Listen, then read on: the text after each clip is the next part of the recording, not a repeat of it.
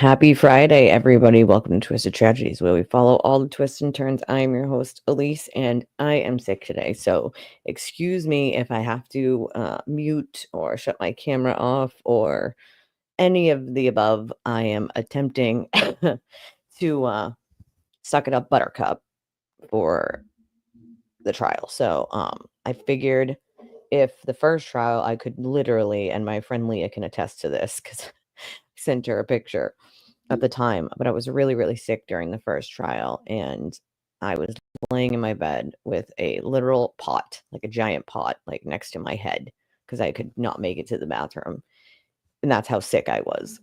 And I had the computer in front of me, and I'm like laying like this with it streaming, camera off, letting the trial run, and I get the pot next to me. And I did that because some of you know, but some of you don't. Heels in the Air was a creator here on YouTube, and she started streaming the trial. We started streaming the trial together on our channels, a couple of us. I think it was me and Voices who was on that day with her, and she was sharing screen. So she's the one who had the trial running on the screen. And as she was coming from the kitchen back from making breakfast and a coffee back to sit down where she was, she fell. We don't know how, but she fell. And they did say that, Sharon, but for some reason, the judge decided that it would be there. So they're still going to bring it to 34 Fairview. Beats the hell out of me why, but I think it gives a wrong idea. Some people put it on the TV, but then keep the chat on their phone if that helps. And mute their phone if that helps you. I don't know how to do chat on the TV. Maybe somebody else does. I don't usually do it when I'm on the TV. But she fell. And we only got from her that she had fallen. We don't she called, I think, Voices, and she fell. And they called the ambulance. She already had like 25 or 30% lung capacity. So when she fell and hurt herself, I think she broke her hip or something like that. And so what we got was that she was going to the hospital. Daughter was going to meet her there, and she was okay. She was going to be fine, but in pain. So we tried to figure out how to shut her stream down. Voices figured out how to shut her stream down. Her stream was shut down, and we moved it over to just my channel, thinking, she's gonna be fine. And she wanted an end to this trial. Like, she was seeing this through. We were all seeing it through to the end. And then I woke up I sent her a message that night to say, "Hey, I hope all is well. I hope you feel better. Let me know, when you get home from the hospital." I texted her, and didn't get a response, just figuring, she's in the hospital, she's whatever, maybe her phone died. And I woke up the next morning to that she had passed away. It was a shock. Nobody thought that would happen. And so I remember during the first trial being so sick. I was so sick. And I just thought to myself, I'm seeing this through for heels. I don't give a shit how sick I am. Like, I'm doing this. This is happening. I'm doing it. Yeah, actually, it is. And so I did, right? So I thought to myself this morning, should I cancel it? I really don't feel good. I have a headache. I'm nauseous. You know what, though? If I can lay there with a pot at my head, temperature, feeling like I'm dying, to see it through, pretty sure I can see it through today. It's not even half as bad as I was that day that I was sick with the pot on my bed and the computer, just laying there trying to stream the trial. And also, Heels died streaming this trial. I'm seeing it through one way or another. Like, one, I don't care what I have to do, take my phone with me if I have to go somewhere, like, I'm doing it one way or another. So, um, she still has streams as far as I know that you can kinda go back and watch, um, and hear her voice, which is nice. It's always nice to be able to go back and listen to her voice. Sometimes I can hear her in my head when I'm, like, talking, like, especially in pretrial motions when, like, Yannetti or Jackson is saying something really effing stupid, and I'm like, "No, you fucking idiot." Like, I can hear her in my head telling me to shut up. "Shh, Elise, shh, shh, Twisted, shh." But, I said, "You know what? I'm gonna suck it up." No, she was not thrown from a horse. She fell while walking back from the kitchen back to the stream where we were streaming together. Um, and it paused and we didn't know what happened. We're like, "Wait a second, what happened here? What I don't understand what's happening." Um, it is sad. We miss her. And but I remember the first trial I said, "F this, I'm streaming this through. I'm seeing this to the end." Like, for heels. Like, she wanted a resolution to this case. This is one of the cases she was really, like, involved in and really wanted to see Karen be held accountable. And Will was awful to her, the Blair, he was awful to her. Called her racist at one point, like some ridiculous nonsense. Like, and so, you know, if I can do it the first time, I can surely do it the second time, you know. So it is a sad story, but we also remember that, like, she passed, but she was doing something that she enjoyed. Heels enjoyed coming here, even though she didn't have a camera on, right? She enjoyed doing YouTube and giving her commentary and doing these cases, and, it didn't matter what came that was aggravating from it, she still kept going, right? Like, she didn't let anybody tell her, um and she was such a kind person, you know? Like, she was such a kind person, so I have to know that she's up there. Like, "Biatch, you're gonna keep streaming this until the goddamn end." Like, because in my head, I can hear her. She did.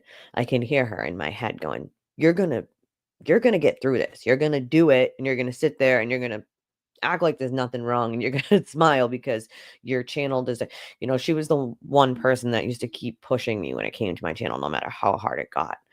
She was always like, "Your channel is going to get so big, Elise. You need to just keep going." And sometimes it'd be like, I don't know, Heels, with all this harassment, dude, maybe I just stop. And she's like, "No, you don't stop. You keep going. You don't let anybody get in your way because people need to know what you have to say. Like, they like to hear what you have to say, and you explain things in a way that people can understand. Like, you got to keep going." So she kept, pushing me along to just keep going, keep doing it, like, no matter what. And, like, sometimes when it gets hard, especially with, like, the kind of harassment, I hear her in my head being like, "There's no giving up for you. You don't get to give up, Elise. You got to keep going." She is cheering me on. And I have to think that, she's watching, you know? Like, she's gotta be watching. There's no ifs, ands, or buts about that one. Like, I can hear her in my head even telling me to shut up sometimes, like, "Shut up! They're talking, shut up." Like, yesterday, I forgot I wasn't muted, and sometimes I'll yell, like, at Yannetti. I'm like, "Why is there no fucking objection? Objection! Hello?" Like, waiting for Brendan to do an objection. And, I forgot I wasn't muted, but sometimes I also forget that, like, to unmute myself, so, I mean, that happens sometimes. To be fair, I'm trying to do 19 things at once over here, so I'm only human. I do make mistakes. I apologize for not being muted yesterday. That's my bad. Um, yeah, just a morning chit chat. That's right. Heels. There it is. That emoji always gets me too, because every time I see the emoji, even if it's not about her, that's my instant thought is heels. My instant thought when I see that emoji. Um, So we suck it up, Buttercup, and we suck it up for heels, because it's the right thing to do. And if I could do it last time during trial, and I was really sick that day, um, then I can do it this time. And at least this time, I'm not puking in a bucket or a pot. Sorry, I'm trying to get up the stream here from outside the courthouse. You know, it's amazing what a little bronzer will do for you and a little highlighter, Jesse. Because this morning my face is all red and blotchy. It's normally a little red and blotchy, especially over here because I have psoriasis and I have rosacea. So it's not abnormal, but it was more splotchy this morning. So, just a little bit of highlighter and a little bit of bronzer and a headband, and you don't look so sick. You don't look so shitty. I am tired. I am extremely tired. We do love Peggy and Paul. Oh my god, yeah, Brennan did let him make an ass out of himself. You are totally right on that. I don't watch these. Hold on, I'm gonna unmute this just in case. I don't usually watch the chat over here. I usually shut this chat down, but I'm like looking at it now, and it's why did she call John her husband? People talking about the view today. Um, Back to the circus again. I'm here for the ceiling fan. Someone said that's hilarious. Are they holding court today? They are holding court today. So you have to remember, even on days when they do something like a view, they do have to have court in the morning. They have to get the jury in there. They have to do any sort of issues that the defense or the prosecution has to talk about. So there are a number of things that they still have to do in the morning before they do this view. And also when they come back from the view, they might have a witness, some sort of questioning. I don't know. Thank you, Lisa. This is my Justice for John O'Keefe sweatshirt. It says JJO Boston Police, and then it has his badge number right here, which is 4290. I literally could say it in my sleep now. But this is my Justice for John O'Keefe sweatshirt, and I was cold this morning because I have my windows open. It was like 70 yesterday. So I popped on it is warm. It's a Champion sweatshirt too, so it's warm. I need a t-shirt now though. Like I'm slacking. I need a t-shirt. I think this weekend I might make a couple t-shirts that say things like McAlbert, all the McAlberts, like something like that. Alba, I have no I say there's a 0% chance that anything other than them saying go F yourself happens with the SJC. The Supreme Judicial Court is not gonna basically SCOTUS is not going to take up Karen's case. I mean, there's no reason for them to. Literally no reason for them to.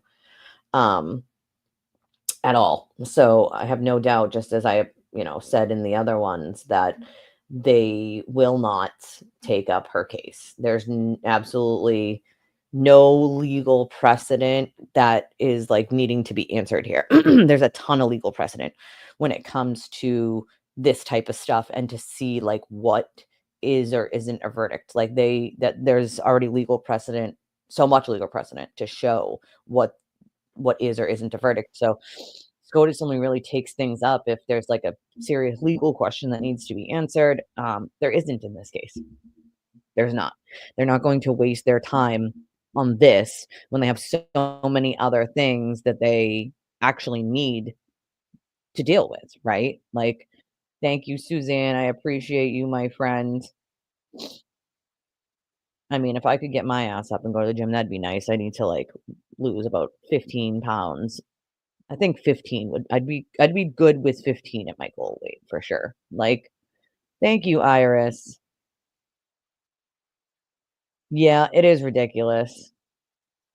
Ooh, yeah, Karen's body language. We're gonna get into some of that after the morning stuff here.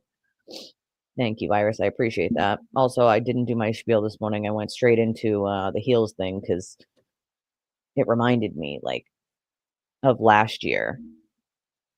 and I was thinking about it this morning. So, also, it's a good reminder that I know that she's up there watching us, watching this, and sometimes I can hear her commentary, things that she would say. You know, it's kind of funny. Yesterday, Julie and Jennifer. You mean Julie Carpenter and Jennifer Coppendeffer? Is that what you mean, or one of them? Not sure who, but on X said that John used to be a plumber. That's why Karen was teasing him with the plumber story. Ah, that makes sense. So he probably did plumbing before he was a cop. Or probably because I mean, I went to a tech high school, and so you could take things like plumbing, childcare, automotive, things like that. So, oh my God, Stephen, you can totally say that again.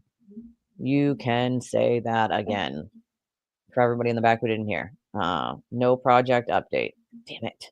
They really need to buckle down on this crap and give us an update. That would be nice.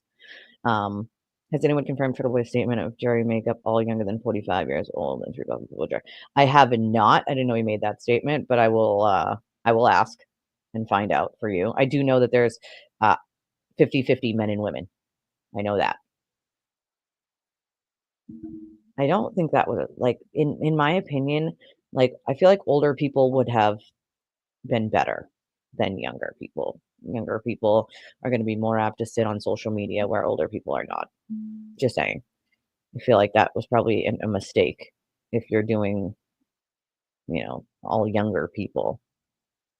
But then again, I mean, I think it was smarter to do more men this time than women because most of the people that support Karen and buy into this conspiracy are all middle-aged women, funny enough. So, I don't know. Like, I don't know why we keep looking at this light. Like, what happened to the fan, right? Like, what happened? What I don't have a name for this light.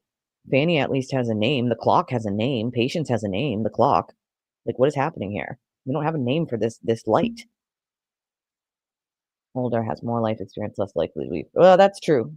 I mean, that's what you know what I mean. I feel like they would know better. You know what I mean? And also, they wouldn't be more apt to be on social media all the time. I mean, although they might be more apt to like watch the news. So I guess it's like a toss up on that one. Stealing titty. I forgot about that. Larry. That's right, Larry. Larry. We do have Larry. No, Tom didn't go to the didn't go to the courthouse. FKR yesterday saying that John was the abuser. Oh, I can't. That's disgusting. That's disgusting. This right here is clear Darvo Elba. It's exactly what is pretty on brand for the sewer turtle. Completely on brand, I should say, for the sewer turtle. Um, it's what he does, which is blame everyone else and like spin it so that nobody listens to the actual victims or the actual people who have been done wrong. Yeah, they are looking for those types of jurors, Nelson. Those are definitely the types. Liquor is a light stamp. It's a good one. Stealing Diddy was also a good one. Um, Ridiculous, utterly ridiculous to me.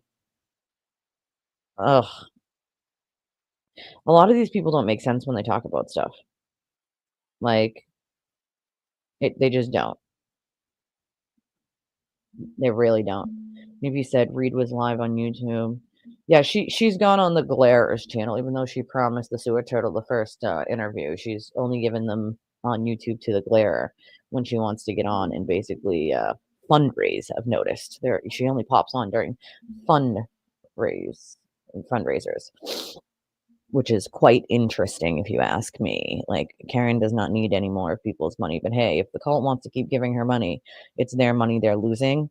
They didn't listen to the warnings, and a lot of them I think are starting to realize, at least some of the non-core, 40-ish core members that are starting to realize like, oh shiitake. Like I guess Vinnie Politan actually did a live stream, I think it was.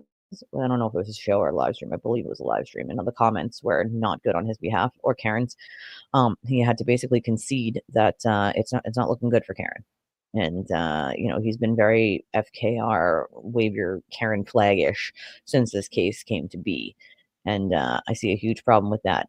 Anyway, he helped push this propaganda, in my opinion. I have lost all respect for anybody named Vinnie Politan. But do you know who I do have an immense amount of respect for on court TV? Our friend Julie Grant. So if you are looking for somewhere to watch something in the morning before I'm live, Julie Grant is on at 8 a.m. She starts at 8 a.m. and she's always for the victims and the truth. And she's been the only one in mainstream media, if you want to put it that way, willing to say what's true and not just go for some salacious ratings nonsense. So we appreciate Julie Grant for that. And she's on at 8 a.m. So yeah, it's pretty bad. Like it's pretty bad. Yeah, Peggy just lied instead. Anybody saying that, like, they did have all those texts in the first trial, but they didn't bring out the one they talked about the plumber, but, some of them that they used yesterday were not ones they've read. They had them all, but not some of them they had not read in the first trial. Um, honestly, I feel like after he sort of blackmailed her, she didn't have a choice but to keep dealing with him, but when this is all over, she doesn't have to anymore, so let's see if she still does. Yeah, she gets to go on the outing, Cynthia, unfortunately. Like, how can you sit there? She does. Julie Grant just takes she's chef's kiss. We love Julie Grant. Um, I gotta send her a message, and I keep forgetting to send her a message. Um, yeah, you know what I'm saying? Like, what anybody who wants to villainize the victim's mom, villainize the victim, the person that lost their life, that should speak volumes to anybody about who some of these people are. Okay, some of these people who buy into this conspiracy are ultimately buying into a cult, a place where they belong, that they had never belonged before. Now they feel like they belong, and so they sort of stay there. That's how cults are formed. You know what I'm saying? Like lots of brainwashing, lots of mantras repeated over and over. Do you ever see them say something or him say something and then they repeat it like 75 times? He'll just keep saying it on his shows and they'll repeat it. It's a form of mind control. Like it's literally how cults make themselves cults, is repeating these mantras until people believe them, even with no evidence and evidence to the contrary. Even with other people pointing out that that is not true. They just still believe this mantra. And so things like Colin was in the house. Colin was in the house before Karen and John pulled up out front, but he left before they ever pulled up out front. We have movement to the fan. Oh, so we just moved from Larry to Fanny? That's what we're doing now? Like, yeah, it is vile blaming the victim. And my God, watching Peggy, I think if it didn't break your heart, then you have no soul. You don't have a soul. So that's the thing, Jesse. Every morning I get an update about how many people are outside in the, near the buffer zone. And I have not yet heard more than about 25. That is a stark contrast to what was going on last year. A lot of people want to blame school vacation but school vacation for Rhode Island's already ended. I think it was Wednesday the kids went back to school in Rhode Island.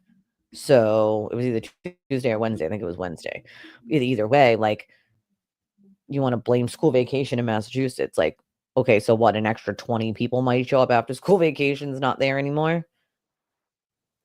You know what I mean? Like, it's in stark contrast with the crowds they hired. Let's just be real about it, you know? And exactly 20 out of the 25 are media, and the other 5 are people like Tom and the various podcasters that show up that sit with Karen. Like, "Hello, Emma." Oh, yeah, a lot of them have dropped huge amounts. It's disgusting. Yeah, she ran out of money exactly for crisis actors, but she didn't run out of money for, chauffeurs or, fancy clothes or, that kind of stuff. Oh, yeah. Some of the I couldn't believe it. I had never, even when I, in the beginning, might have thought she was innocent, never brought my kid, I never would. That's not something you bring a child to. Just saying. Like, it's utterly ridiculous.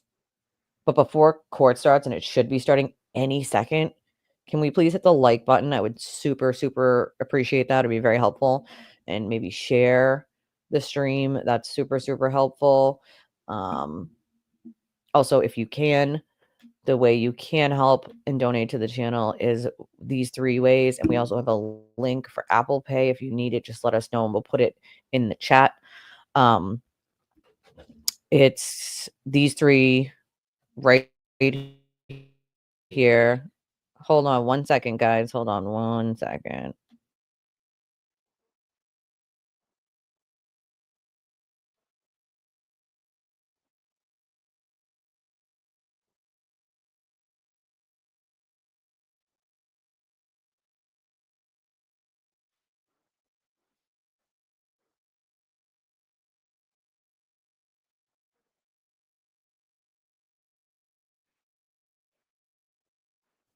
Sorry, guys. Just give me 1 second. I'm just grabbing something.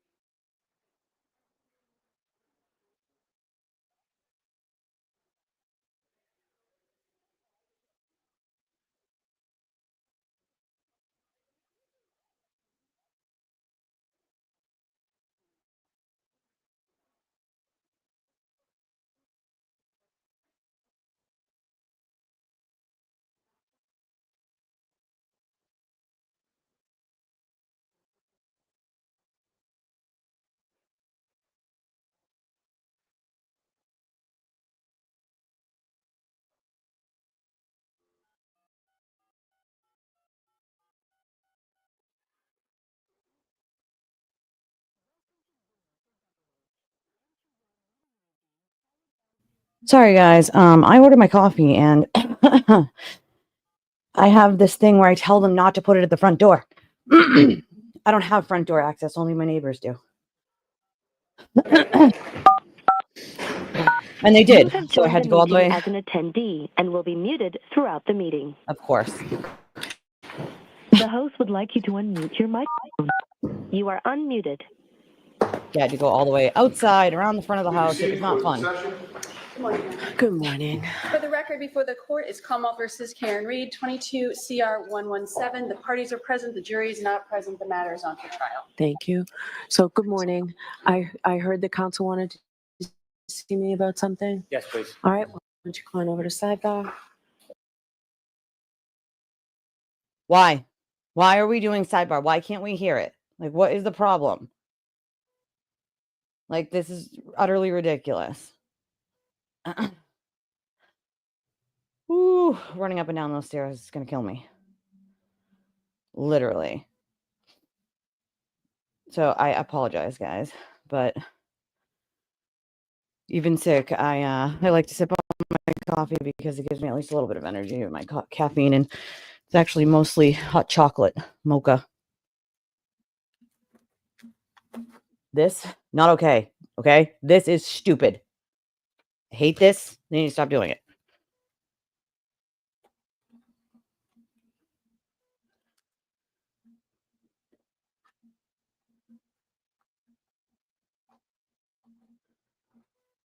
I know, it is super cringe seeing her walk to sidebar. Like, that's why she wanted the headphones, though, right, guys?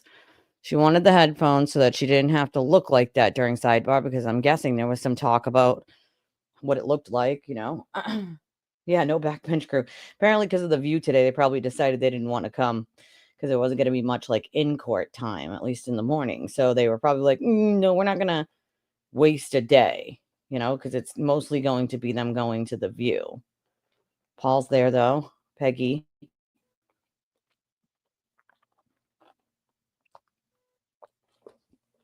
right? I love when someone tries to call me a grifter from that side because I just laugh. Like, bro, when you're grifting, you have to have something to grift, right? And I promise you the money is not in the I think she's guilty camp. Some days I might make nothing, especially trial days. On trial days, I make a lot less than I would in a regular stream, funny enough. I don't know why, it is that way. Most people I think are just paying attention to the stream, which they should be. So I find it funny when they call anybody a grifter from this side, because it's like, bro, we could have just done what you guys did and just kept saying FKR even after we realized it wasn't true, and we could have just let the money keep rolling in if we were actual grifters. The fact that we didn't should be the light bulb that goes off in their head. Unfortunately, it doesn't go off in their head. Like, yes, I can. One sec. I do think Richie the plumber probably didn't exist. Or if he does exist, he was never going to be called there. I think it was just Karen trying to get a rise out of John, get him to, somehow feel jealous or start asking questions, or, you know what I mean? Like, that's very clear that what she was doing in those text messages was trying to get a response out of him and make him jealous, and it wasn't working. And she was not happy that it wasn't working. Like, you know what I mean? Like, what was he supposed, like, I'm going to go get a drink. He didn't need to know that you were going to have a drink. And he said that. I don't know why you feel that you need to announce that you're going to have a drink. Go have a drink, have fun. Like, he was just done dealing with her crap. So this big, thing that her attorneys have like tried to paint of they were loving that night. They were just a normal couple with no, they weren't going to break up or anything. Well, those text messages totally tell a different story. And what gets me is like, the defense knows those texts are coming out, right? They know all of everything the prosecutor basically is going to use ahead of time. And you know that those are going to come in. So why try to paint a picture of something that you know is going to be completely wiped out by them putting in those texts? It doesn't make a lot of sense.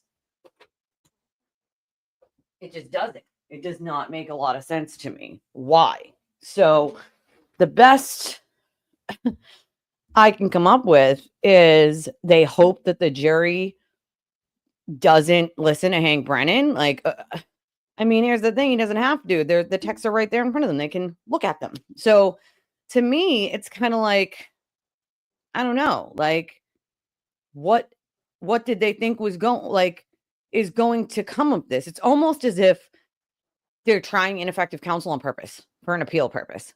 The only problem with that is there are certain things she's not going to be able to do for ineffective counsel that she already signed waivers for. Good morning, Jezebel. So I don't know. Morning, Alma. It's weird. It's very strange. It's very, very strange to me. So, okay, explain what happens at a viewing. So basically what's going to happen is the jury is going to be bussed there. Jury, judge, prosecutor, defense, and Karen herself are all going to go to 34 Fairview Road, where they have already put her Lexus outside near the flagpole. So basically that happens. And then the jury might be allowed to like look through the window of the Lexus or see where like the infotainment system is and all that stuff. Like, look at the house, look at the yard. Like, the only problem I have with the view itself is it's not dark. It's not at night. It's not snowing. You know what I'm saying? Like, so it doesn't give it an appropriate picture of what it would look like. Although being at the house, you can see if where he was is way over on the tree line between like the house next door and that house, and how there's no like street lights in that area. And how it's not right in front of the door. That people missed him. How could they? Nobody's looking for a body on the lawn way over in the corner of the property, right? So it will show them that like there's no reason to think that like people would not have, like, it will show them that like not seeing him was very plausible. You know what I mean? Like, especially with no lights, snowing, dark, like, and him being over there. It's not like he was sitting in front of the door. You know what I mean? Well, that's the thing. Her lawyers can't stop her. So even if they said like, no, Karen, don't do these interviews, and she did them anyway, it's her right. I mean, they can say like, hey, if you do these, like, we don't want to represent you anymore. Like, they can do that. But realistically, her lawyers can't stop her or make her sign a waiver for doing interviews, unfortunately. Like,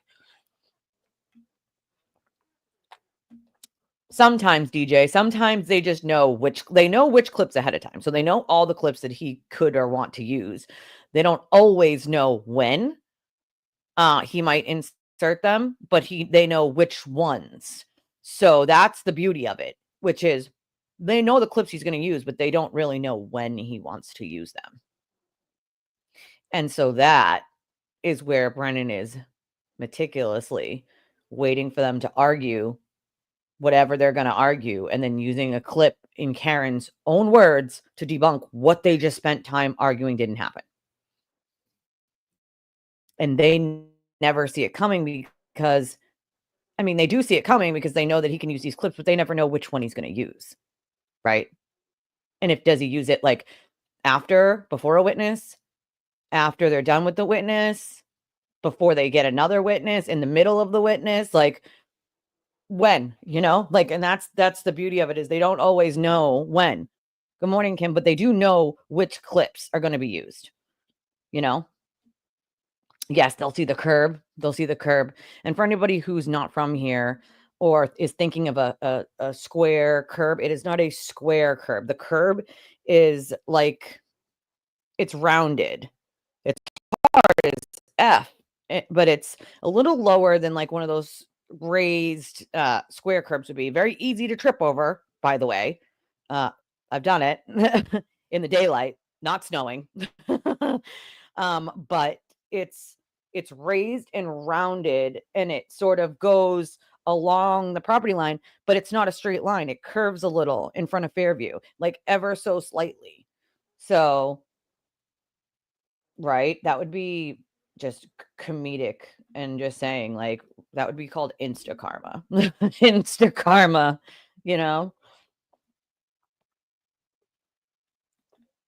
That's what you have to like remember, is it's not dark out, and that's what you want them to like picture in their head, is that it's dark, it's snowing, like, but that's what they're going to do on The View.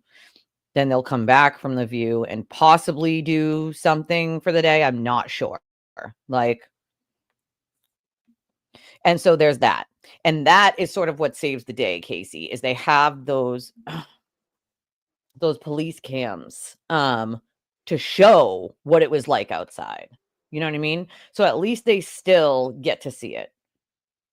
Yes, exactly. It's exactly it. Like, you cut a pool noodle in half. That's exactly what it's like. It's exactly what it's like. Like, you cut a pool noodle in half, and then you use that part as the curve. Yep, exactly right. Yeah, Instakarma. Yeah, or is it, well, in that case, I wouldn't give a shit which one it was, to be honest. Yeah, I'm working on my coffee too, Matt Timpanic put it perfectly. He said Brennan sets the trap and the defense walks right into it. He also is one of the few who appreciates how awesome he is. Yes, I know. I follow Matt Timpanic, and I always find that, like, if I'm here with you guys doing, like, my stream or whatever, I'll go and I'll check on like his stuff, John DePetro stuff, Julie Grant stuff after, like, I'm not live with you guys anymore. And I always find that, like, him, Anonymous Lawyer, Mike Collins, the lawyer from Mass, that our legal takes are very similar, if not the same, every time. Like, remember I was telling you guys yesterday, like, anybody who says, like, Kerry Roberts, or maybe it was yesterday or maybe the day before, Kerry Roberts lied, is an idiot, and you should probably not listen to any of their legal takes from now on.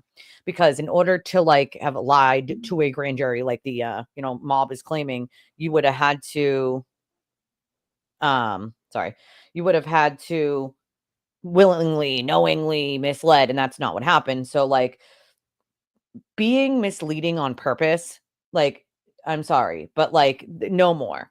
Like, no more. You should definitely not listen to whoever that you said that. Like, if that's their legal take, then stop listening to them. That's just my opinion, but like, you'd be smart to stop listening to them, because at that point, they're just feeding you BS they want you to hear, you know?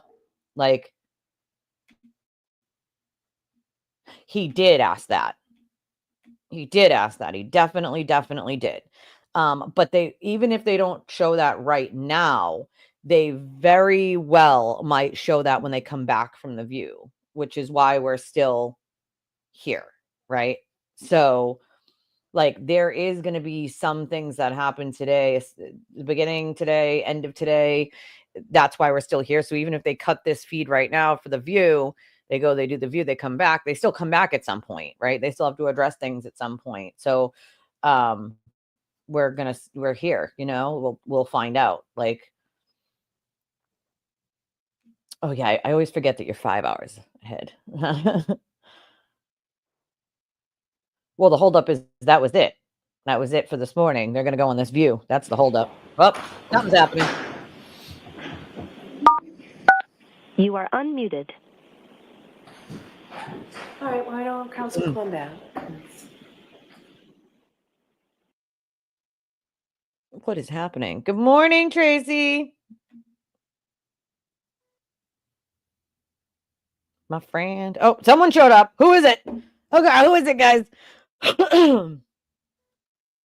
Oh, that's so nice of you, Emma. Well, we appreciate all of you.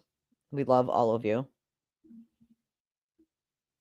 We love our community of people. You guys are awesome always. Even when I'm on a day that I'm sick. No, that's not her. That's not his girlfriend. She's a blonde. You guys always make me feel better. I got a couple messages from a couple of you guys. I appreciate it checking on me. I appreciate that. Yeah, the judge goes, a recess for what? We just sat here and looked at the damn Larry the Light. Is that who it is? Leslie's daughter? Yeah, that was another thing. Alan Jackson saying there was nothing for John to hit his head on. Yeah, there's a curb. That's a significant thing. Sorry, guys. Yeah.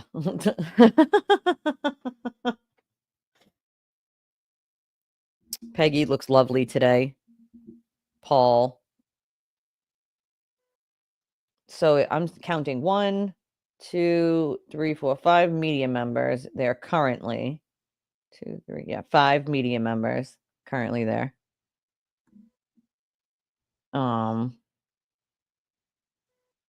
Court office, only 2 court officers there. And just the one, I guess, Alessi's daughter, but in the defense, I don't know why you have your daughter there the whole time. It's kind of weird, but all right. That's Paul next to Peggy. You mean on the other side of Peggy? On the left side of Peggy or on the right side of Peggy? Yeah, the car is going to be right there. Hank Brennan is very smart. Remember I told you guys? Yeah, Mr. O'Keefe, he has health problems. So sometimes you'll see him there and sometimes you won't. You know, he's on oxygen and stuff. It makes it really hard for him to sit in trial all day long like that. It's just probably better that he does it at home because of his health. You know? I don't think he's allowed to go to 34. Like, he won't be allowed to go in they pick media ahead of time that will be allowed, and they're only allowed to, like, do certain things while they're there. So I'm guessing if he's not in the court right now, then he was not picked to go on it. There also might be another reason why he's not allowed. But if he was allowed, he'd be there. He's not. So I'm sure he's, like, declaring all over his X account why he's not there and how unfair it is. Probably. I have him blocked. I don't see his stuff. I get clips of it. And people send me screenshots of things that are either really funny because he contradicts himself and he's a liar, or important. Good morning, my friend. Morning. It's nice to see you. Now, where's Leah? We got Kara. Where's Leah? I bet she's listening in the bushes. That's what I'm guessing. But yes, He's making sure that by the time they call Proctor, everyone in the jury will agree that Karen is a whack job. See you next Tuesday. So the text won't be that big of a deal. Well, that's the thing. Like at that point, right? Like we know all of the things that she's done. You know what I mean? Like, yeah, it was really hard for Mr. O'Keefe last time with his health and stuff. Oh, I'm sure they did, Brittany. I didn't see it, but I was sick, so I like as soon as I got off stream, I had like a slight headache before it ended, but like I got off stream and I was like, oh damn, I got a couple things I can do now, right? Started doing stuff, and then the headache got worse. It got worse, and I started getting nauseous, and I was like, oh my god, no. It's like my little is passing along to me and her father this bug. She's totally fine now, by the way. She was totally fine halfway through the day yesterday. She's got such a good immune system. I don't have an immune system. I have like no immune system. So like when I get sick, it sucks.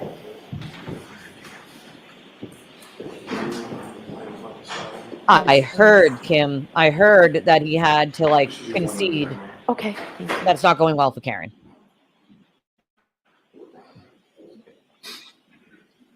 I don't know if he's fully coming around to reality yet, but I heard the other day, was it yesterday or the day before, he had to concede that it's not going well for Karen. My God.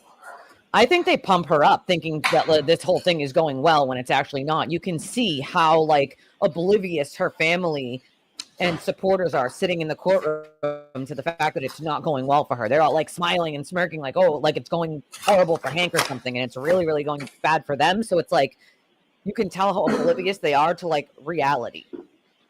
Like,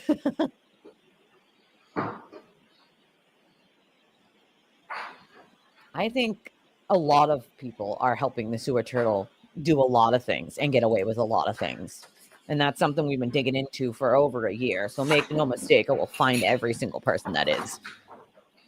And they will be held accountable in whatever legal way they need to be.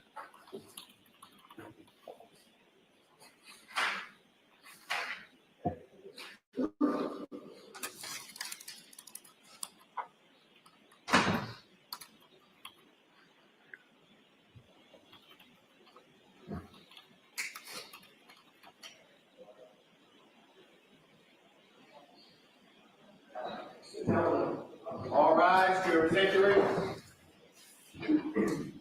The jury is entering. This is where the judge is going to give instructions on what the view is, what they're doing. So I'm going to mute myself so the judge can tell them.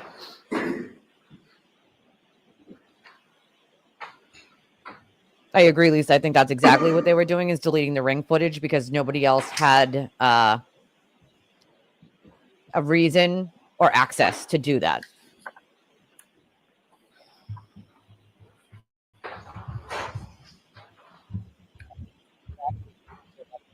Mute myself or shut my camera off and stand up because sitting for those long periods it's painful. Hear ye, hear ye, hear ye. All persons having anything to do before the Honorable Beverly Cannoni, the Justice of the Superior Court, holding in Dedham within and for the County of Norfolk. Draw near, give your attendance, and you shall be heard. God save the Commonwealth of Massachusetts. This court is in session. Please be seated. For the record, before the court is Commonwealth versus Karen Reed, 22 CR 117. The parties are present. Our 18 jurors are present. The matter is on for trial. Thank you very much, Madam Clerk. Good morning again, counsel. Good morning again, Ms. Reed. Good morning, jurors. When we leave you out there, we're very much aware that we're leaving you in another room waiting, but we were working this morning to help streamline things and we were successful. So we do appreciate your patience. I do have to ask you those questions. Were you all able to follow the instructions and refrain from discussing this case with anyone since we left yesterday? Yes. Everyone nodded affirmatively or said yes. Were you also able to follow the instructions and refrain from doing any independent research or investigation into this case? Everyone said yes or nodded affirmatively. Did any of you happen to see, hear, or read anything about this case since we left yesterday? No. Thank you. Everyone said no. All right, folks, as you know, this morning we are going on a view. And a view is simply, we're going to a place that you've heard about and that you will continue to hear about during the course of the trial. The purpose of the view is to help you better understand the evidence, which you'll hear during the course of the trial, and to help you appreciate the location and its surroundings. So the view that we're going on is part of the case, and it means that the observations that you make there can be used and considered by you in your deliberations on this case in reaching a verdict. So we're going to, you've heard 34 Fairview Road in Canton. The lawyers and I will accompany you. For the Commonwealth, we'll be accompanied by Attorney Brennan, and ADA Lally, ADA Schillinger, and for the defense, Attorney Yannetti and Attorney Little. The lawyers will have the opportunity, Mr. Yannetti and Mr. Brennan, have the opportunity to point out various things that they may want you to direct your attention to. Otherwise, there's no conversation between the lawyers and the jurors. So it's simply in a few minutes, you'll hear a little bit from each Mr. Brennan and Mr. Yannetti about what they want you to look at. And then when we get there, they'll direct you, look in this direction. They won't be able to testify to you, but they'll direct you on what they want you to look at. While you're in the view, you're not to take any notes, you're not to take any pictures, you're not to conduct any independent investigation at all during the view or any time during the trial. You're not to return to this scene or ask anybody to go back there for you. Today's your chance. You'll see photographs during the course of the trial, I bet, but today's your chance to really look at everything. So the best way to summarize a view is that your job is to simply stop and look. It's really no more complicated than that. So your responsibility is to see the place, observe it carefully, and to remember what you see. Now, during the trip to and from the view, and while at the view, you're not to discuss this case or anything about it with other jurors. We'll be accompanied by court officers who will direct you, and the court officers are there for all of us. So you'll be under their supervision until you're returned back here. So that's basically it. We'll be leaving in a few minutes, but first, before Madam Clerk swears the court officers in, Mr. Brennan, do you want to make a view opening? May I? Please. Thank you, Your Honor. Good morning, ladies and gentlemen. As Her Honor explained to you, we're going to go to 34 Fairview Road. We have some exhibits that are already in evidence. You haven't had a long time to look at them, study them. But essentially, we're going to go to 34 Fairview Road. I ask you to pay attention to the street, the front yard of the home. And you'll see to the left side of the front yard in the corner, there'll be a car. It's the Lexus that we've spoken about, the defendant's Lexus. And you'll also see a flagpole and a fire hydrant. And so I'd ask you to take a look from different vantage points. Take a look from that area where the flagpole is, from where the fire hydrant is. And you'll see on the street before the grass is a little berm, concrete that comes up a little bit. I'd ask you just to note that as you go there. One thing I'd suggest is April 25th, 2025, not January 22nd, 2022. So the weather will be very different. The temperature will be different. The conditions will be different. We're going to go there probably at 10 o'clock. It won't be the same visibility. It won't be the same elements and the same weather. So keep that in mind when you're looking around. When you look at the Lexus, there's a couple of things I'd ask you to look at. There is some evidence already in of photographs of the right rear tail light. When you look at that tail light, it will be different than the photograph that is in evidence. It has been removed, so it will appear differently, and you'll later get testimony explaining that process. Also, I'd ask you to make a note on the Lexus about the height of the bumper. I'd ask you to make note of the height of the right rear tail light. And I'd also ask you to take note of, on the top of the hatchback, there is a part that protrudes. I'd ask you to look at that as well. Thank you very much. All right. Thank you, Mr. Brennan. Mr. Yannetti? Thank you, Your Honor.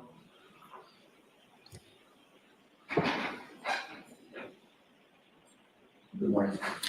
As I told you at the start of the trial, my name is David Yannetti. I have an office in Boston and in Dedham. And on behalf of my co-counsel, we will be accompanying you on the view that you will take today.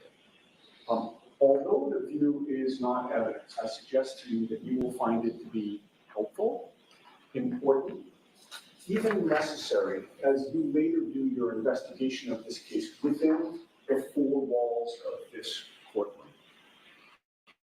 You've already received into evidence, some photos and videos, but there is no substitute for your own two eyes. As we all know, photos and videos sometimes can be misleading in terms of relative distances, depending upon the perspective from which the photo is taken. But your eyes are the best computer that you could bring to the view.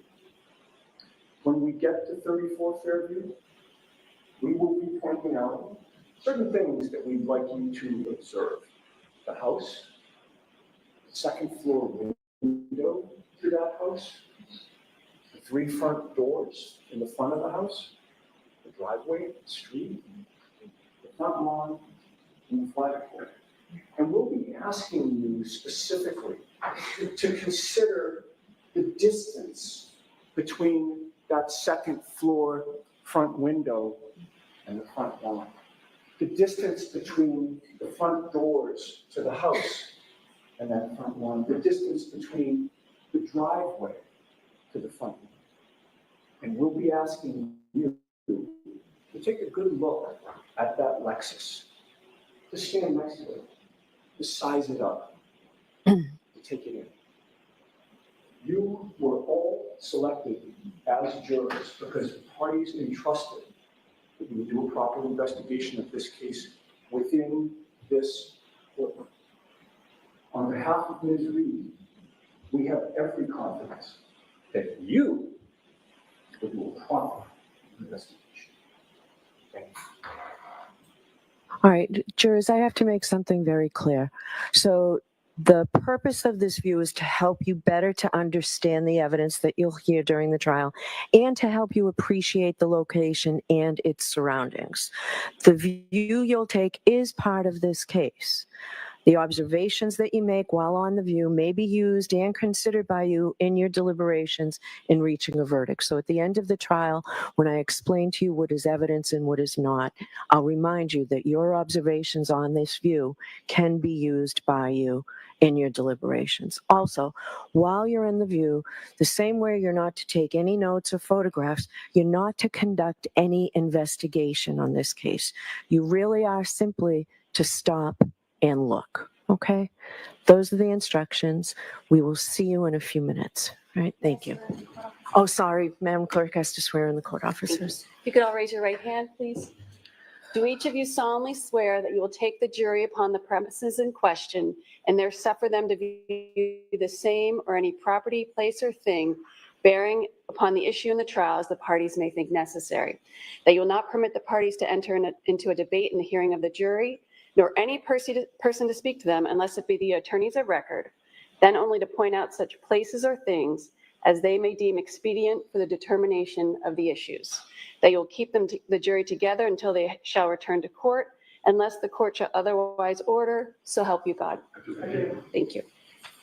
All right, thank All you. right, please, everybody follow me. Okay, Goodbye. so they're gonna go in the view about 10, so that's another like half hour. Probably waiting for the buses, I'm guessing. There's almost a 0% possibility, in my opinion, of course, that SCOTUS is ever going to take Karen's case. I think you'll find that they don't. Me either, Trisha. Me either. She rewinded, so she's in the beginning of the screen. But me neither. I think that's how actually Trisha found me, was through Heels. Some of you did find me through Heels. It's a sad story, but I will never forget that day either. It's traumatic. It's a trauma. Like, but I do think there's a very low possibility that, probably 0%, in my opinion, that SCOTUS is going to touch this with a 10-foot pole. They're realistically just going to be like, no, thank you, and back down to the lower court, it goes for the lower court to have already have said on that. So basically, it's a dead end. It always was a dead end. Realistically, Karen's team wasted time and money doing it to just sort of rile up the mob. I mean, they knew there was no chance that anything like that was going to happen. I do want to point out that Karen's tendency to sit on the computer while in her own murder trial, pointing at things and looking at it, and while her lawyer's getting up to do an argument, her saying, oh, it's on page blah blah blah, and then Jackson looking back at her and saying, I know where it is. That's not a good look. It's not a good look to the jury. Realistically, the jury's not supposed to be considering, what you look like or whether they like you or not, or the things that you're doing. But as we know, they are human. They are human, just like everyone else. And they do take those things into consideration. And whether you're likable or not is usually a huge part of like whether a juror decides like you're innocent or guilty. The way you act plays into it. Okay. They come to these decisions in their own head, in their own mind, but make no mistake when I say that plays into it. And if you're not paying attention in your own murder trial, you're just on the computer acting as if you're a lawyer while surrounded by numerous lawyers, high-priced attorneys that you paid, even if it was in the first trial and they're all working for free the second time. It's not a good look. Why do you need all those attorneys if you're essentially working pro se on your own behalf? They're going to wonder. And also it makes it look like you have a serious control issue, which we know Karen has. But it just plays into all of the things they've already seen and will see in this trial. The text messages, the not letting go of control of certain things. She has to be in control of everything at every point in time. She did all those interviews. They're going to wonder why the hell she was so stupid to be doing all those interviews, why her attorneys let her do all those interviews. Clearly, it would be because she wanted to and nobody was going to stop her. You know what I mean? Like, clearly, if she's on a computer and she's trying to find papers and like your attorneys do that. You should be sitting there as the defendant, indifferent to anything, just paying attention. And she can't even do the most basic. She doesn't realize her smug smiles and the rolling of the eyes, the evil eyes, all those things that she does, turning around, like, not a good look. It's just not. You know what I'm saying? No, originally Arca was supposed to be here today. And then the defense came back in the next day and said, oh, they won't be available Friday. They won't be available. I mean, she can take it to POTUS all she wants, but there's not much he can do. It's not a federal. She hasn't been charged federally. She's been charged statewide, so he can't help her. So she can try, but she's not really going to get any help that way. Good morning, Willow. They take a very small percentage of cases, and usually it has to be a legal issue that needs to be resolved. There's no legal issue that needs to be resolved in this case. You're welcome. No. So that's the thing. No, they're not gonna stream it from the location, which I think they should. Like, you know what I mean? Like, but no, they're not going to because the jury's there and they don't want the jury on camera. We all know what it looks like anyway. So no, they usually do the view and then they come back. So we're not going to see any of what's happening over there. We didn't last time either. But they will come back at some point and court will start again for whatever they're going to do for the rest of the day. I think it's a waste of time if they don't start calling some witnesses today. I'll tell you that much. You wasted a half a day yesterday because the defense did not tell the Commonwealth they weren't going to cross any of the witnesses. And so when scheduling the witnesses, we saw pictures. We might see pictures this time. Like, that's about as good as it gets. Like, we're not going to see it streamed. But like, for instance, hold on one second, guys. This might be important. Hold on.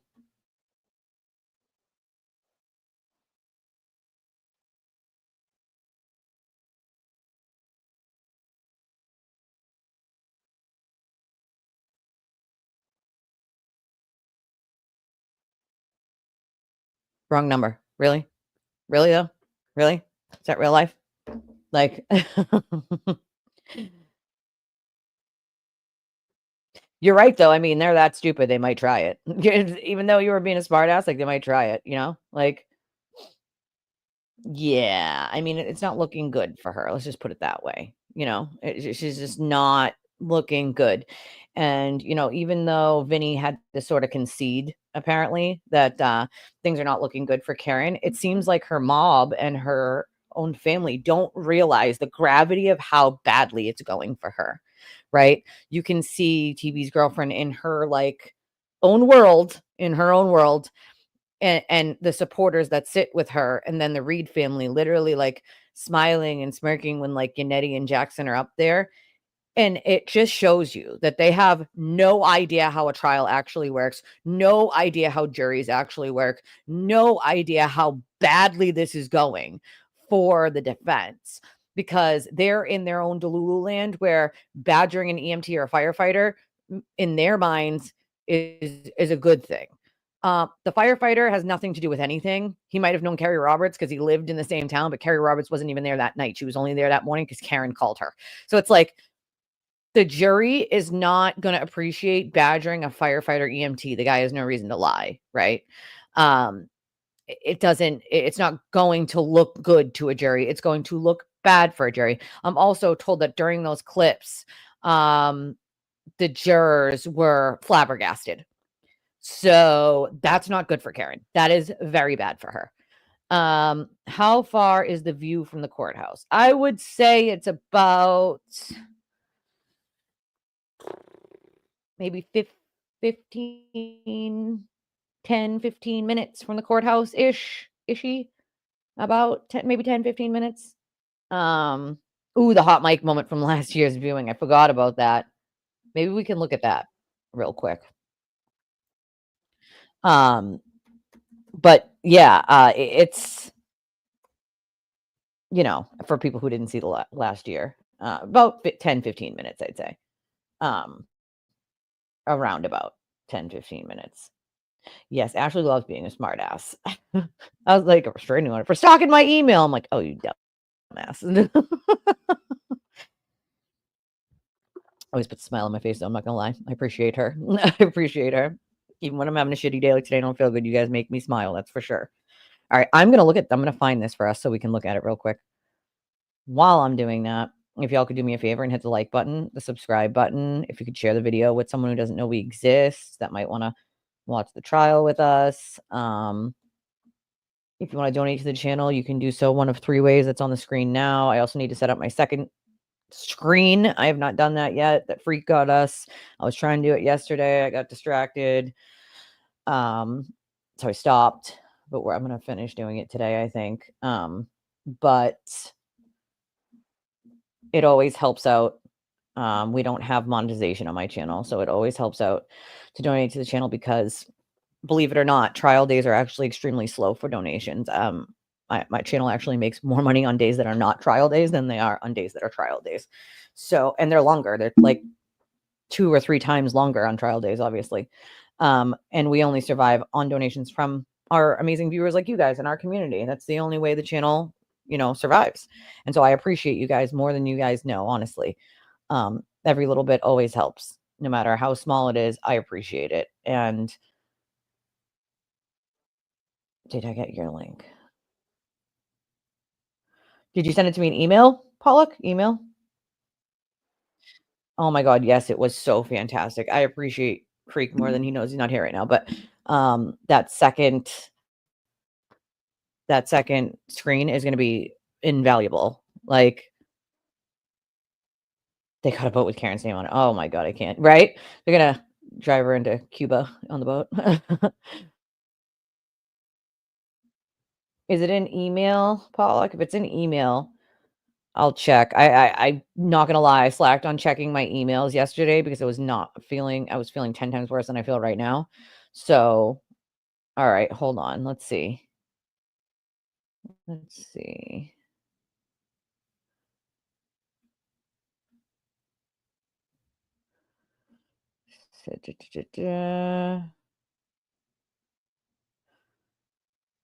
Okay, wait a second. We got something here.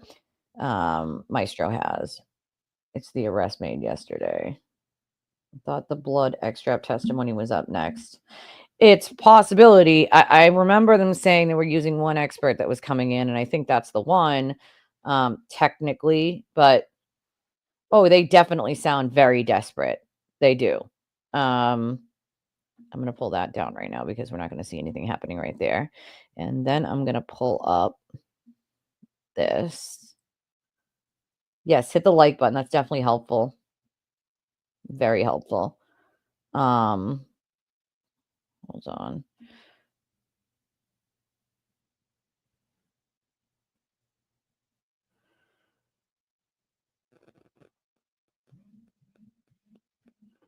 Hold on, guys. This is an important phone call I need to take. You got to give me a second.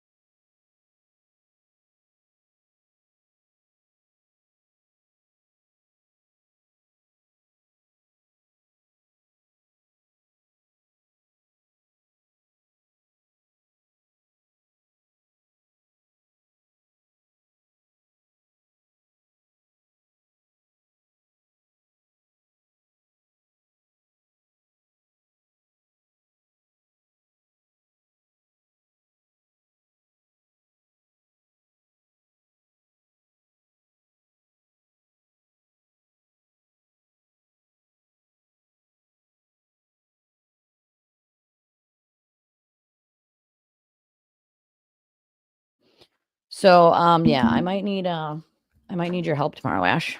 That was an important phone call, but it's from my doctor's office, and I might have to go there in the morning, and I might need your help. Might need your help. Yeah, that guy got arrested the first day of trial. We played it, actually.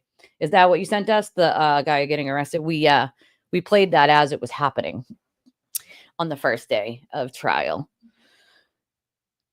Yeah, I mean, it was warned. There might be, Jezebel. That's the thing. We're not sure. We don't know. I thought I remember them saying they were using an expert witness today. So it depends on when they come back from the view. You know what I mean? Yeah, it would be like early morning.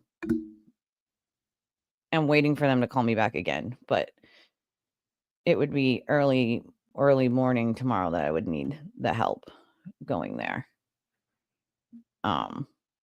Unfortunately. They make my life harder sometimes. The reporter talking on the hot mic moment can only be talking about one person. Oh yeah, well we heard that one too. That was about the super turtle. They're like sick of them, you know, like everybody's sick of them. Like they were on a pause. Let's see. I'm trying to find. Let's see.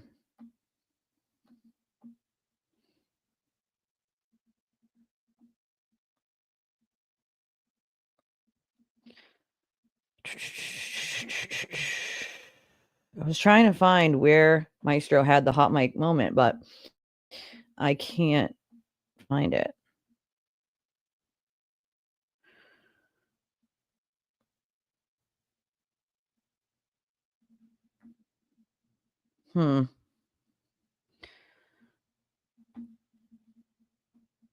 No, it was the Clash of Bile that got arrested the first or second day of trial.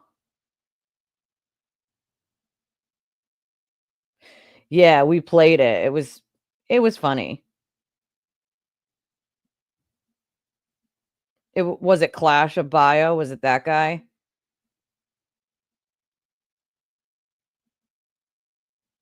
This is body cam footage.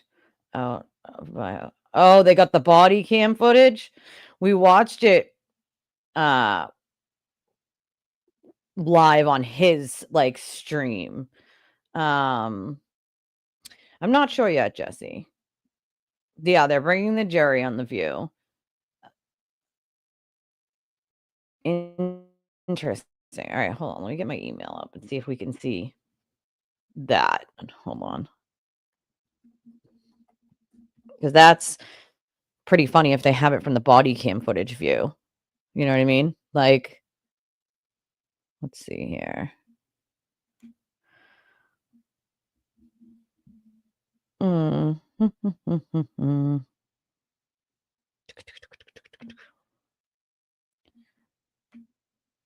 right, let's see. I got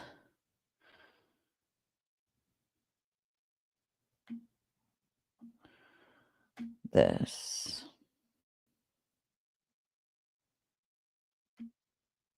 I'm gonna pause. Hold on.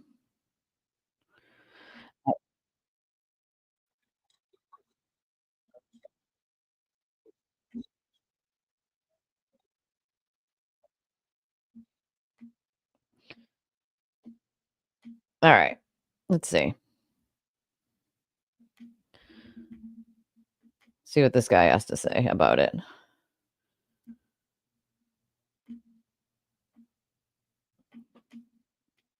He does say something about like challenging the judge on the order.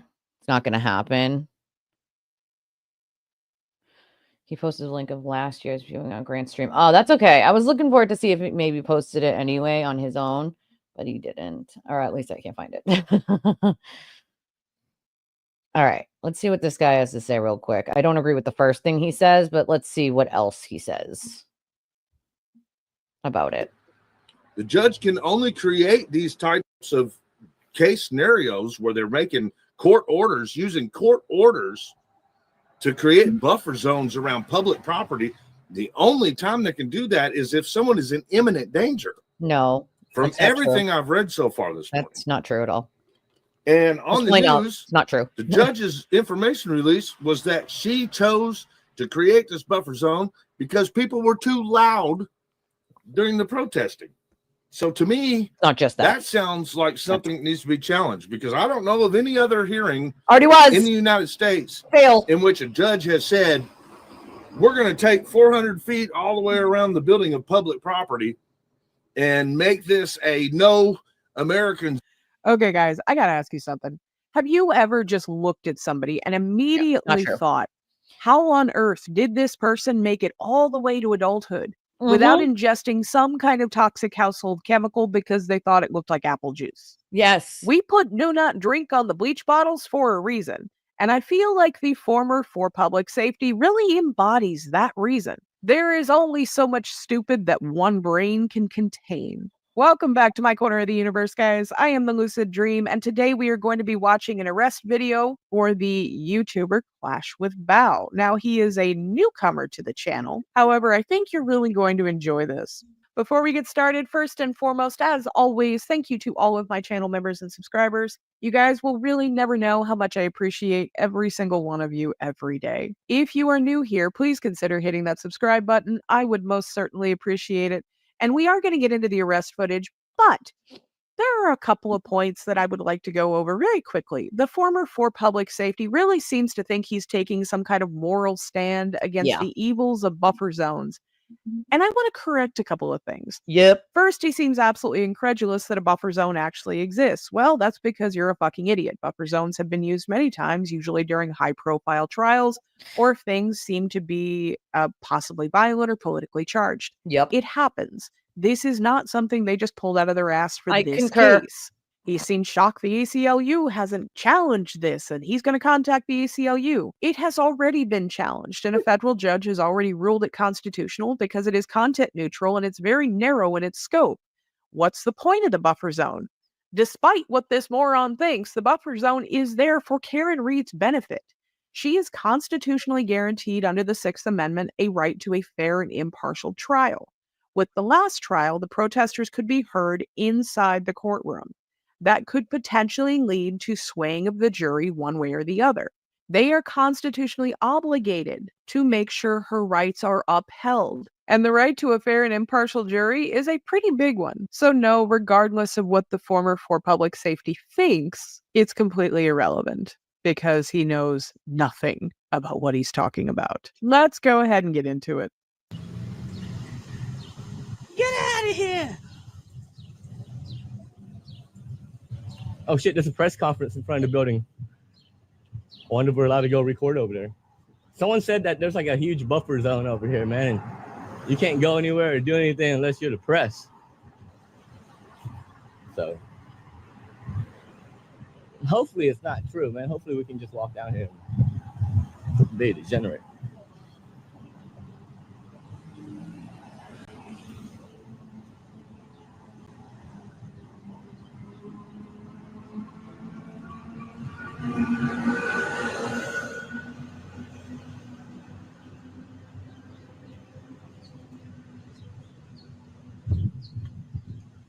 Oh, we got some scouts out today. I remember that scout over there. I think I've seen her before.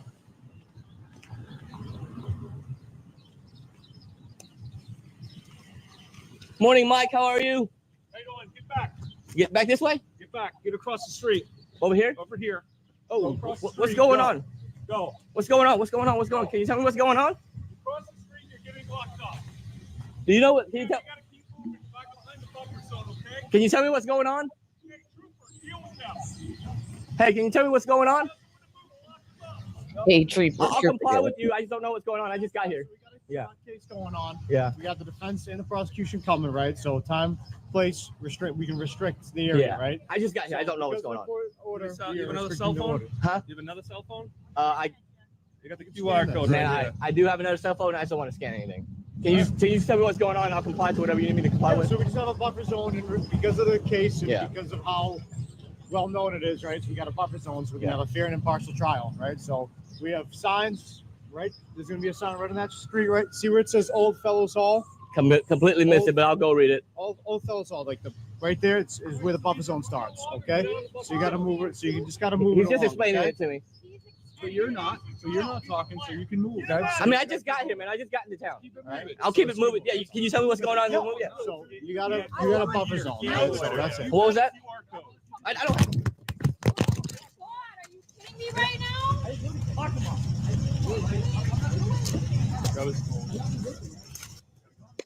Just keep it moving.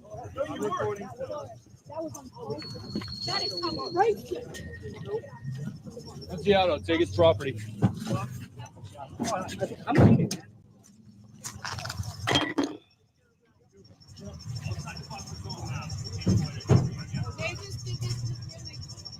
Yeah, keep moving. So the one cop was just not having it. He knew that Bao knew about the buffer zone. Apparently, Bao has been there since day one. He has had previous interactions with this officer. He was just not letting it slide today. Now, there is a lot of dead air in this video. The original live was like 3 hours long because the police couldn't figure out how to turn his camera off. So it just kept running until the battery died. So we're going to cut a lot of that out and just skip to the interesting parts.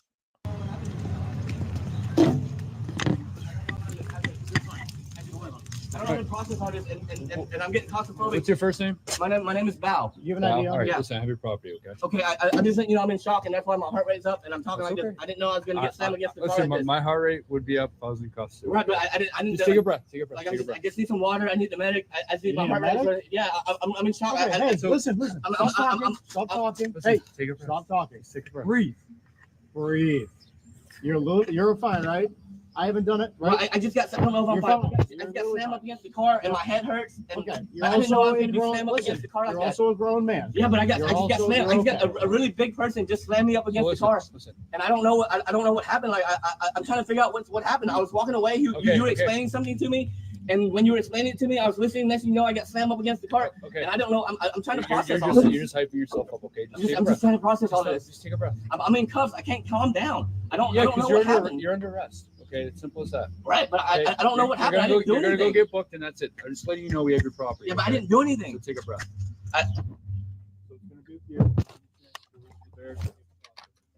I didn't do anything.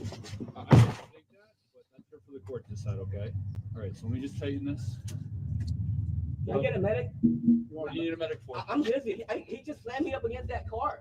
Like he slammed my head up It's all on against. camera. Your head wasn't slammed against. Well, I'm busy. My head hurts. I feel like I'm in shock, and you're just telling me to calm down. I need a medic. Okay. I need medical attention. For what? Are you denying me medical attention? I'm dizzy. I just got slammed up against the vehicle. What else? I'm dizzy, and you're denying me medical attention. No, I just want I'm to in shock. I need to know the I'm going through trauma right now. Like I need a medic. I'm thirsty. I'm dry mouth. Like this is crazy. We'll call an ambulance for you. Please do. Put your legs in right now. Call down. Get a medic. Win stupid prizes. You want a stupid prize? Play the stupid game. All right, I'm gonna leave it open so you get some air. Okay, we're gonna call the. Yeah, thank you for having some fucking humanity. But, so the reason why The reason nothing, man. He came up and slammed Well, me into a why I'm goddamn telling van, you man, that- and you're why I'm coming to telling talk to the court. why Like I'm you're telling reading you- fucking nothing, for man. the court why you're under arrest. Man, but- you just told me go fuck I'm myself trying- in front of court. I'm You trying- almost tried I'm to trying- deny me medical okay. attention. No, Like, and now no, you're I trying to didn't. explain all this away. Okay. Like, fuck this, I'm trying man. to talk to you I don't like a know man. what's I don't going need to on. talk to you Like, I anymore. don't know what's going on. I just got slammed up against the fucking transit. Now you're gonna close the door on me? You just said you was gonna leave it open for some air. I am leaving open. Yeah, and then you try to talk to me and try to explain this to me like I it was know, some but you fucking, keep like talking you can just over me. explain it away. You just came and slammed me up against the van. Keep talking over me. I don't need to hear you. You told me to go talk to the court. Yeah, because that's what you're. Yeah, under arrest. yeah, You're right. under Because because I got slammed up against the van, and now I have to go talk to a court. You keep talking. It's all right. We're gonna get you Jesus, legal. man. Can you His please supporters get me kept medical sending him money. attention? I just got Of course they he just did. Slammed my head up against that metal So van, insane to me. and I was walking away. I don't know what's going on. I just got here. Do something stupid and people will send you money. Like, I how am I guess. I supposed don't to know. see anything? Don't be a normal person. You won't get money. What do you want to Do talk this. People will send you lots of money to commit I need crimes. some Apparently. water. Like you're denying me medical attention. I didn't do anything. I need water. You just slammed me up against the van, Need water. Yeah, so much and for you're being a tough trying to guy's right. deny me medical attention. The medical attention's on the way. How many times have to tell you that? Well, you tried to. No, I didn't. Yeah, you did. You tried to tell me, oh, why do you need medical? He has I to don't tell fucking need to tell you DMT. why I need medical. Yeah, you do. slammed me up against a goddamn van. I was never here. Well, you're sure complacent and helping everyone did it. Because if you wasn't, I wouldn't be in cuffs. You would unlock me. You would unlock Listen, me? nothing, man. You're complacent in all this I'll have a shit. conversation with You're, you. you're, I don't want to combo with you. You're helping the people can't that talk hurt to you me. if Why you're- would I if want to you're gonna combo act with you? like that, I can't talk. Why would I want to combo with you? You just harmed me, and now you want to talk to me? What kind of fucked up psychopath are you? Oh, the cop's definitely the psychopath. You just hurt someone to the point where they need medical attention, and now you want to talk to them? Again, he was cleared. No What? injuries. And had to have a competency hearing. Gee, I wonder You why. fucking psychopath.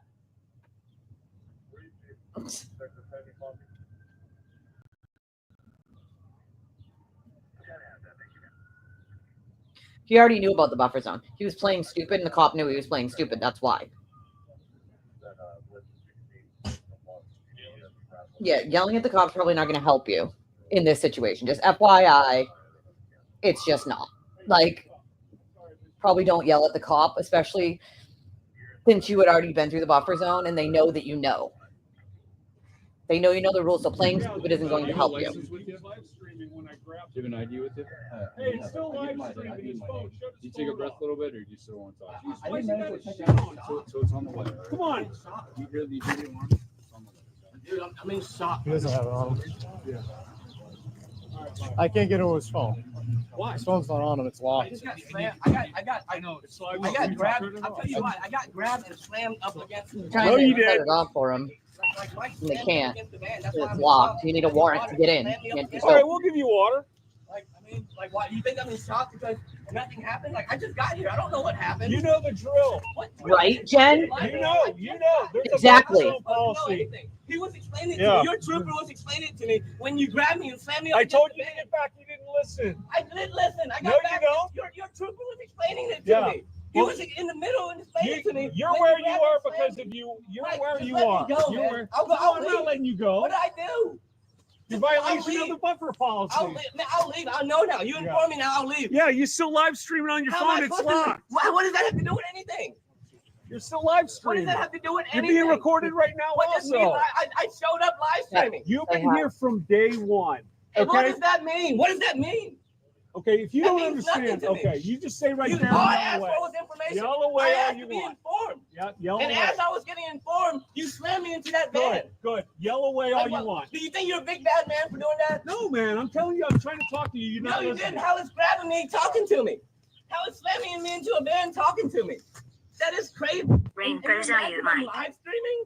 No, I don't care. So why'd you say that? What does that have to do with anything? Because I'm trying to shut your phone off. Why don't you stop tampering with my phone? I'm trying to shut it down. Why don't you for stop tampering with my phone? Tampering? Why don't you stop trying to tamper with my phone, Mike?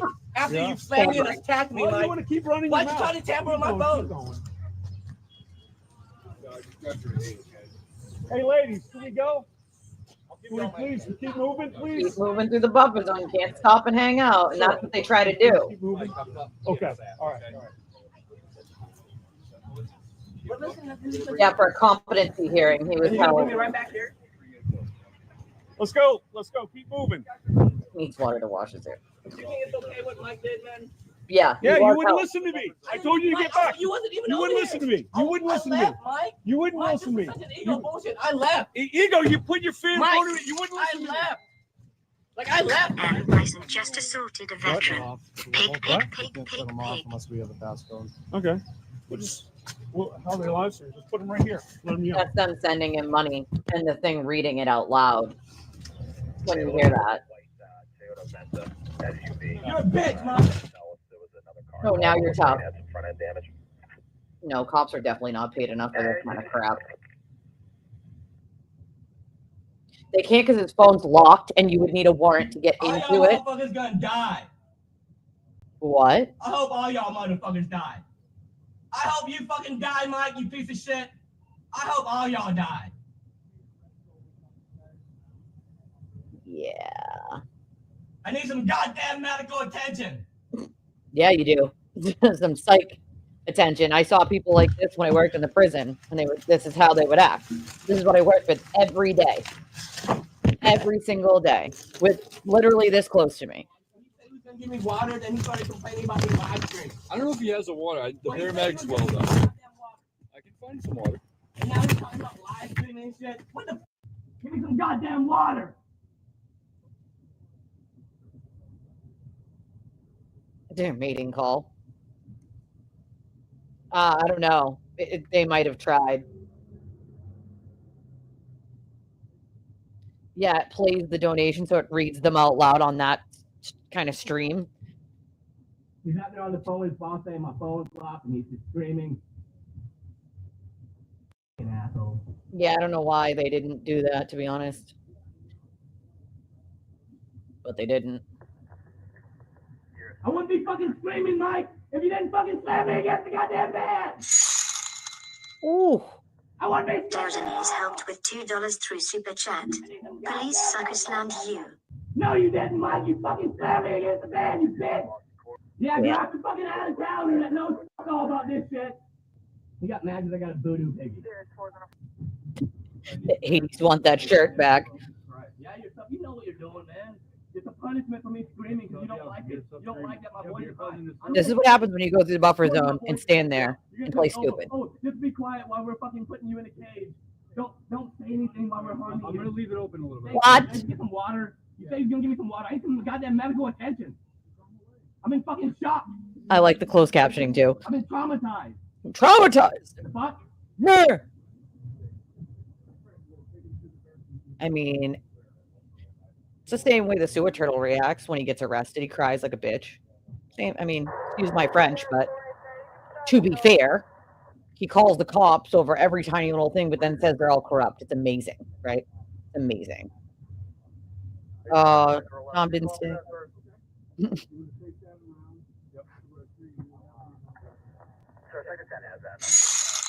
Up. Justin Gaza helped with $5 through Super Chat. La Rata sticks together, nobody gets left behind. Apparently he hired the DUI guy, which is probably the last person I would ever hire on planet Earth. Just to be abundantly clear, that guy's an idiot. Okay. They went on The View. So we're waiting for them to come back from The View. They've probably already left by now. Right? It's amazing how we keep hearing these like super chats come through though. Like right? He didn't get left behind. He got taken to the cell and Yo, then can you please give me some air? competency. There it goes again. Sabrina, aka SV777, helped with $5 through Super Chat. Oink oink piggy bow's gonna make your life shitty. Alrighty then. Yeah, the DUI guy claims that he was retained, and I'm like, DUI guy, do it for free for publicity, because that would make more sense to me than him reaching out to them. Help me! DUI guy reaching out to him and saying, I'll do it for free for the publicity. I can't breathe! There it goes again. I can't breathe. Flower Sayu pigs. Flower Sayu Mike. I can't breathe! We're going in the back because we're the EMS is gonna meet us back there. Ah, Can't breathe? stop suffocating me! You want to be able to talk. I can't breathe! You can't breathe, sir. Just saying. They didn't say how long they were going to be at The View. Who's gonna back up? Like, sir, you wouldn't be able to scream if you couldn't breathe. FYI. Yeah, we're just gonna get out of this crowd. Yeah, because you don't want to. You don't want people to see me suffer. No, EMS is meeting you back See there. me suffer? First of all, I we can't can't see. breathe. They can't come up this way. You got the heat can. on. Can you please turn the heat off? Yeah, I can't I was breathe. actually just doing that for it, I'm not gonna lie. It's even hot up You're here. suffocating the fuck out of me. Right? If you're bitching, you're Can breathing, you sir. please put the windows down? I'm gonna open the door when we get back there. I can't breathe. Ah. That's hilarious. DUI guy's the last person on planet Earth I would ever hire. That guy's an idiot. An actual idiot. Diogenes helped with $2 through Super Chat. This why nobody likes Piggy. The fact that we keep hearing these like super chats come through is effing amazing to me. Act like this and the money shall flow, apparently. Like this is what gets me.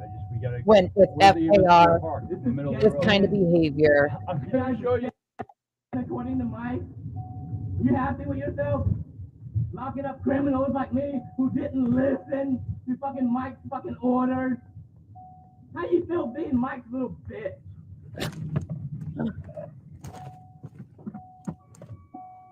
I don't see no goddamn ambulance back here. You gonna just fucking leave me back here to die? To die? The door for you in a second. I don't see no goddamn ambulance. I'm in the back of the goddamn building. There's no one back here. Yeah, he did make a fake press badge. I remember. Like, sir. What? And they threw him out.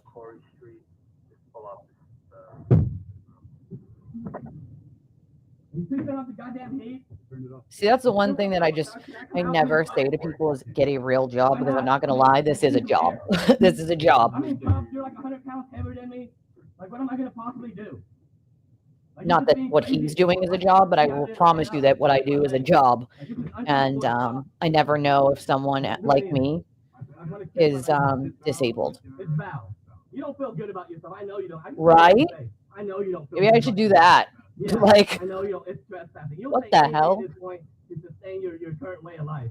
Come on, what, man? Do you ask yourself? Do you feel good about yourself? Do you feel good about yourself? I'm sure they do. Do you feel good about? I want to talk to you. Do you feel good about yourself? Okay, I'm completely fine with that. But do you feel good about yourself, though? Why would I feel good about arresting anybody? Right. So you don't feel good about this, but you're doing it, right? But I know you have. It's my job, right? Code, right? But you don't feel good about it, right? No, the cop didn't get in trouble. You gotta make that car payment, right? Well, I mean, you gotta make your house. You gotta sustain your image in society, right? No, I'm not yelling. I'm just, I'm in shock. I'm in shock. You're not still in shock, sir. Slam me up against this van, and you guys threw me in. When you say I didn't, you mean you personally. No, you are. Because you're complacent. Not only did you do it, right? You're complacent and letting it continue to happen now. By saying, oh man, it's a trespass, you know the deal. Eva, they always take that long. You're so complacent in this, you're worse. Unfortunately, they can take up to 90 days to decide if they want, and they always take forever. I didn't do it. I'm just arresting him for trespass. Right? I'm just arresting him. I'm just trespassing him and doing my job. It was Mike that put his hands on him. That's cool, right? It doesn't matter, as long as I didn't put my hands on him. That's cool, right? Some of the stuff I prefer anyway. Like, obviously, I'd love to be paid for views. It's not a lot, though. Like cents per 1,000 views. It's like 3 cents per 1,000 views or something. But YouTube takes like 40, 50, 60% of super chats and stuff. Explaining to me what was going on when Mike walked across the street, grabbed me, and slammed into the van and did this. Mike, he said. Right? And you're completely okay with this. Not only are you okay with it, you're complacent in letting it continue to happen. If not, you would stand up and say, Mike, that was like, I know you're my boss. Diogenes helped with $2 through Super Chat. Just doing my job, not see. Exactly, because you have to do your job and you're complacent in everyone else, right? You don't agree with that shit, but you have to do your job, right? You see where the disconnect is? You see why none of this shit makes sense? And you see why I can't understand this shit? And you see why I need a medic? Because none of this shit makes any sense. It makes no fucking sense. Good point, Bree. They do cry like babies. You're trespass, man, or ban, or whatever hard surface I was slammed up against. How long have you known, Mike? How long have you worked for him, man? Justin Gaza helped with $2 through Super Chat. LA Rata, let him go, you're being recorded live. You know fuck all about what I know, man. How long have you worked for him, man? You can say that again, Jesse. Yeah. Civil about what? I asked you a question, and you want to ask me another question. How the fuck is that civil? He has several properties and cars. And I asked you, hey, kidding man, me? do you beat your wife? How the fuck is that a civil combo? I It's can't. only civil when someone asks a person a question and they respond civilly. When you distract with nonsense, nothing is civil about that. I still haven't gotten my goddamn water. I thought about Patreon. Like, I'm so goddamn parched. I got my own goddamn water, but they won't Someone let me give drink him a it. Why? bottle. Because I was simply trespassed according to you, right? And you don't give a fuck how it happened because you're just simply doing your job. I bet you feel fucking great about this shit. Diogenes helped with $2 through Super Chat. Not see, not see, not see, not see, he's a veteran. And you just sat there idly thinking, oh man, I had to do my job, man. I know it's hard to hear, man. I know the truth is hard to hear. And that's why most people like yourself say, oh man, I don't want to hear this. So I commend you for at least sitting around. I know nothing's gonna affect you. I know I'm talking to a wall, man. That's why I don't even care. Like, I know you don't care. I've thought about Patreon. I have. Say anything at all if I knew you care, man. I know you don't care. I know you're so sick that you don't give a fuck. Like, you think we're friends. I'm your fucking victim. We're not friends, man. Victim. Like you Sir, like, you're not a victim. You put me in a cage, I'm begging you for air and water. You won't even give me the simple fucking need of water. That's a basic human right. No, you gave up those basic human rights, sir. You've been in the car for like, what, 30 minutes? Chill. Trying to fucking be needing a medic, and you won't even give me When you water. committed said crime. Be civil with me? What the fuck? It's not giving someone, how the fuck is that civil? Thank you, Bree. Why don't you civilly get me This week has AKAS been a slow week 777 helped with $2 through Super Chat. for me. Now is a vet picky, oink oink. My friend. Because why? Oh, yeah, no, I definitely agree with you on that, Alma. I think people sometimes think when you're not live anymore that, like, this stops, right? That, like, doing the work that comes with streaming stops. I promise you it doesn't. People, like, Jesse and Ash can tell you, like, when I am not here, I'm still very much doing things that relate to this. all nonchalant and shit. You guys think you guys are so slick with your Oh, nonchalant and Vince, shit. I love you, Parson. I love you. You must feel like a real fucking hero. I wonder what your relatives would think. Oh, he's still going? They must Elite think you're Law a still fucking going? hero for fucking Oh boy. what? Caging a man who fucking what? Didn't Anything. leave your prize zone. Oh my god, right?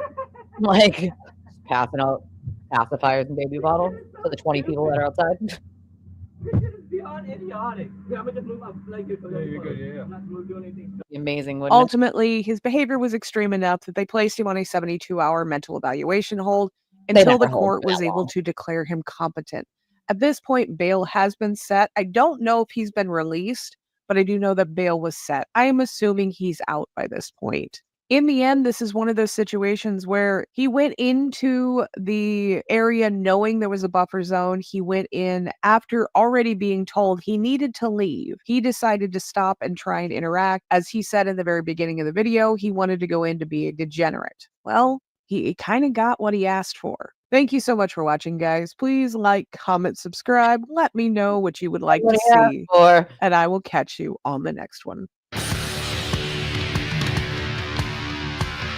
I mean, he definitely got what he asked for. That's for damn sure. I don't know if he was released. Does anybody know if he was released? I'm sure his supporters bailed him out, if you will. I'm guessing. Yeah, didn't Delete Laws get arrested? Didn't that happen? Isn't he in jail, or wasn't he in jail at some point? It just, I think, like Jesse said earlier, it amazes me at what people will throw their money at. This is not something I would throw my money at.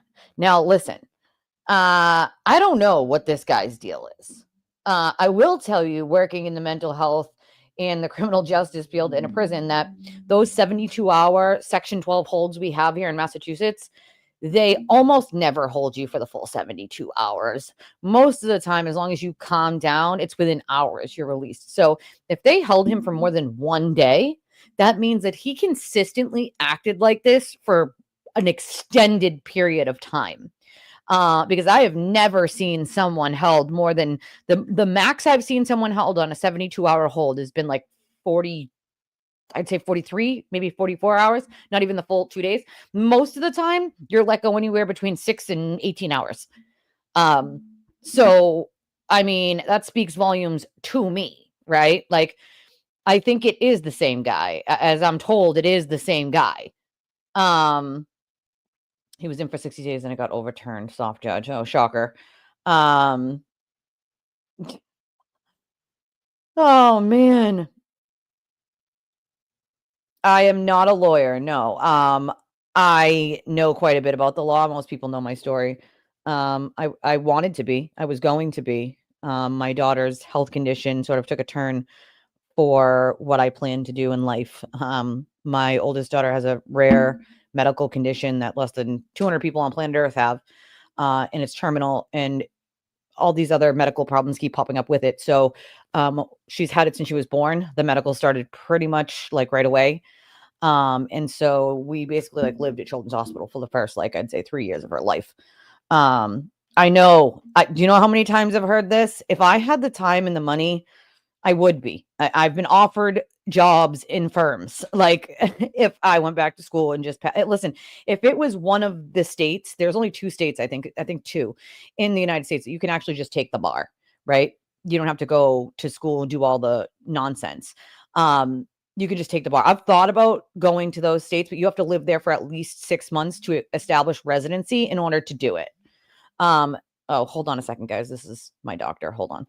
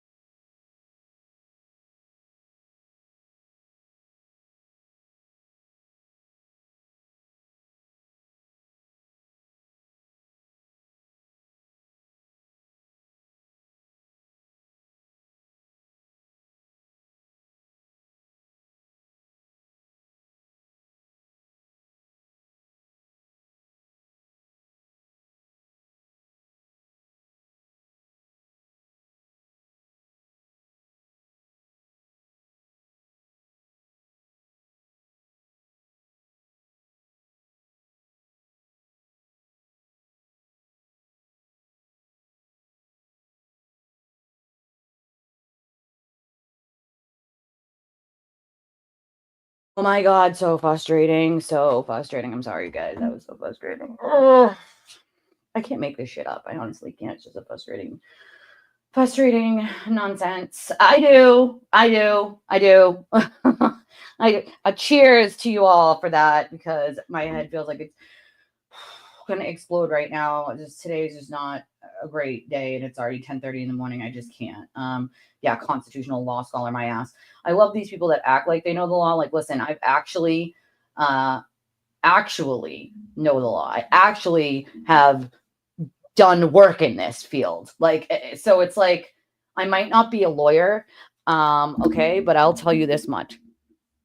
Any of the lawyers that I have worked with, spoken with, done advocacy work with, etc., most of them are like, I don't like, especially when I call someone to just like ask, because I want like somebody to reaffirm what I already know. Do you know how many times I've been told, why did you even call, Elise? You know the answer. You just answered your own question. And I'm like, because I just wanted reassurance that I knew that I was right. Like, I just wanted to make sure. Like, so they're like, Elise, like, go back to school. And it's like, I wish it was that easy, right? Like, I wish it was just that easy to just go back to school, take the bar, and be done with it. I've taken the mock bar like a billion times. Like, I would already be an attorney right now if you could do that in this state, like the other 2 states that you can do it in.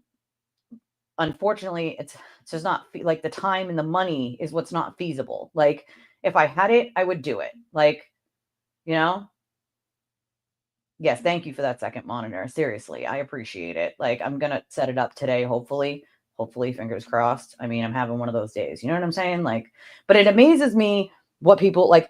Let's throw money at the guy who's acting like a lunatic, who knows he's not supposed to be in the buffer zone just hanging out, okay? The cop's like, you've been here since day one. Like, what do you, like, you cannot hang out in the buffer zone. The buffer zone has been challenged. And then people like this idiot, this other guy who she plays in the beginning of this video, it's like, well, it shouldn't be allowed. And it has been allowed. It's also been challenged a billion times and reaffirmed by the court. They have buffer zones for a reason. This being one of those reasons, when people act like lunatics to try to like taint the jury pool.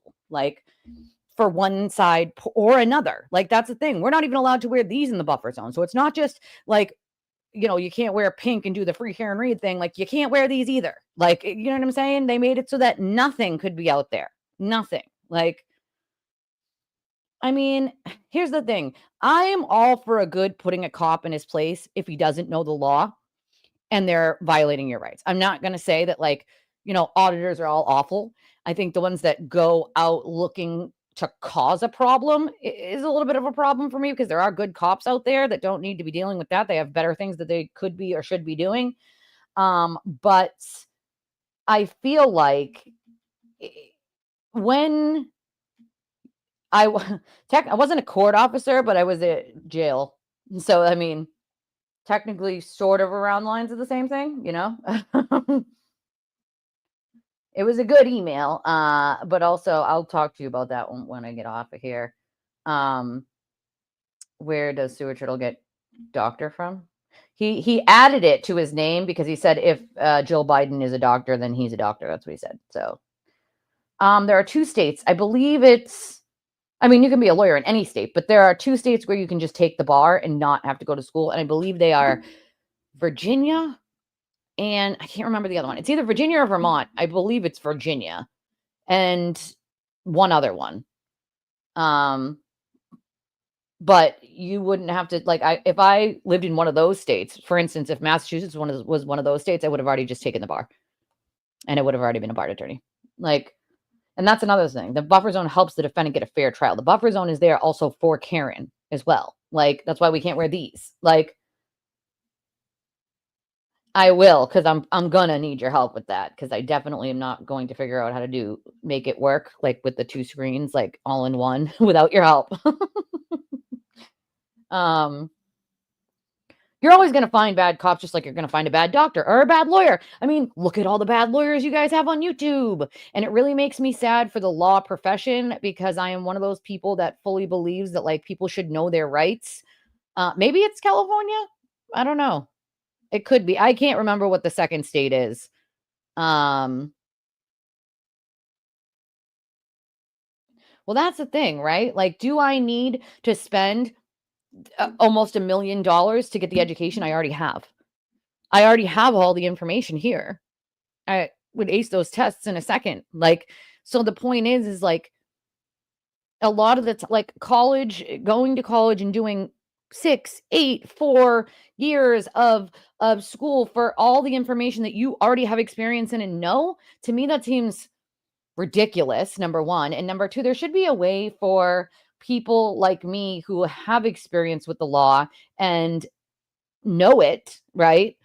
To just take the bar. I shouldn't have to spend 500 grand in college fees to do that if I already have the experience and the knowledge to just take the actual exam, right? Like, welcome, Deanna May. Yeah, that's what I'm saying. It can't be California because Kim Kardashian go back to school, you know? Yeah. So, oh, maybe they did. I don't know. It's very possible that they did change the rules. I thought I did hear something about one state doing that, but I'm not sure if it was California. But when it comes to the law, at least in this state, in my state, in the state of Massachusetts, because you have to remember every state is different, right? I would have already aced that exam 17 times already, you know? So it's to me, like I've already been offered. Okay, so maybe that's what it was, a program in Vermont, Virginia, California, Washington. Okay. So for me, I've already been like offered a job in numerous firms. Like if I just get licensed. And so it sounds easy, right? If you just get licensed. But my credits are non-transferable and I have to start from scratch at this point. At this point in my life, at almost 39, I would have to start over from square one. And I feel like sounds like a Herculean task with, my daughter's medical, my own medical. I have other kids. Like, I don't own a vehicle. That's one of my biggest barriers. If I owned a car, then it could be feasible for me to get from, here to there quickly, get my kid off the bus. And I don't even own a car right now. I haven't owned one in 2 years. And it's living in Massachusetts is not going to be easy to save for one either. And that's half the problem. Oh, now all your money goes to bills and there's nothing left. Like saving for one is a whole nother thing. Like, it's kind of like one thing at a time, right? I got to get a car first, and then maybe I can think about trying to do that. But it's as the time goes on, I get older and older, like time doesn't stop. And so it's always something I think about. But whether it's feasible or not is a whole nother thing. Like, it could have been that, Parson. Maybe it was that. Washington, Virginia, and Vermont. Yeah, see, I remember Virginia specifically because that was one of the ones that you would have to live there 6 months to establish residency first, and then you could take it. Like, but I'd have to live there for 6 months first. And you know what I mean? And that's not to move my entire family there for 6 months, not feasible, obviously. The baby bar. Passed the baby bar. She passed the baby bar. But I mean, we're talking about, it's funny, we're still looking at the fan. Hold on. Let me see if this actually ever ended or it signed. Let me see. Did it end? No, there's Mr. Reed and Mrs. Reed for whatever reason. It says court testimony will resume after the view. Don't come here because the state's ridiculous. I actually have never visited California. It's a place that I do want to visit. Texas is a place that I want to visit again. I've visited once. I would like to visit Texas again and actually enjoy it this time, see some things. I would like to, I've done the whole East Coast, obviously, because I've been to Florida. My grandmother lives in Florida. I don't get to see her a lot. She has cancer again, and she's in her 80s. So I'm hoping to maybe save some money over the summer and see her in the fall, drive down there in the fall to see her. This is the third time my poor grandmother's had cancer, and she's the only grandparent I have left on this earth. So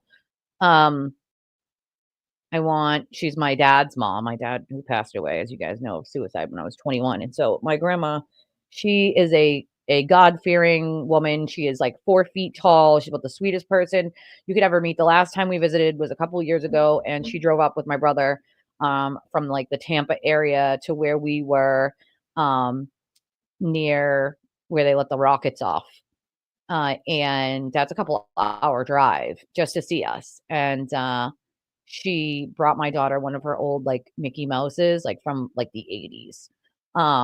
She's already like starting to like give her, she's not like she has much, but give her belongings away to her grandchildren and great grandchildren. And she has a lot of grandchildren. Never mind great grandchildren.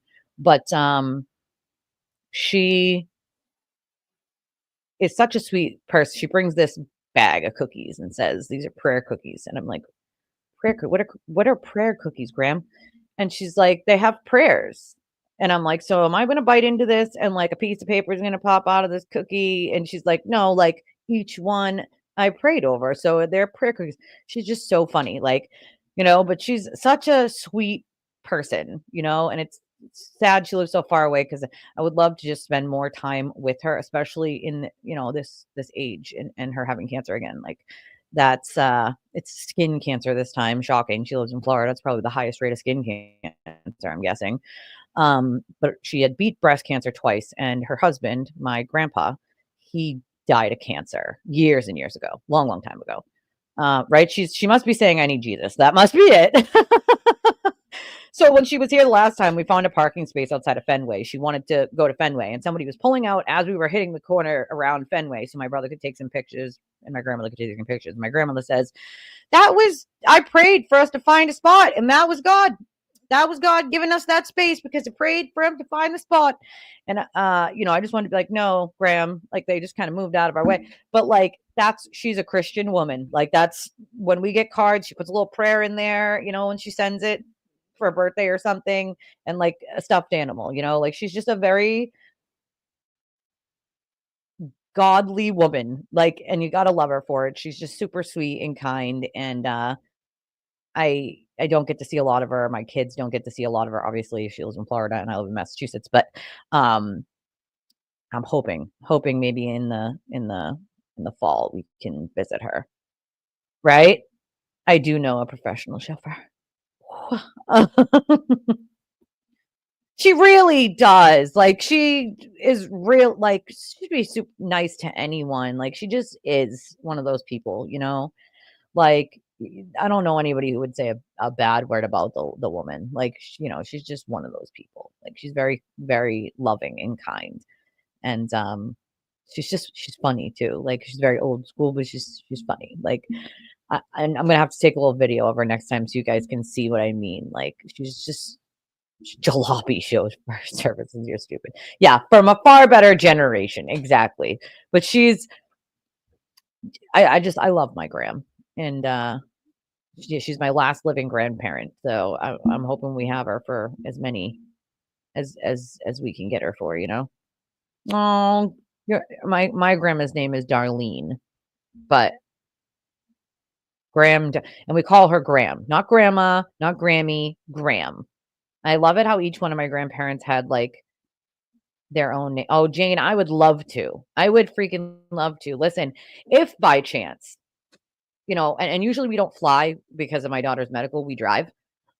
So if if that's a big if, but if I can save the money to go down there and see her in the fall, I would love along the way to meet up with any of you that live on the East Coast from Massachusetts on down. We can find a spot to meet when I'm coming down, have lunch or something. I would love to do that. That would be so fun.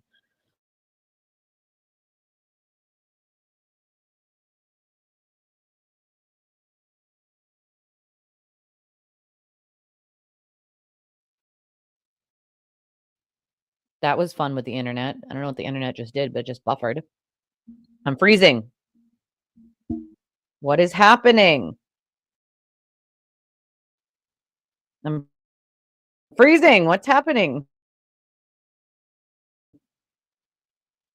My internet's fine, but it's showing one bar. I'm not under. Internet's going wonky. I'm trying to figure out why exactly. So it looks like we will hear some testimony.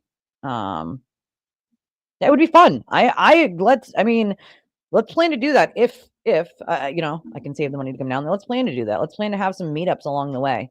not gonna lie, I love Buc-ee's. Like every time I go down there, I have to stop at a Buc-ee's. I think in North Carolina is the first one, or maybe it's South Carolina is the first one that we actually see coming down. But we always stop. But that one and the one right before you get into Florida, the one in Georgia. My ticker is still scrolling. See, isn't that weird? Like I'm freezing, but the ticker is still scrolling. Like speaking of which, if you guys could do me a huge favor, on jury days where we're streaming the trial, it actually dries up, funny enough, donations to come to the channel, so they're very slow during trials for whatever reason. So if you could do me a favor and hit the like button and the share button, and if you can help out the channel, we would very well appreciate it. We only survive on donations from our viewers, because we don't have monetization. YouTube does take forever. And even when you do get monetization, it's a good option to have Venmo, Cash App, and PayPal. We also have a link for Apple Pay. We can put in the chat. But because YouTube itself takes like 40, 50, and 60%. Not that views are much. You get like cents per 1,000 views. It's views don't really pay unless you're getting millions and millions of views, really. But or like people are watching the ads on your channel, which most people skip. So, you know, you don't really make much from like views, but like super chats, super stickers, like you might make a couple bucks there. And some people would prefer the super chats and super stickers over the Cash App and more PayPal. But that's all I got right now because FKR attacked my channel. So all I got is that. So we very well appreciate it. We do read them. We don't read anybody's government name because nobody needs to be harassed into oblivion. It's not necessary. I'll read first names if we know who you are. We'll read your screen name. But if it's a full name and I don't know your screen name, I don't read it at all because I don't read the name. I read the amount. I don't read the name. If you want to just remain anonymous, you can write ANON and remain anonymous. That's also an option because there's, you know, everybody needs to stay safe, and FKR has a real bad tendency to just harass people. SMK says, I think Karen's innocent, but I'm not a troll. I can agree to disagree. At least gives a good legal perspective from a different lens. It's always good to hear both sides. Well, I'm glad you enjoy because we do have a couple of people in here that do the same. Some people watch from the bushes and don't comment in the live streams, and I just get like texts from them. And then we have other people that do. I'm not sure, but I heard there was one expert. So I guess we'll find out. My honest opinion is she hit John and didn't know, so she left the scene of an accident. See, the problem, South Carolina. Oh, I would love to stop in South Carolina. I think you're right. That's where the Buc-ee's is South Carolina. It's like on the right after you go from north into South Carolina. Yeah, you're totally welcome. You know what I mean? Like, obviously. And I know you've been here for some time, commenting in chat, and we appreciate it. And but the only thing you can't get me past with an accident is you don't back up at 24 miles per hour for an accident. That's the thing that gets me, right? Like, that's the only thing that gets me is you can't back up at 24 point whatever miles per hour by accident. It just doesn't make sense.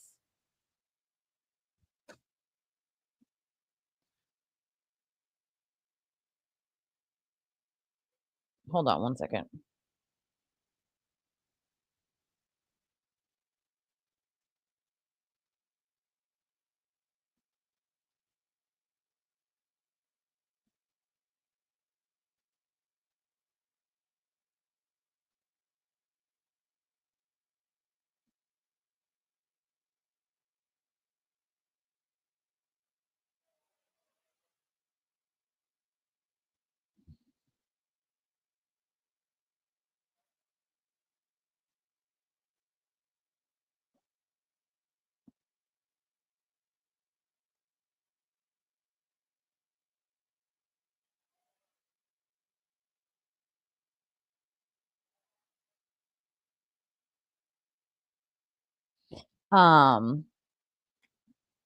That's a lot of miles, girl. Damn. How'd you get so many miles? Obviously the issue is I don't come by myself, right? Like it's my kids come, my husband comes to visit. So we always drive because my daughter's medical and she's got a lot of medical equipment, and TSA is a lot for her. You know, they want you to get up. They want to it's like has so many medical conditions and so many, like, they make it a nightmare for her. And it sucks. And then because there's so many of us, it ends up almost being cheaper to drive instead of fly.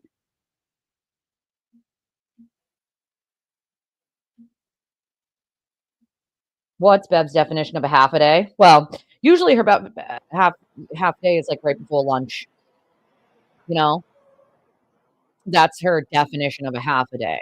But I guess we're not having a half a day today, because if we were going to have a half a day, she would end it after the view. It looks like they're not ending it after the view. It looks like we're getting testimony today. So weird. I mean, probably because they messed up and had a half a day yesterday. She knows half a day today and a half a day Monday would not make sense. Like, I have a question. How do we know they didn't get in a fight and he got out of the car and she hit him on purpose? Well, that's essentially what the Commonwealth claims, because we do know that they got in a fight. We do know that they were arguing about Bella's mom. We know that. Karen admits that.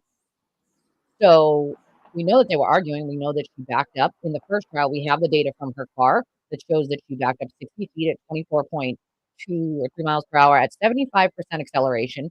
So that doesn't sound like an accident to me. At first, I thought maybe it could be an accident, right? Maybe she was just so drunk and blacked out that she didn't remember she hit him. I still think that that's a possibility, but in that moment, you don't accidentally, even if you're blackout drunk, you don't accidentally back up at 24.2 or 3 miles per hour for 60 feet. It's not an accident. Like, oh, she enjoys the circuit. We can hear whatever's going on behind the camera. Wait, let's see if we can read these. Shit. Sorry, guys. I'm trying to pull that down so I can read the captioning.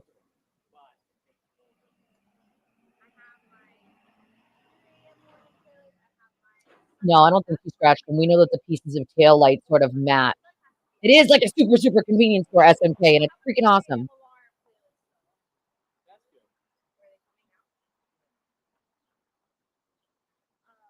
Time for that 10 a.m. fight.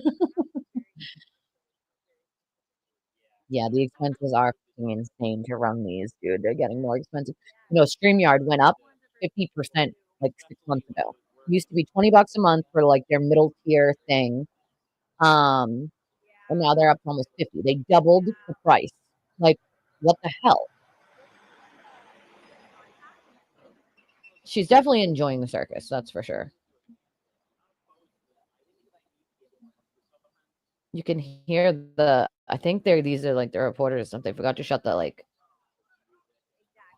I'll show you something I got from Buc-ee's. It is like a super, super convenience store. It has fresh food though that they make right there. Then they have like it's almost like a Walmart, but like with better quality other items, but also like a grocery store on one side and fresh food in the middle.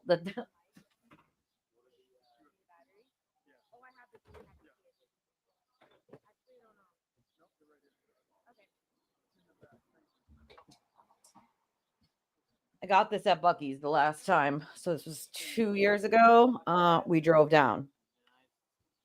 And it says, thou shalt not try me. Mom 24/7. That's in the book of Mom 24/7. Thou shalt not try me. You guys know I like my funny signs. And this one it's very well made. It's heavy. And it hangs in my living room near the door when you come in.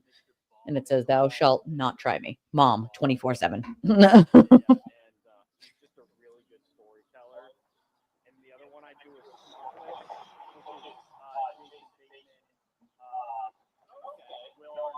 What are these people talking about? They're talking about a movie.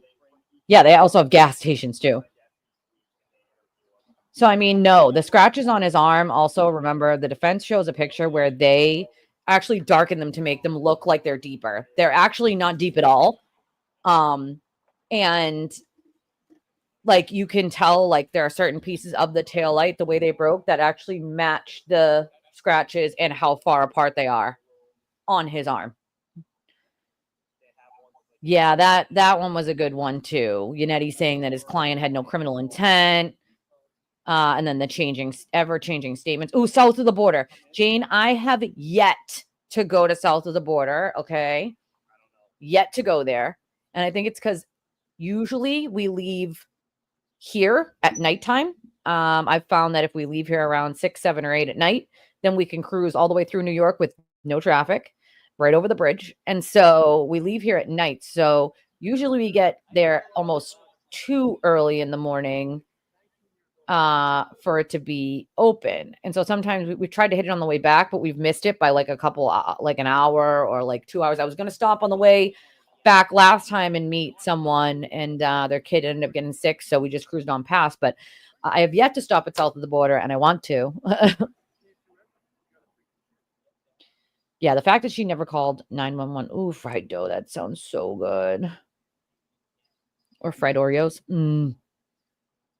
She never called 911 and blamed a lot of other people. Never said it was an accident and deleted. That's another thing. The deleted ring cam footage. That gets me too, because nobody else. Oh, fried dough. That sounds so good.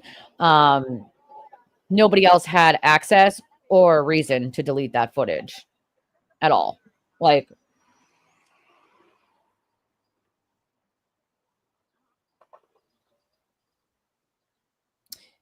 in my honest opinion, it was a red mist action on Karen Reed's part, and it started dawning on her slowly once she got back to One Meadows, but it's her actions following that which pushes me towards murder too. Me as well. If she was so drunk she doesn't remember doing that, it's everything she does after that that allow me to say that she should be guilty on murder too. That's 75% acceleration.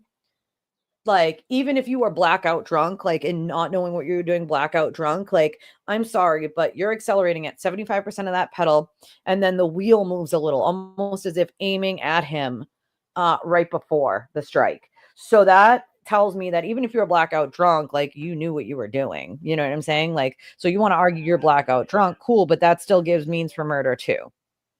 It's still guilty on murder too, you know? It is a torture for handicapped people, and I will tell you, as somebody who is an SA victim as a child, I can't do it personally because they invade your personal, not just personal space, but your body, and it literally is like triggering that assault over and over and over again. I am not comfortable with a stranger putting their hand inside my pant line, okay, that way. I'm not. And I'm not comfortable with them putting their hands across my breasts. Like, TSA is a little much, and in my opinion, absolutely a sexual assault. If a cop did that, they would be accused of sexual assault. Not even cops can pat you down like that. Okay. Why should TSA be allowed to? For me, as someone who is a victim of that, I can't. I literally, I can't do it.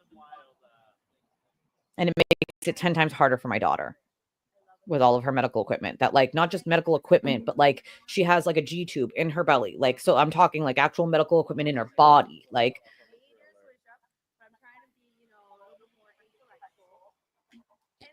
yeah, we knew about the plumber coming to her house, but some of those texts weren't read.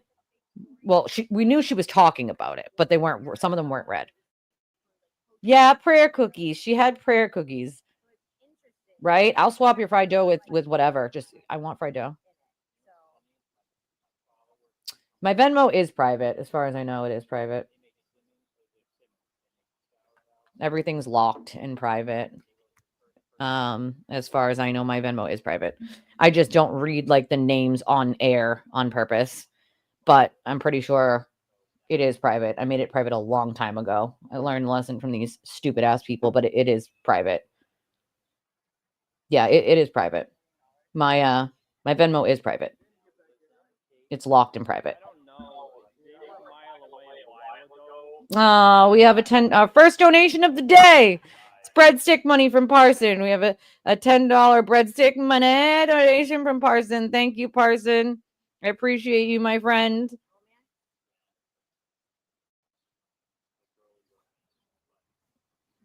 And yes, it is locked. It is private. It's locked.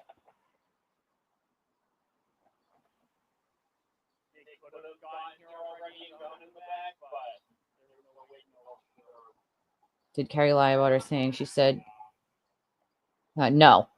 Carrie didn't lie about anything. So I love when people are saying that. I mean, it's honestly, it's really like trial days are much slower for whatever reason. I'm not really sure why.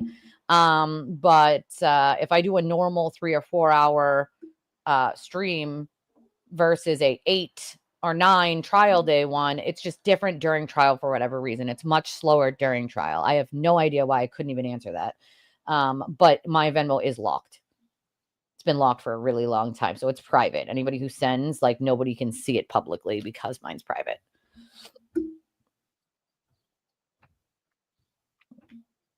Right. The abrasions look dark brown and not any red. That's the doctored photo. The genuine one, they're more red and thinner. Exactly. Ooh, fish and chips. That's good. I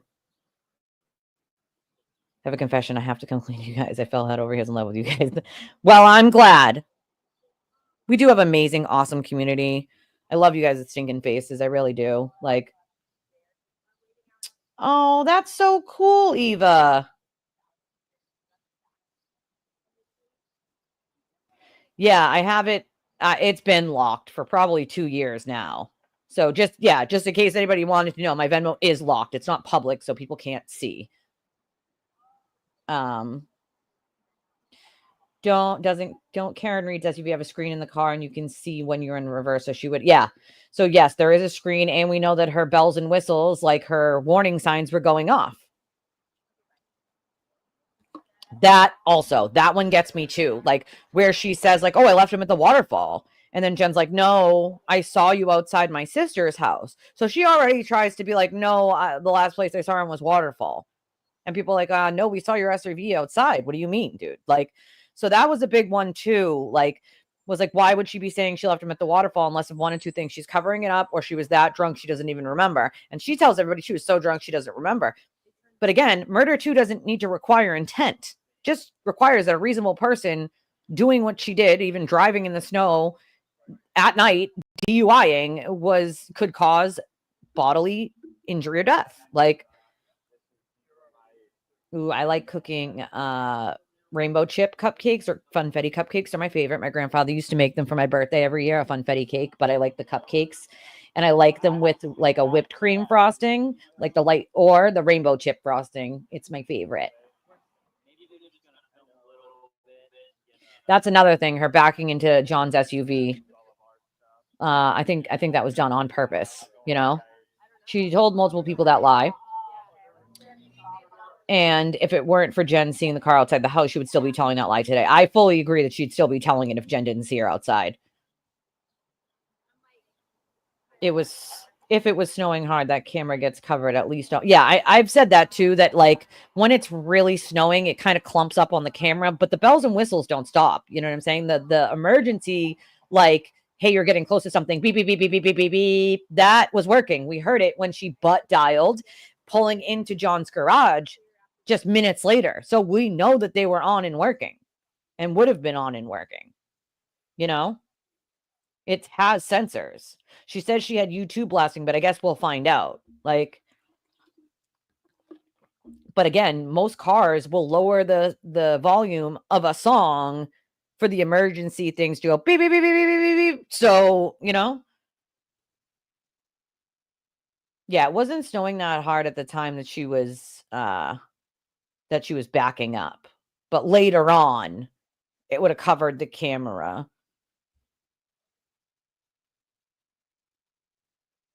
Yeah, I can't with the TSA. What do you mean?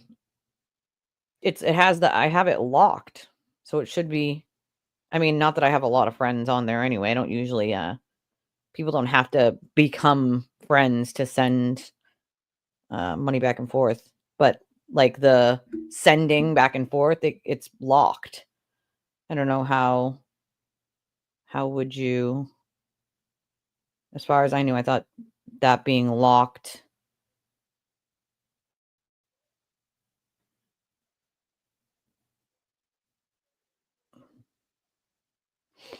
I'm trying to see your privacy. Private.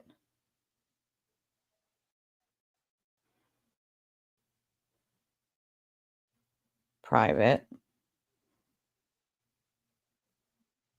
Oh, here we go. Friends list, private. Okay, that's done. This must have been added as a privacy setting because everything else, like the default ones, have all been on private. All right, well, it's private now. The friends list. I figured when I locked it down, specifically the like privacy settings for all of them would be private, but I guess it didn't do the friends list. Well, now it's private, so check again and see if you see it now. Just you shouldn't be able to see any in any list. Not that there's not that many people on the as a friend anyway on there. You can send back and forth without being a friend. But that should be private now. Oh, thank you, SMK, for your $10 donation. That's really nice of you. I appreciate it, my friend. So, like, as I was looking at it. See if you can see it now, though. The ones between people doing it are already private. So, like, sending already private. But now the actual friends list, not that there's many people on there, should be private, too. Gotta have that breadstick money. Yes, I appreciate you, Parson. Yeah, it was kind of brutal yesterday. If you want to make a donation like these guys, these two wonderful people did, I would appreciate it. Also, you can just like and subscribe and share the video. Jen's not the only one. Yeah, steered into him. That's what, like, the moving of the thing is what gets me, right? Like, have a good experience on United.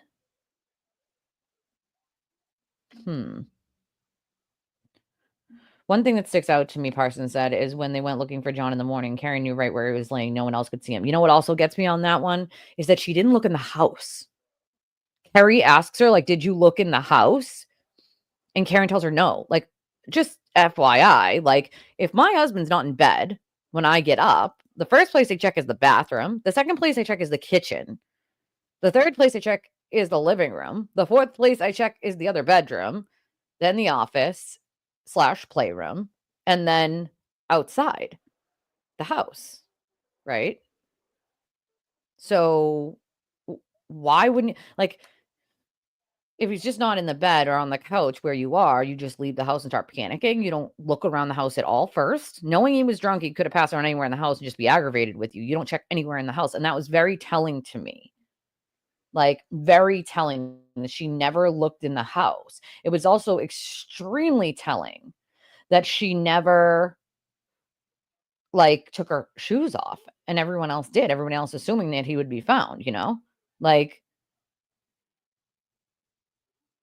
no, they didn't close the entire courthouse. There was another trial going on at the same time as this one. So the doctor's trial was going on at the same time as this one. So they don't close the entire courthouse. You can still go into the courthouse. You just can't stand around in the buffer zone. So if you're gonna go from wherever you parked to the courthouse, you have to just walk through and go into the courthouse and come out. You can't just walk back and forth in the buffer zone or stop in the buffer zone and loiter, like, because that's what they'll try to do is they'll try to walk through the buffer zone and just slowly walk and, like, try to come to a crawl. And that's what the cops are not dealing with. They know if you're there for actual court business or not, because you'd just be walking into the court and coming back out. Like, so no, the courthouse is open for court business still, but you can't just stand around in the buffer zone. You have to go through it, you know? They have the caution tape along the front stairs so that you have to go up the one part that they don't have the caution tape. And that is because the FKR people used to stack themselves on the staircase, which is kind of dangerous, and stand on the staircase, blocking basically anybody from coming and going on those staircases anyway. So now they just block those off, and you have to go through the middle or up the ramp so that they can control where you're coming and going from instead of these people, like, congregating on the stairs. They rope it off. That's why.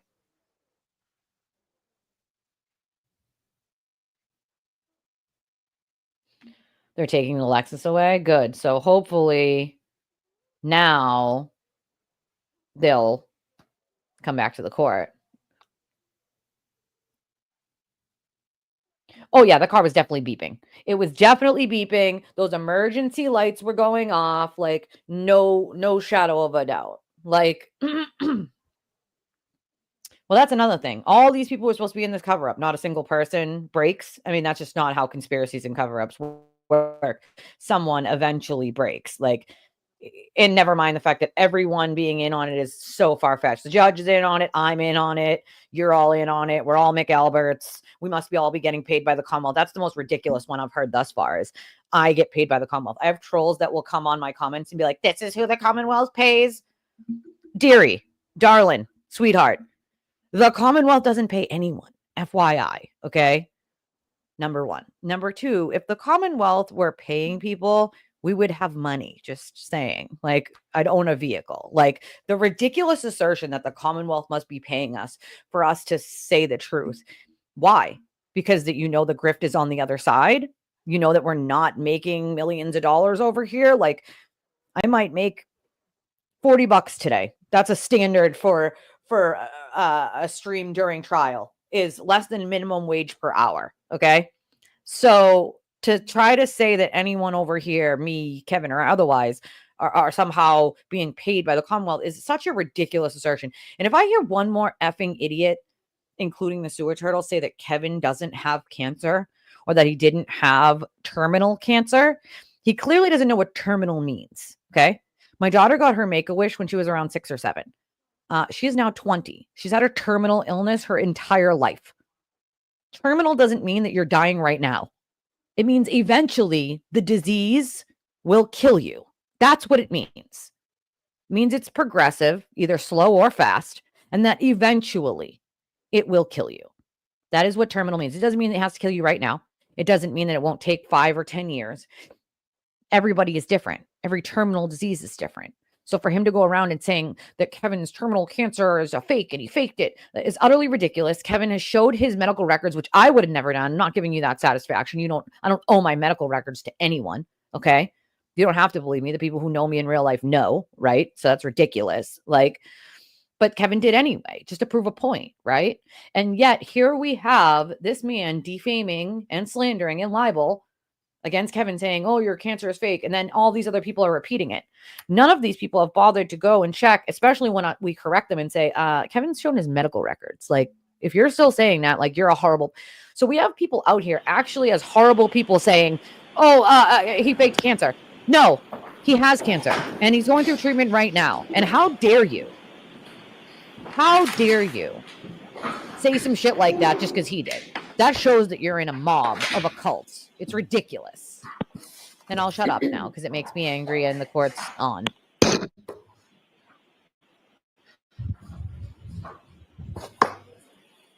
Thank you, DNMA. I appreciate that. Court is back in session. You may be seated. Who is your next witness? Your Honor, the Commonwealth will call Dr. Gary Fowler to the stand. Thank you. That Lally's voice? That was Lally's voice.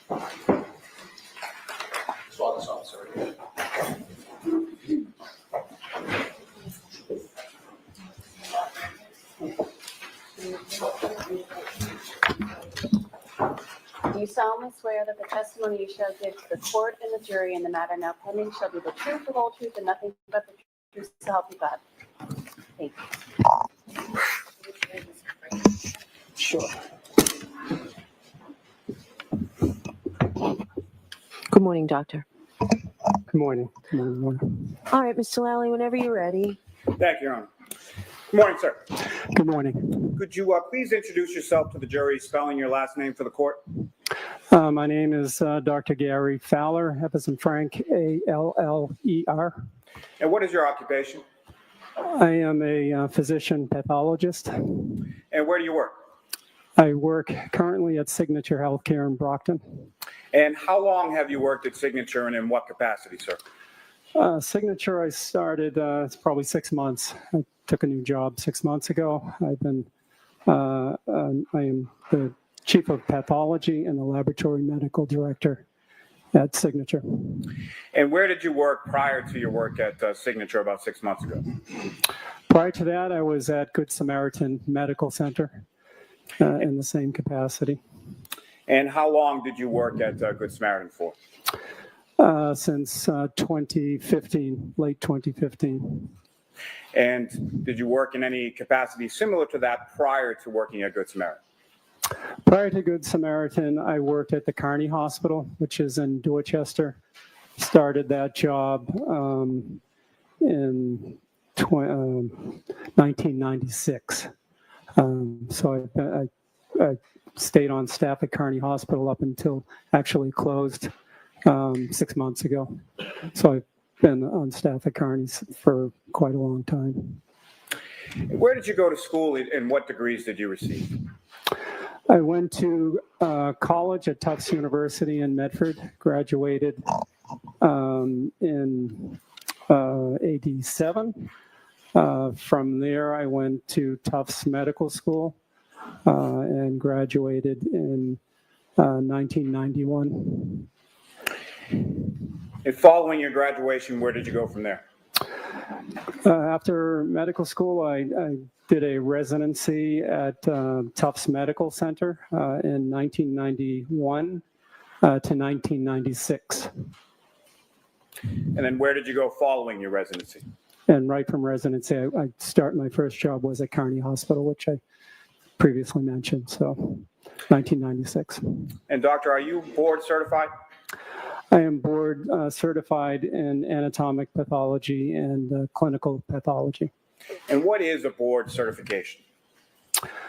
Board certification is something we need to show that we are actually qualified to perform our the job that we need to do, both in anatomic and clinical pathology. It's a written exam that we take and we need to pass to demonstrate that we're competent and know what we're doing. First, in just general terms, if you could explain to the jury what is pathology? Pathology is well, there are two basic branches of pathology: anatomic pathology and clinical pathology. Anatomic pathology is basically an anatomic pathologist is a physician or MD or a DO trained to make diagnoses on patients via looking at tissue biopsies, organs, tissue fluids, and we're also trained in autopsy pathology as well. So basically, an anatomic pathologist, we look at tissues via glass slides. Slides are made, and we every day make the diagnosis of, somebody has a cancer or somebody doesn't have a cancer, benign. Look at colon polyps, breast biopsies, pretty much anything that comes out of the operating room or a physician's office, any sort of biopsy. Clinical pathology, on the other hand, is basically a clinical pathologist is a physician, an MD or a DO, who specializes in the clinical lab, which basically is any fluid specimen, including blood specimens. When you go to the hospital and you have your blood test and it gets sent to the lab, the clinical pathologist is ultimately responsible for the quality of your lab tests and quality, and basically that's it. And so the time that you worked at Good Samaritan, did that cover the date of January 29th, 2022? Yes. And again, what was your title and what was your job at Good Samaritan in the month of January 2022? I was the chief of pathology at the time and laboratory medical director. And what did you do as the laboratory medical director? Laboratory medical director, basically, the laboratory medical director is responsible for the ultimate quality of any, either whether it's a biopsy, somebody's biopsy, or lab result. The laboratory medical director has to make sure that the final result is of excellent quality. So there are many different things that we need to make sure that things that are in place, as far as need to make sure we have the correct amount of workers. You want to have enough workers. You want to make sure they're competent. So as many, there are policies for competency. for all the lab techs and phlebotomists and even pathologists. So basically the laboratory medical director, if something goes wrong, it's ultimately his or her fault. And the lab at Good Samaritan, is that lab accredited? Yes, it is. And by what body? We are accredited, or Good Samaritan is accredited by the, we call it the CAP. It's a College of American Pathologists. They are considered the preeminent accrediting body for hospitals. They've been around for probably 70 plus years or so. What is accreditation? What does that mean? Accreditation is basically something that says that your laboratory is following guidelines and providing excellent quality. To be accredited with the CAP, every 2 years we have a laboratory inspection. They don't tell you when they're coming. They will give you a 3-month window and they'll come and inspect you. To make sure we have a good quality lab. Each section of the lab, pathology, the clinical lab, microbiology, chemistry, hematology. The CAP has a checklist with numerous requirements that one needs to fulfill. There are probably over 3,000 items that they look at. And was your laboratory at Good Samaritan, was the accreditation up to date on January 29th, 2022? We were accredited, still are. Now, in Good Samaritan Medical Center, when a blood test is ordered, what types of things is the lab testing for? I think the most common tests that are performed when you go and you have your blood tests is one is a chemistry test where sodium, potassium, chloride, glucose. We also, a common test is a CBC or a complete blood count, where we look at your red blood cells and your white blood cells and your platelets. Those are the two most common tests. And why is blood testing ordered in the course of medical treatment at a hospital? When you're admitted to the hospital, usually you're sick, so the physician is usually a standard, ordering chemistry and CBC to see if there are any clues in those tests that could help the doctor take care of you. If they look at a BUN and creatinine, maybe if they're elevated, you either could be dehydrated or have renal failure. If you look at liver function tests, maybe there's something wrong with your liver. So it's just a general, a good look at the patients to see if there are any clues that could help them. And as far as the blood testing results are concerned, how does that assist either a doctor or a clinician in treatment and diagnosis? Basically, what I just said. If there's nothing, if the results are normal, that sometimes helps too. Rules things out. If they're normal, if they do a CBC and look at the hemoglobin and it's low and patient's anemic, maybe the patient might need a transfusion. So there are many different case scenarios where the results can help the provider, the clinician. Now, with reference to alcohol, does the Good Samaritan Medical Center, do they also test alcohol within the blood? Yes, we do. And why would that assist medical treatment and diagnosis? I think if a physician is wanting to know if somebody's been drinking or has alcohol on board, or maybe not, maybe that patient has ingested maybe drugs of abuse. So they'll test for alcohol to see, one, if it's positive, And if it is, then it helps confirm that the patient has been drinking.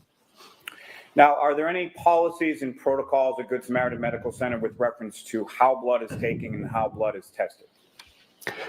Yes, we have numerous policies. We have one policy specifically for phlebotomists. Those are laboratory technicians who draw the blood. So we have a policy for them to explain exactly what they need to do. And also in the laboratory, we have numerous policies basically for any tests that we provide. And so we have a policy for alcohol testing as well. May I approach the witness, Your Honor? Yes.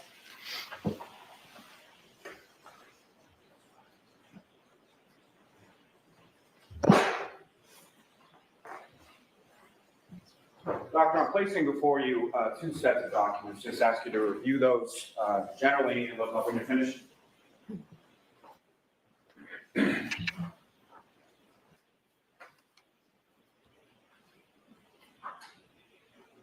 And do you recognize what those are, sir?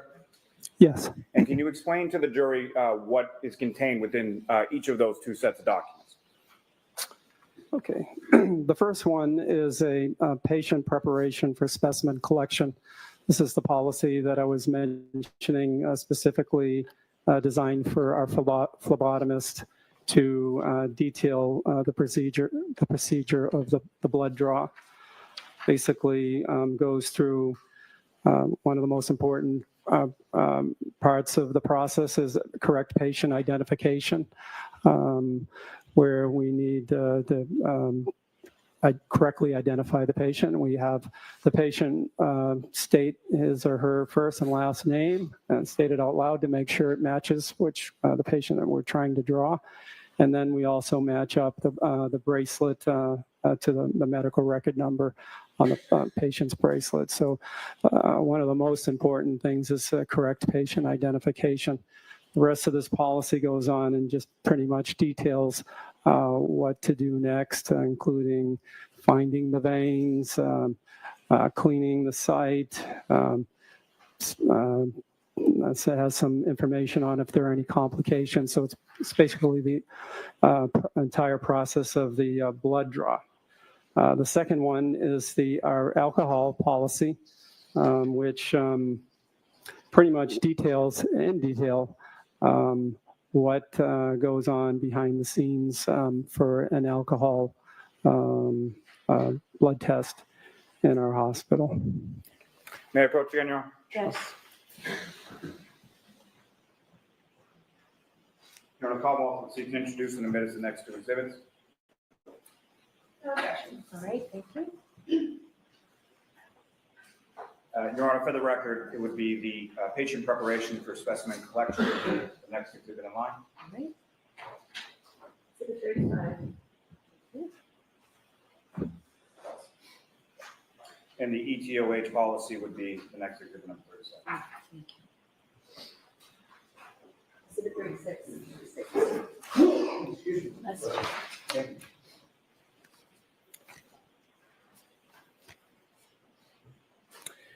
Now, doctor, what types of precautions are in place at Good Samaritan with respect specifically to alcohol testing in the blood? Or I should say taking the blood sample from the patient. Yes, one of the major things we need to do with taking somebody's blood for alcohol is to obviously not use an alcohol swab. Normally, when you have your blood test, they cleanse the area with a swab that contains alcohol. So in our policy is a specific statement that says, do not use alcohol swab because potentially when you're drawing the blood, if you suck up some of that residual alcohol, you could cause a false positive.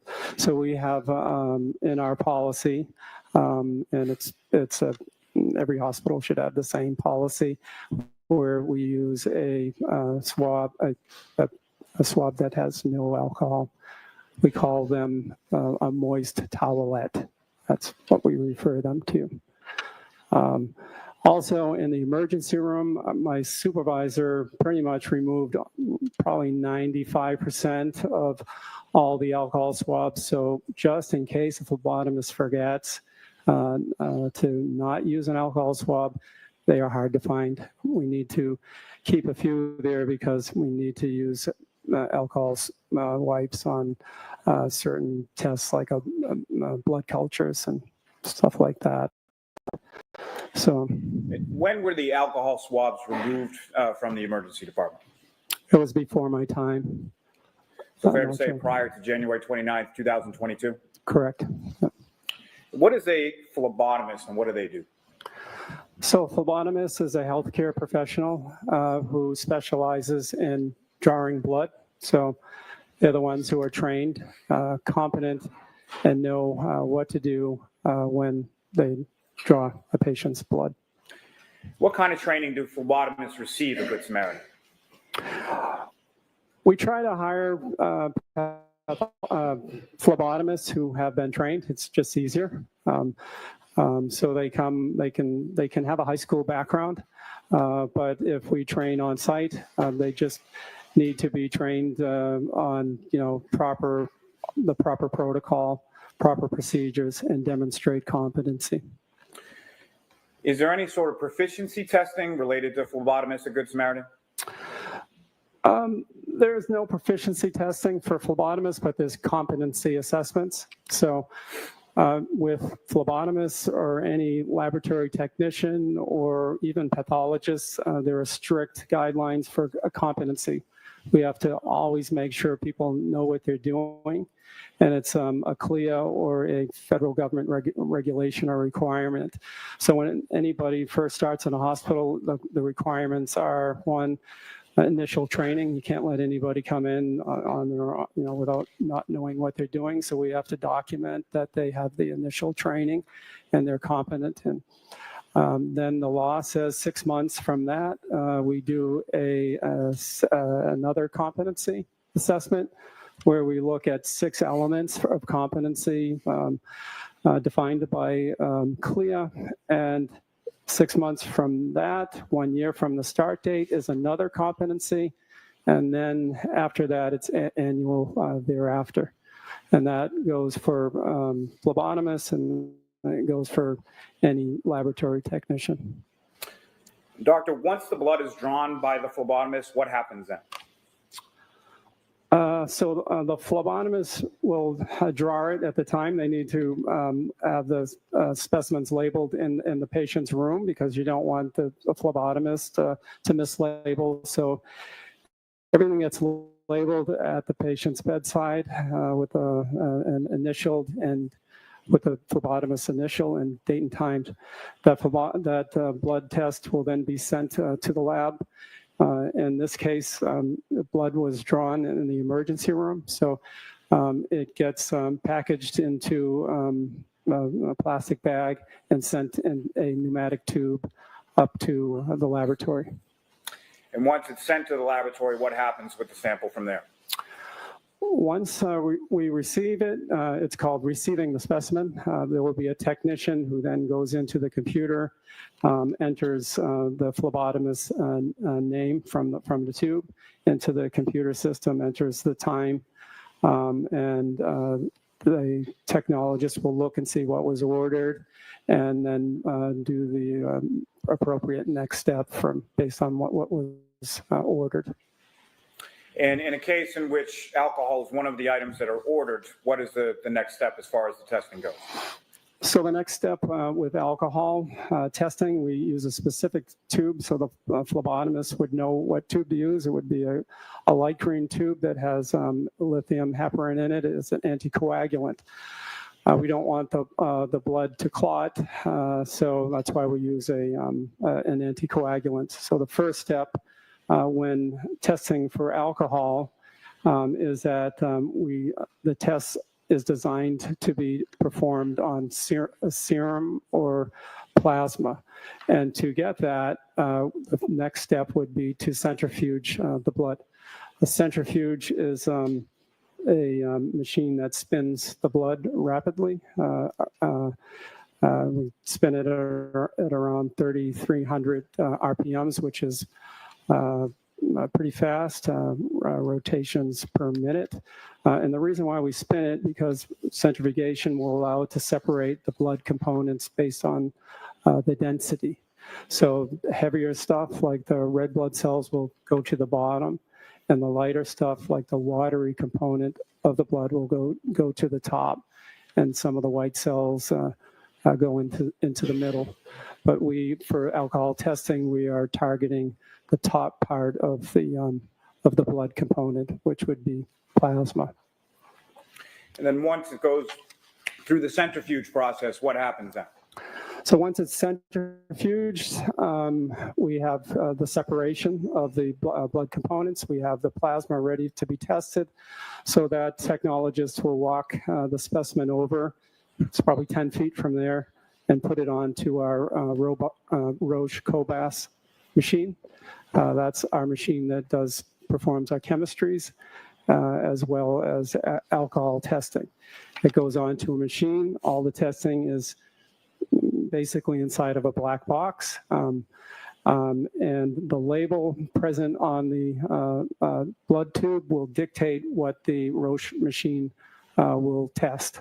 So based on the barcode label, once it's on our machine, it knows what test to do, and it will perform an alcohol test. And Doctor, for our stenographer, do you know how to spell that Roche Cobas machine that you were just referencing?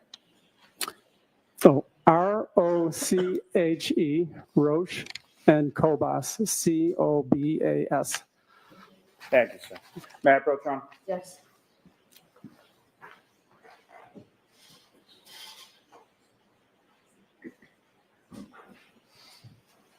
Doctor, showing you another series of documents. Again, if you could just look at that and look up when you're finished.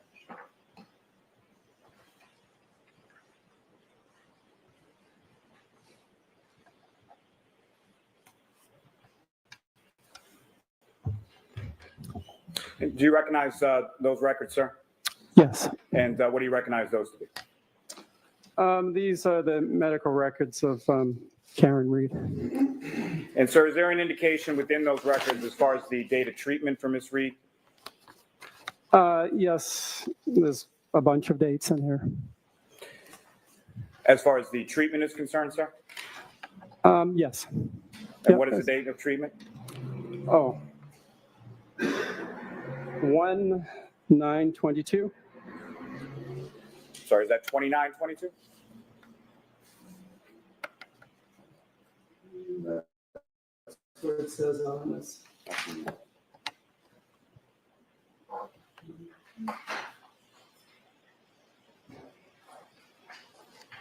Admit date, it says 1/29/22.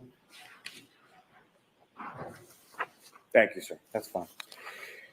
Doctor, if I could direct your attention further into the document to a previously tabbed portion, do you see any indication in there as far as a result for alcohol testing?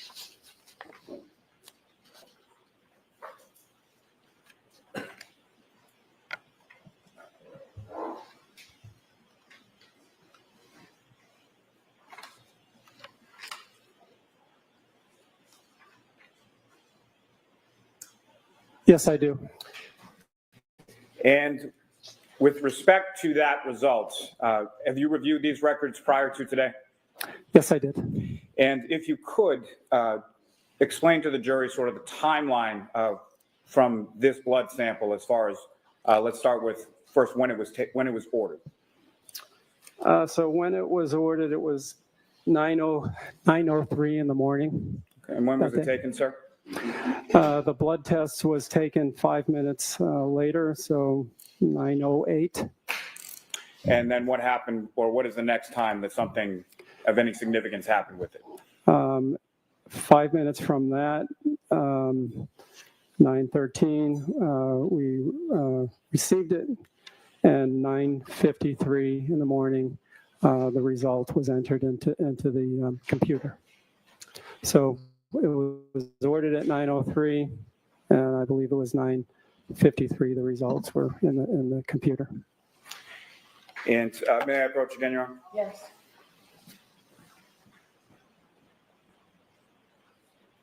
I'm about to seek to introduce and admit as the next exhibit. Any objection, Ms. Little? No objection. All right, thank you. Exhibit 37.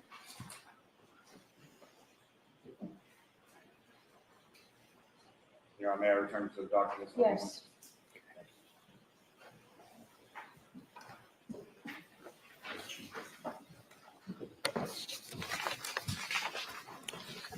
And Doctor, what was the result of the testing for alcohol in the defendant's blood when it was taken shortly after 9 a.m. on January 29th? 93 milligrams per deciliter. Thank you. Nothing further, Your Honor. Okay. Ms. Little? Thank you.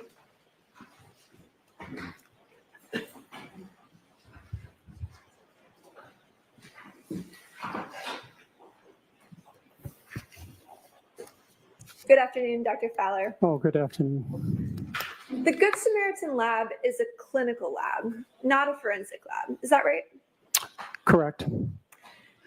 And hospitals are not in the legal business of calculating an individual's blood alcohol concentration. Is that right? I would say 99.9% of the time we are not in the legal business. We are testing alcohol for the diagnosis of alcohol intoxication. But occasionally a case may come, very rare, to a hospital, and it ends up being a legal case. It's not common. I think uncommon. And you'd agree that there are differences between screening tests that are conducted at hospitals and forensic tests that are conducted by law enforcement, right? Yes. The purpose of testing in a clinical setting is to assist in the diagnosis and treatment of a patient, right? Correct. And physicians need to analyze blood quickly. They need to get the results so they can see what's in a patient's system and then effectively and efficiently treat that patient, right? Correct. Whereas in a forensic setting, tests for blood alcohol concentration are designed to produce results that are reliable and credible for use in court. Correct? Correct. You testified earlier today that your lab is accredited by CAP, which is the College of American Pathologists. Do you recall that testimony? Yes, I do. But CAP is a clinical laboratory accreditation, not a forensic accreditation, right? We don't have the forensic accreditation for Good Samaritan. In fact, Good Samaritan has never been investigated or accredited by any forensic accreditation team to ensure that you perform all of your tests with the integrity necessary to support results in court, right? We've never had the forensic accreditation, but we have very good quality lab results, which I could go into further. But you've never been accredited by a forensic accreditation team, No, right? no. And the lab at Good Samaritan has never been accredited by the ANSI, which is the National Accreditation Board known as ANAB. Are you familiar with that organization? No. Are you aware that ANAB is the forensic accreditation body that in the United States that ensures that laboratories' procedures meet the minimum standards necessary to ensure results are reliable and credible for use in court? Objection. Sustained.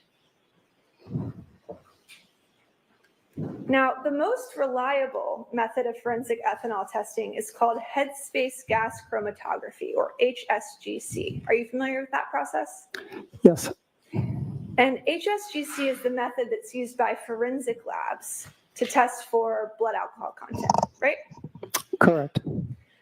And that's because forensic tests require the testing of whole blood for the presence of alcohol, right? Correct. Can you briefly, just for the jury, describe sort of the difference between a whole blood test and a serum test? Sure. So whole blood, to put it simply, when you have your blood drawn, you see the fluid coming out all red, That's whole blood. We don't do anything to it. We don't spin it down. We don't centrifuge it. That is whole blood. That is the specimen of choice for forensic blood ethanol testing. Hospitals, on the other hand, our methodology, which is just as good as the forensic headspace gas chromatography, is based on looking at the serum or the plasma. So we don't, that's what I went when I explained that we need to centrifuge it, take the liquid portion off the top. So in the hospital, we test it on the serum or the plasma. Now, did you ask me the difference? You want me to go into the difference? That's enough, Doctor. Thank you. I'll ask some additional questions to kind of clarify. And in a forensic lab, they actually require the testing of whole blood, correct? Correct. And HSGC directly measures ethanol in the blood. Correct. And this method is designed to be accurate and reliable for forensic purposes for use in legal proceedings, correct? Correct. But the testing in this case was performed using the hospital's clinical chemistry machine instead of a forensically defensible method like HSGC, right? Correct. And that clinical chemistry machine performs what you just testified to, a serum test, right? Serum or plasma. Serum or plasma. And hospitals use serum or plasma testing because it's actually quicker and more efficient than HSGC, right? Yes, it's less labor intensive. It's easy to automate, but at the same time, very, very good and very accurate. But serum testing does not actually measure alcohol directly. It instead measures the presence of what's called NADH, right? Say that again. Yes, I'll repeat that. That was my fault. Serum testing does not actually measure alcohol directly. Instead, it measures the presence of NADH. Is that right? Almost. Well, NADH is a byproduct of alcohol, right? Correct. I can go into the testing how methodology that we use to explain it if you want me to. Well, serum testing measures the presence of NADH, correct? It measures the rate of change of NADH production, so it doesn't actually look at just NADH, and it measures the rate of production, and I can go into more detail on that. Alcohol testing in the lab is correct. I'll ask you some additional Okay, questions sure. about NADH, and we'll Sure. get there. Yeah. So you can do this now, but let the doctor answer his question fully next question, okay? And the following questions. Doctor, the higher the NADH in a patient's system, the higher the serum test result, correct? That may not be correct, no. It's the rate of change of NADH production based on our methodology. I can go into that. So our test system is a little bit different than the forensic testing system, but it's also very good and very accurate, and almost when we compare our methodology to the headspace, we get the exact same results, and when we compare and with peer laboratory comparisons. But what we do is and I think the jury needs to know this, maybe some of you might understand the chemistry behind it, but we do, we take the patient's sample, and it's based on, we add, because when there's alcohol in the specimen, we add, actually, in the test system, alcohol dehydrogenase. It's the same enzyme that's in the patient's body. In addition, we add a surplus of NAD to it. NAD is similar to NADH. They get converted back and forth.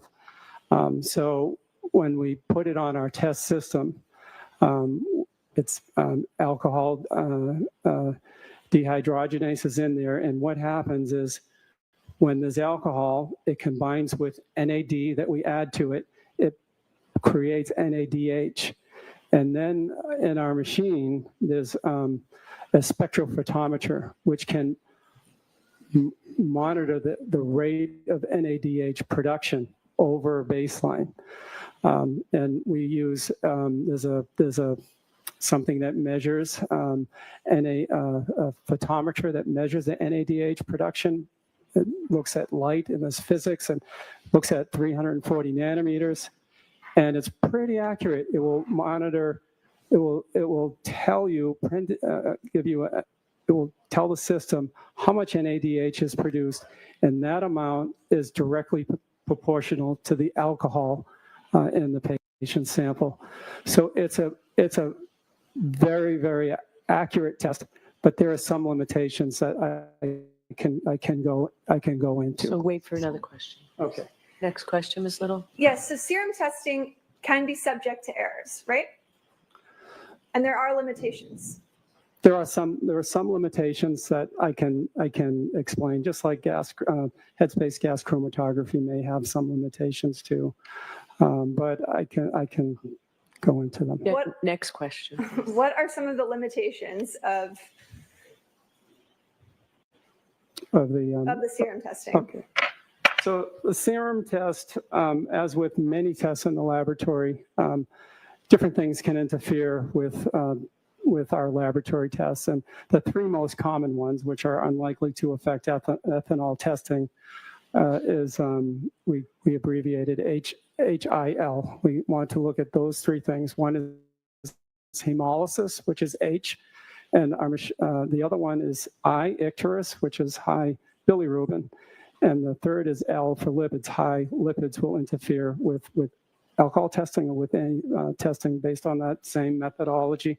Our machine, the Rose Kobash machine, and all the machines out in the market today are very sophisticated. If we have elevated levels of any H or I or L, it will flag it and raise the potential for a problem. The next thing on the list is that our alcohol testing is not absolutely specific for ethanol. There are two possible other alcohols that can cross-react. One is propanol and butanol. But then it goes clinical history to the patient and just those two alcohols. And third is there's some unusual hematologic malignancies like Waldenstrom's macroglobulinemia that can interfere. So it's always have to correlate with the clinical situation. The next one, sometimes there can be patients who make endogenous, make their own alcohol. So very rarely, some patients may truly have a positive result. That could be from our test or Headspace. They make their own, so we have to rule that out. It's a rare condition. And the next one is one that's in the literature, which is LDH and lactic acid. If a patient has a markedly elevated LDH or lactic acid, those one is an enzyme, and the other one is an acid. That can cause false positives. Now, if I could stop you there, doctor. I think those were the four that you identified, the four limitations: the lactic acid, the hemat. Yeah. If I could just go ahead and ask your next question. If I could ask you a few more questions about LDH and lactic acid. Sure. You're aware, Dr. Fowler, of the medical literature establishing the presence of LDH and lactic acid can lead to falsely elevated serum readings, correct? Correct. And that's because lactic acid or LDH actually forms NADH. Right? Lactic acid, I'll have to go into a little bit of chemistry. Lactic acid and LDH, lactate dehydrogenase, they both act on each other. And LDH and lactic acid needs NAD plus to break it down. So in theory, when you're testing a serum, a plasma for blood alcohol, if there's extra LDH or high levels of LDH, high levels of lactic acid, you add it to the test system, and then Roche throws in, or Siemens throws in the NAD, it will form NADH. That was first documented, I think, back in the older versions of these ethanol testings back in the 1990s, when they stumbled on, they were looking for biomarkers or reasons in kids with SIDS, little babies, and they found that two of these babies had a positive alcohol. But Doctor, if I could just ask the next question, if that's okay. Sorry. So in other words, NADH, studies have found, can actually be formed by certain biomechanical processes other than the presence of alcohol, right? Yes.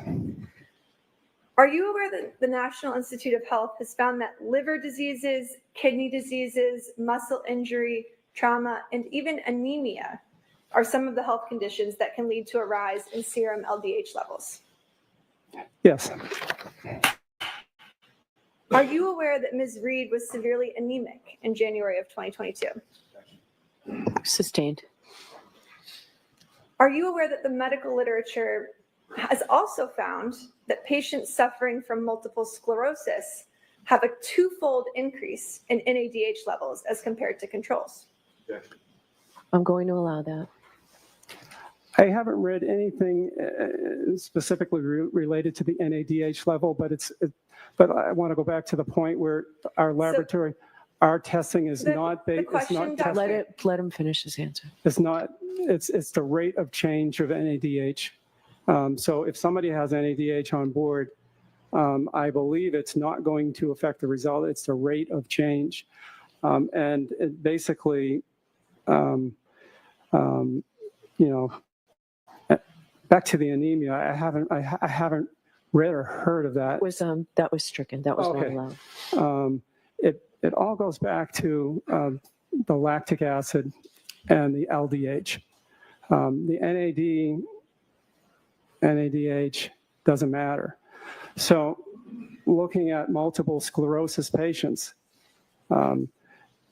they can have elevated LDH and lactic acid, but it's not to the extent that it can interfere with the alcohol levels. There was a study maybe 7-10 years ago. Your Honor, there's no question pending. You asked him about a study, if he was aware of the studies. I asked, and that's a yes or no question. And he's. All right, Doctor, we're going to hold that there for you and You ask can't the next question. do a yes or no question. You cannot make Doctor, them answer a have yes you or no. reviewed the August 21st, 2013 peer-reviewed article entitled Serum NAD Through Disease Course in Multiple Sclerosis, which was sponsored by the Center of Healthy Brain Aging by the University of New South Wales? Which. Can you do that again and slow down, please? Sure.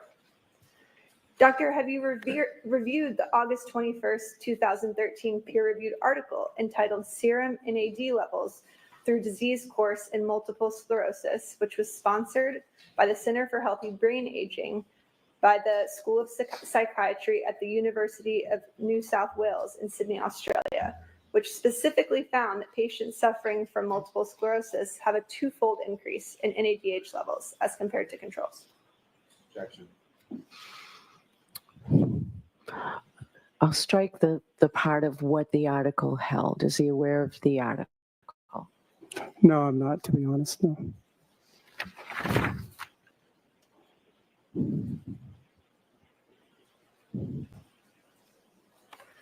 Dr. Fowler, did you consider Ms. Reed's anemia and multiple sclerosis condition when you conducted the alcohol test on January 29, 2022? No, we don't. No. And again, serum tests like the ones conducted in this case don't test for ethanol. They only test for NADH, right? We test for the rate of change of NADH production. And Doctor, you did a number of other tests on Ms. Reed on January 29, 2022. You tested for additional drugs, not just alcohol, correct? Correct. And all of those results were negative. Correct. Thank you. No further questions. Okay. So remember, Karen already admitted to being buzzed and shouldn't have been able to be driving. So all this was literally for nothing if Hank plays a clip or Lally plays a clip. Doctor, are you aware, I know your lab at Good Samaritan did not do this process, but are you aware through your training and experience of any sort of mathematical conversion that can be done from a serum reading in milligram per deciliter to a blood alcohol concentration of whole blood? Objection, Your Honor. I'm going to allow it. The door was open. Go ahead, sir. Yes, I am aware. Yep. And please describe what you're aware of with reference to that. Well, with blood alcohol concentrates goes to, when it's in your blood, it goes more to the watery components of your blood. So when I described the process earlier, and when we test the plasma, which is specifically testing the watery component. Now, people have done studies like how much percentage of water is a serum versus whole blood. Basically, to put it simple, there's a higher percentage of water in the serum versus whole blood. So a hospital result will always be a little bit higher than a test on whole blood.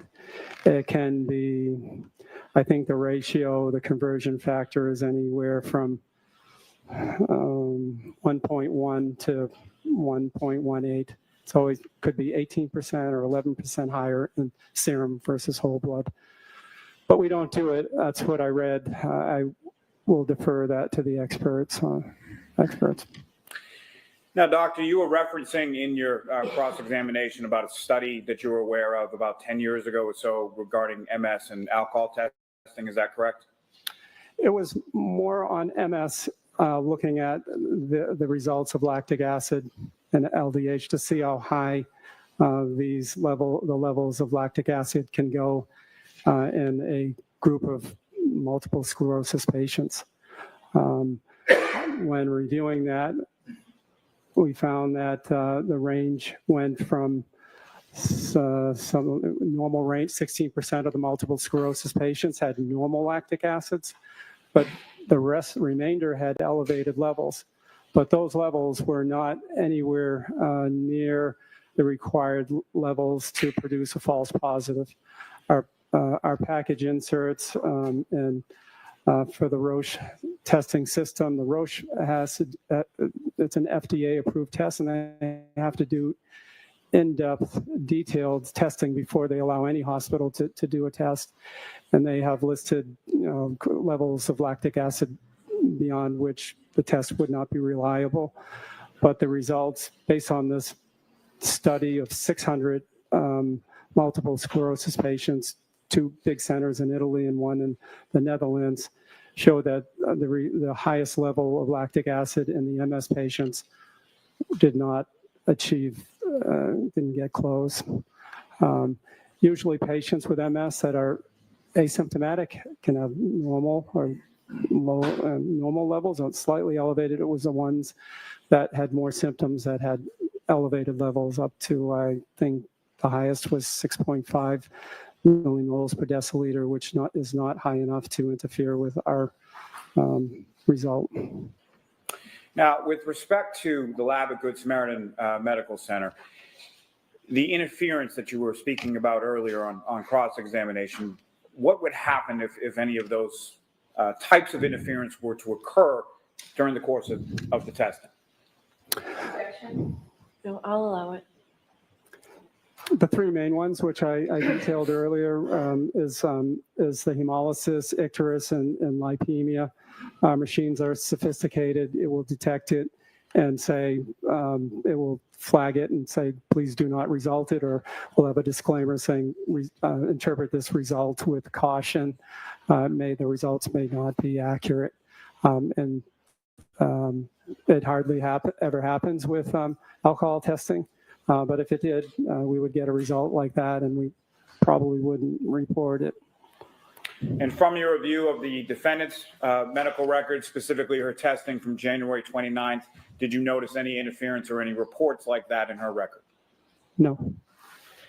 Now, the testing that you're doing at Good Samaritan is in relation to patients such as that might have cancer or heart disease or something like that, correct?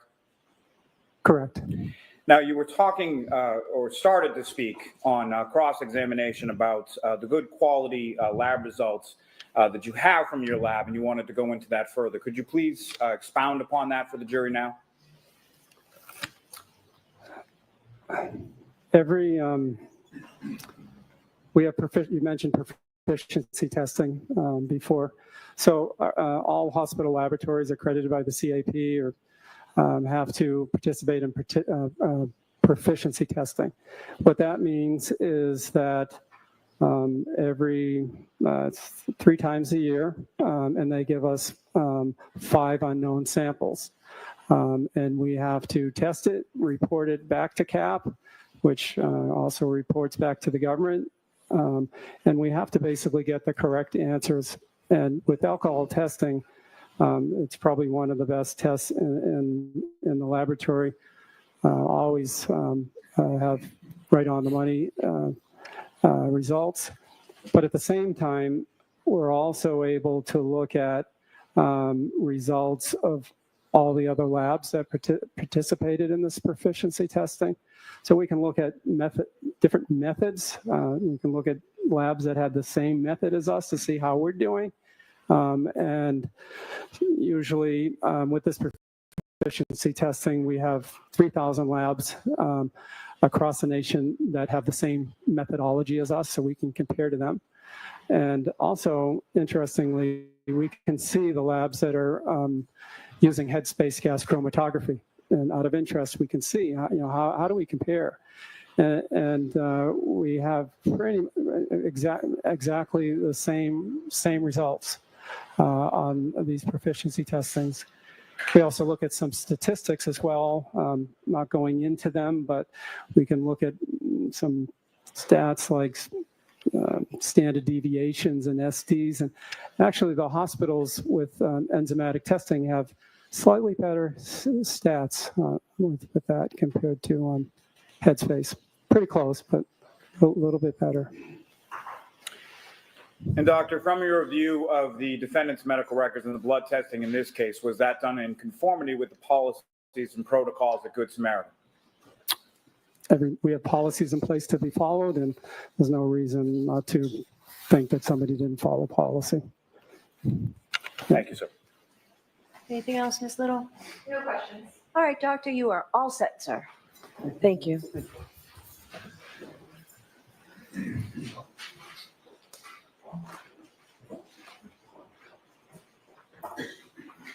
Do you have another witness, Mr. Brennan? I do. Okay. The Commonwealth calls Jason Becker.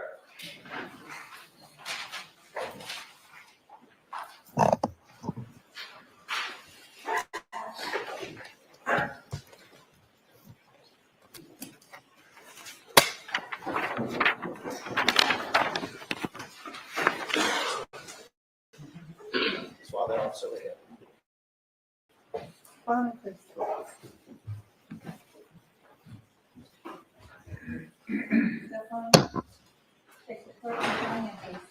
Do you solemnly swear that the testimony you shall give to the court and the jury in the matter now pending shall be the truth, the whole truth, and nothing but the truth, so help you God? Good afternoon, sir. All right, Mr. Brennan. Thank you, Your Honor. Good afternoon, sir. Good afternoon. Could you please introduce yourself to the jury? My name is Jason Becker. How old are you? I am 36 years old. Do you live in the area? I do. I live in Canton. Tell us a little bit about your education. My education, high school and college UMass. And I went to EMT school a little over 10 years ago and paramedic school. Tell me a little bit about EMT school. How old were you when you started EMT school? When I started EMT school, roughly 21 years old. Why did you decide to go to EMT school? I wanted to save some lives. Tell us a little bit about EMT school. What did it require? EMT school was a couple months of classroom stuff, and then you do some ride time on the ambulance. Paramedic school is a little different. It's about a little extended, 2 years worth of training. You're doing hospital, ER time, and ambulance time also. How long did you serve as an EMT before you went to paramedic school? I worked as an EMT for approximately 5 years. Can you estimate how many dozens or hundreds of calls you were on during that time? Hundreds. Why did you decide then to go get paramedic training? Oh, I wanted to be on the fire department, and it was a prerequisite. Did you complete paramedic school successfully? I did. Were you still working as an EMT at the time? I was. And inevitably, did you seek to have a different job? Did you try to be a firefighter? I wanted to be a firefighter, correct. Were you successful in doing that? I was. Tell us a little bit about that, sir. On the Canton Fire Department. So I got on the Canton Fire Department, and then they send you to the fire academy, where you train to be a firefighter. So you had EMT training, paramedic training, and then firefighter training. That's correct. On the Canton Police Department, did you serve dual roles as a paramedic and as a firefighter? Fire department? Yes. Yes, sir. Yes, sir. Firefighter and as a paramedic. You served as a firefighter and a paramedic. Correct. In the Canton Fire Department, does it have more than one station? There's two. Is there one station that's larger or smaller than the other? Station 1 is the headquarters, which is larger. Had you ever spent time at Station 1 as a firefighter or a paramedic? I have. We rotate to both stations. I want you to take us back to January 29th, 2022. Were you working that evening? I was. What station were you assigned to? Canton Station 2. Canton Fire Station 2? Correct. And that's the smaller of the two stations? It is. Were you working with anybody at Fire Station 2 that night? My ambulance partner at the time was firefighter Dan Whitley. Was there anybody else who was working at Fire Station 2 in addition to you and Dan Whitley? Correct. There was an engine company with 3 guys on it. 3 people were assigned to the engine, correct. Were you and Dan Whitley assigned as partners for the day, the week? Correct. Yes, we were. Which was it, the day or the week, sir? The week. So for the entire week, you're partners with a person, and does that rotate on other assignments? It does. It rotates. So on this particular week, you were assigned as partners with Dan Whitley? I was. What were your roles between the two of you? Well, at the time, he was my preceptor. I was a new paramedic at the time. So I was more or less the lead tech on all the calls as part of my training. And Dan's been a paramedic for a long time. So he, he was there to teach me. So would Dan Whitley be the lead on the call and he would help you? I would be the lead. You would be the lead. Correct. Did you get a call that early morning hours of January 29, 2022? We did. What was the call assigned for? It was a call for Section 12 psych eval. Very briefly, can you tell us what a Section 12 is? Sure. It's a transportation order filled out by police, doctor, basically for us on the ambulance that we have to take the patient, whether voluntarily or involuntarily, because they're a threat to themselves or someone else. When you received the call for Section 12, were you aware that there were other calls that Fire Station 1 had responded to that morning? We were aware. You can hear the calls going out each station. Were you or Dan Whitley any part of that earlier call that Fire Station 1 responded to before you got the call for the Section 12? We were not. So your efforts were after? We were after, correct. After you got the call to respond to a Section 12, did you head towards Fairview Road? We did. Tell us a little bit about the trip to Fairview Road. It was a little extended because of the weather conditions at the time. Snowing heavily, windy, low visibility. Okay.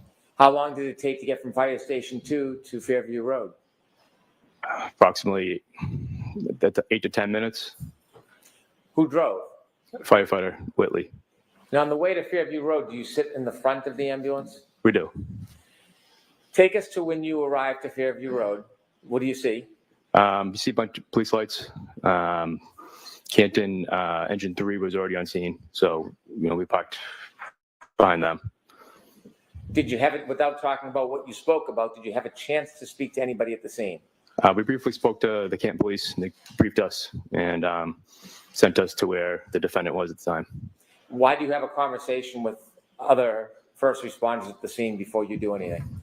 Just, they're making sure the scene is safe to begin with, and they're unseen first, so they have a little more info than what our dispatch would have. After you had that debriefing with colleagues, were you directed to approach any certain person? I was. Where did you go? I went to the defendant, who was sitting in a black SUV type car. Were there other persons inside the car with the defendant? From my understanding, there was one person in the driver's seat. And what seat was the defendant in? She was in the front passenger seat. Did you have a chance to speak to her? I did. And the person you spoke to who was in the passenger seat of that car, do you see that person in court today? I do. Could you point out and describe an article of clothing, please? Miss Reed right there, she's in the blue, navy blue. How long was your conversation with the defendant while she was still seated inside the vehicle? Approximately 5 to 8 minutes. At some point, did you and the defendant move to another location? We did. Where did you go? So we went back in the ambulance. After having a conversation with her, was she cooperative going back to the ambulance with you? She was. And did you ask her to be seated in the ambulance? I did. She cooperative with that as well? She was. After she was seated in the ambulance, did you close the doors and get in? We did.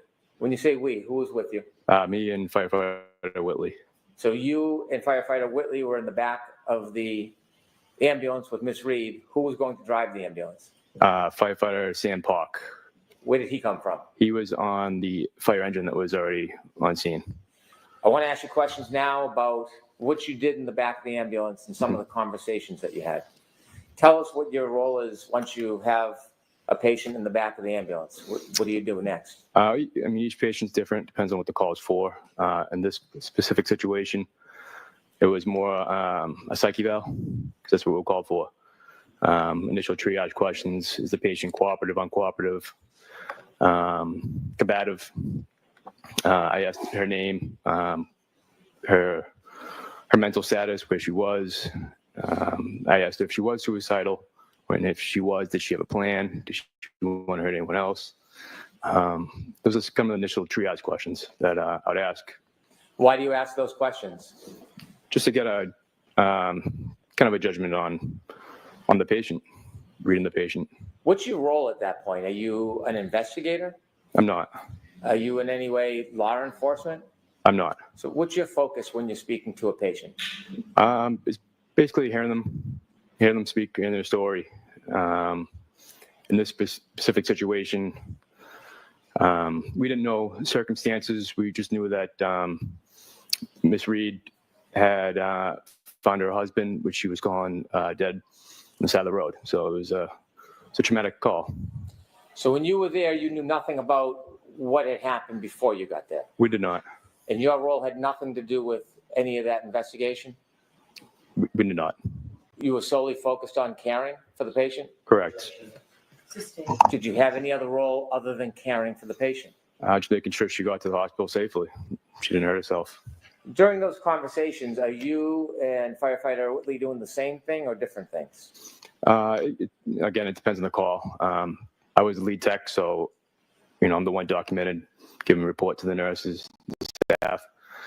So I was more kind of getting that information, my initial triage questions, and then just kind of sat and supported Miss Reed. And were you writing down information, technical information about status and health on a report?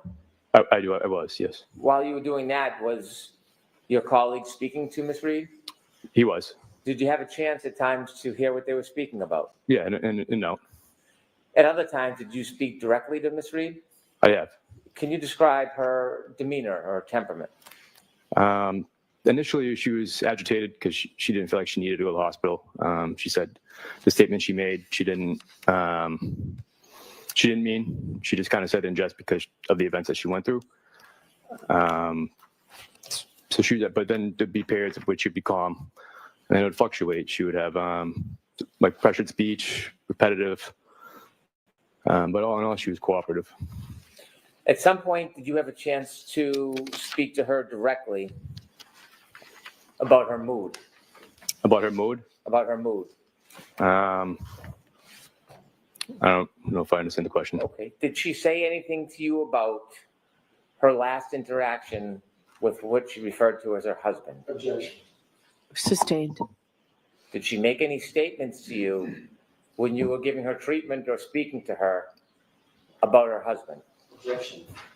I'll allow that. It came in. One of the reasons why she was saying suicidal stuff is because the last conversation she had with her husband at the time was an argument.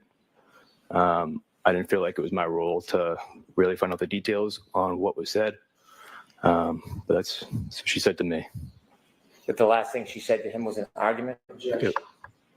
Sustained. Did she tell you what the argument was about? She did not. Inevitably, did you get a chance to bring her to the hospital? We did. Did you stay in the back of the ambulance with her? I did. Did you continue to have conversations with her? Yes, I did. Did you hear conversations or parts of conversations she was having with your colleague? I had parts. When you got to the hospital, what happens next? So we brought Miss Reed into the hospital, registered her, bring her to the psychiatric section. Is it? Thank you. I have no further questions. Okay. Mr. Jackson? Thank you.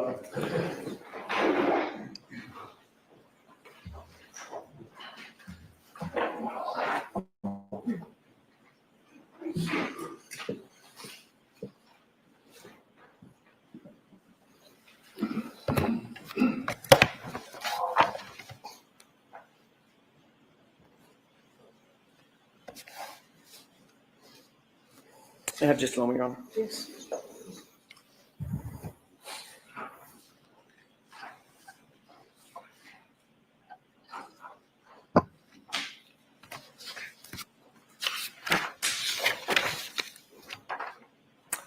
Good afternoon, Firefighter Becker. Good afternoon. When you first arrived at the scene, there was at least two Canton police officers there, still. Correct. Do you remember their names? Officer Saraf and Officer Mulvaney. Okay. Their cruiser was there. You said that an engine was still there? Correct. And was there another ambulance there, or the other ambulance had already left the scene? They'd cleared? They had already transported to the hospital. And remind me, you were in ambulance two? I was ambulance 2. Got it. You parked behind the SUV where you ultimately made contact with Miss Reed, correct? I think it was more in front of the SUV because the way the SUV was parked. Got it. Got out of the ambulance, ultimately made contact with Miss Reed through the passenger door? Correct. Had a short conversation with her there? I did. You said it was maybe 5 to 8 minutes? More like 5 minutes because of the weather conditions. Okay, nothing of great consequence. I'm guessing just an initial, I think you called it sort of a triage assessment? Well, it's more of just introducing myself and asking her how she was doing. Got it. And then there was one other person in the cab of the vehicle as well? There was. Female, male?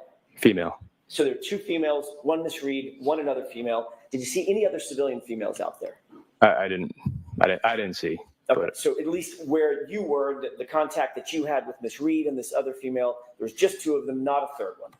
from what I saw, correct. Did you get the other female's name?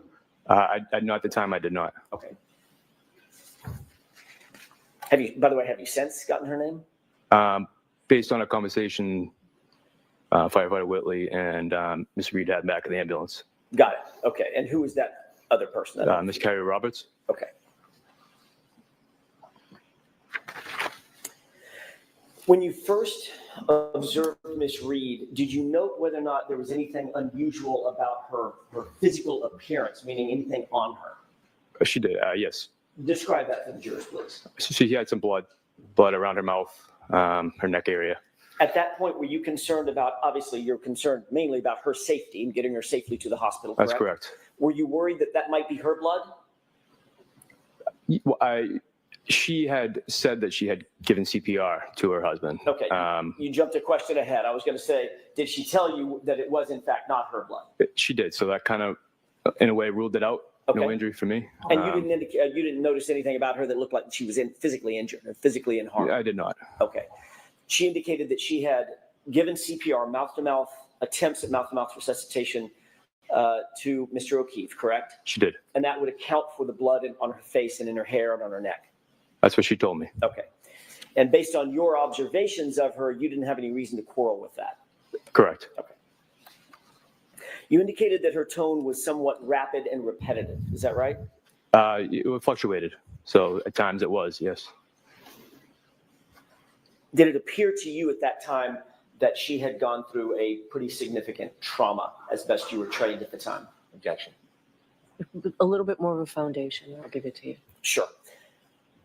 Have you ever, in your course of training, seen individuals who have gone through some sort of a traumatic event? Frequently. Frequently. Everyone's different, though. Understood. Obviously, everybody's got their own personalities and the way of dealing with those things, right? Sure. Have you been able to, through your training, assess whether, at least in your belief, your observations, if someone has gone through a relatively traumatic event, as opposed to just someone whistling down the sidewalk? Yes. Okay. Did it appear at that time when you're interacting with Ms. Reed that she was showing the signs consistent of having gone through a trauma? At the time, yes. Okay. So hence the rapid speech, the repetitive speech, things of that nature? Correct. For her. For the defendant, some people don't have repetitive Understood. speech. I'm just talking about your observations of her at that time. Yes, sir. Her demeanor was consistent with having gone through a significant trauma. For the situation, sure. Yes. Okay. You said that she went from calmness to agitation. The agitation you accounted for being, I don't necessarily want to go to the hospital. I don't want to be sectioned, correct? She felt like she didn't need to. It wasn't, she wasn't going to act on her comments about wanting to harm herself.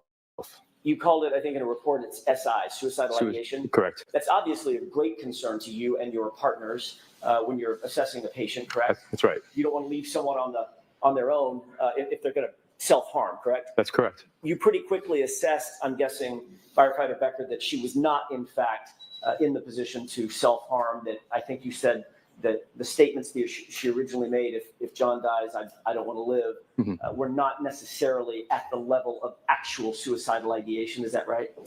Yeah, I mean, at the time I believed her because of the information we got and what she went through. I'm sorry, I didn't quite understand your answer. Sorry, can you repeat your question? Of course. It's probably my fault. At the time that you assessed her, even though she had made some comments about if John doesn't live, I don't want to live either, you did not elevate that to the level of her being suicidal at that moment. So I couldn't rule it out, but okay. I didn't think it was a huge threat at the time. Understood. That's what I was trying to get at. Couldn't rule it out, so that's why we had to take her to the hospital. Understood. I mean, you had a Section 12. You had to take her irrespective of what you ruled in or out, right? Right. Okay. Firefighter Whitley was with you in the back of the ambulance the entire time you were with Ms. Reed, correct? Not the entire time. He was before we decided transporting. He was kind of in and out, trying to find more of, talking to the police officers, find more of a story of, what happened, why we're taking the defendant on a Section 12. Once you and Ms. Reed were in the back of the ambulance, the Firefighter Whitley then joined you in the back of the ambulance? He did. How much time lapsed? It was a couple minutes at the most. Okay, so it wasn't a lengthy amount of time. It wasn't lengthy. And he was with you during the transport, along with Ms. Reed, for the whole transport back to Good Sam. Yes. And you said on direct examination, I think your phrase was, all in all, she was cooperative with us. For the majority of the transport, yes. Okay. Never became combative, never got physical, nothing like that? No. Okay. She did refer to Mr. O'Keefe as her husband or her spouse? That's correct. You're aware of HIPAA rules, obviously. You're in the medical field, correct? Correct. You're aware at the time that HIPAA rules would demand or dictate that unless you're a spouse or a parent or a child, there are certain rules against getting or providing information someone who isn't one of those close family members, correct? That's correct. Okay. You previously indicated on direct examination that, I think your words were, that Ms. Reed indicated that her last conversation she had with her husband was an argument, correct? Correct. You've previously testified about that statement in other particulars, right? Other hearings. I have. You're paraphrasing. You didn't write down what she said about her previous interactions with Mr. O'Keefe, and you didn't record those on a tape recorder, correct? I wrote down in my report that she said she had an argument. Right. You didn't write them down at the time. That was a bad question on my part. You weren't taking notes as she was speaking. Yeah, it could have been. I mean, it's kind of for every call, we jot down notes on a notepad, just Okay. so, when we give the staff a report, we can read off it. Do you have those notes? I don't. Okay. Do you think you took notes or no? To be honest, I'm not sure. I could have been typing them on the computer. That's what we typed the report on Okay. at the time. Do you have an independent recollection of taking notes, either handwritten or on a computer as you sit here right now? I couldn't tell you if I did one or the other. Sometimes Okay. I write on the computer, sometimes I don't. Or you might not have written anything down, correct? Correct. Okay. So in any event, you weren't taking down, even if you were taking notes, you weren't taking down verbatim quotes of what she was saying. You were paraphrasing the information that was coming to you, correct? That's correct. All right.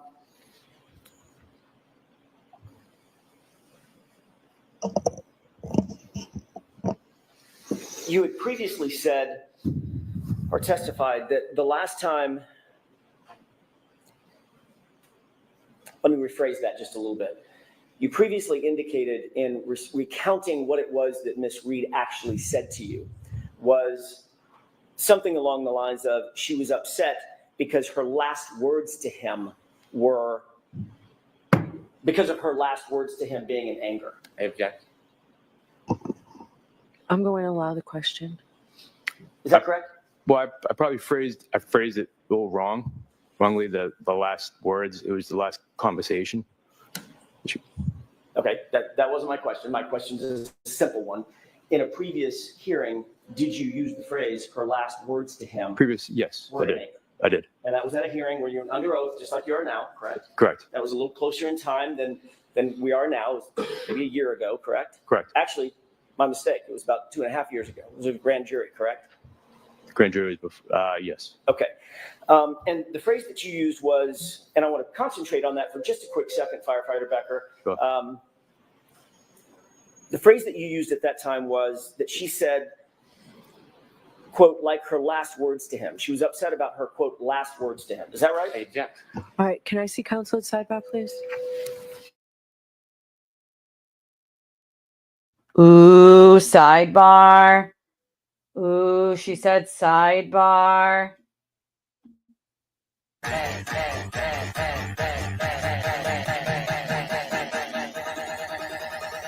I think we got a super chat. I think we got a super chat. We don't have a super chat, but that's FKR, y'all. And they're not going to ruin my favorite color. Also, I will just say that my shirt is brought to you today by me. And it says, I'm just here to establish an alibi. All right. I'm just saying. That's what it says. That's what it says. It's appropriate. It's appropriate for today. And I just figured I'd show you guys that like to see my funny t-shirts. And this is one of those funny t-shirts. Also, I got my sign for my kitchen, which says, wash your dishes or I will punch you in the face. Love, Mom. So I'm just saying, like, also we have a Karen cam going. It's kind of funny to be able to watch her face on the split screen sort of whole thing that we're doing here. But since we are on a little bit of break, there's Paul and Peggy O'Keefe. We send them lots of hugs and they know that we have their back. And if they need anything, they can reach out. Please the like button, subscribe button. There's 250 people here. I'd appreciate it. If you can donate to the channel. It's slower for the channel on days that trial is happening. And that's going to be difficult because we have 6 to 8 weeks to do this. So if you can, it's always very helpful. We only provide our donations from our viewers. And this is a free way you can do it. And there's an Apple Pay link you can put in the chat as well if you want to use Apple Pay. We read them and we appreciate May I you continue, guys. Your Honor? Yes. Thank you.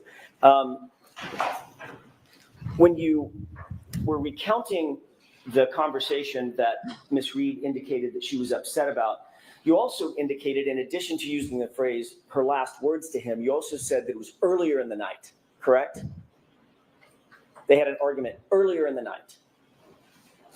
I don't recall.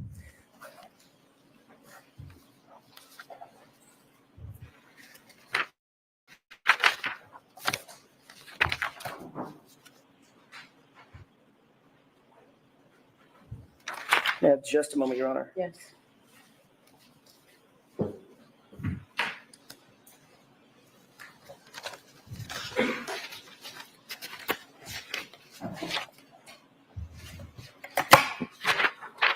May I approach? Yes. Thank you.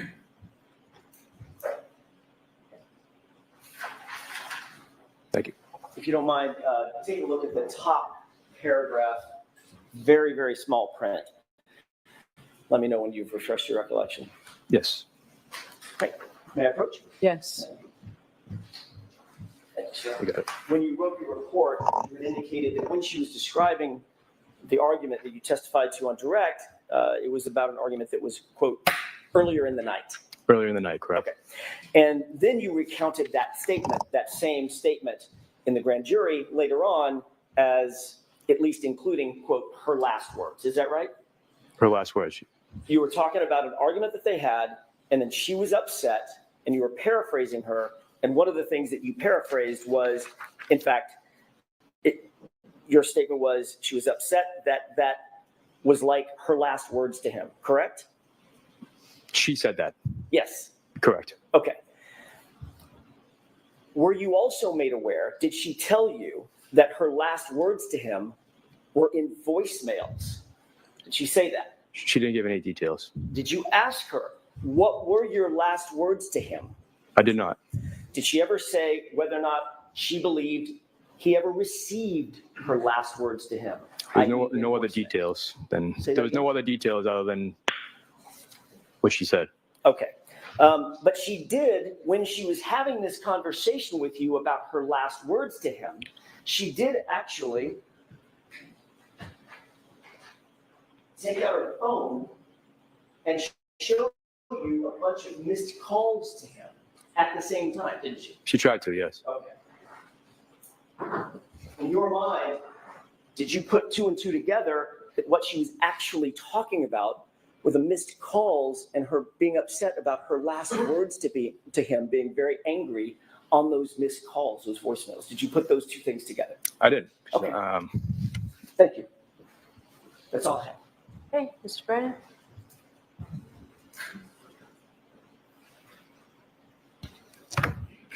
Sir, when Ms. Reed told you that she was sad because her last conversation, or her last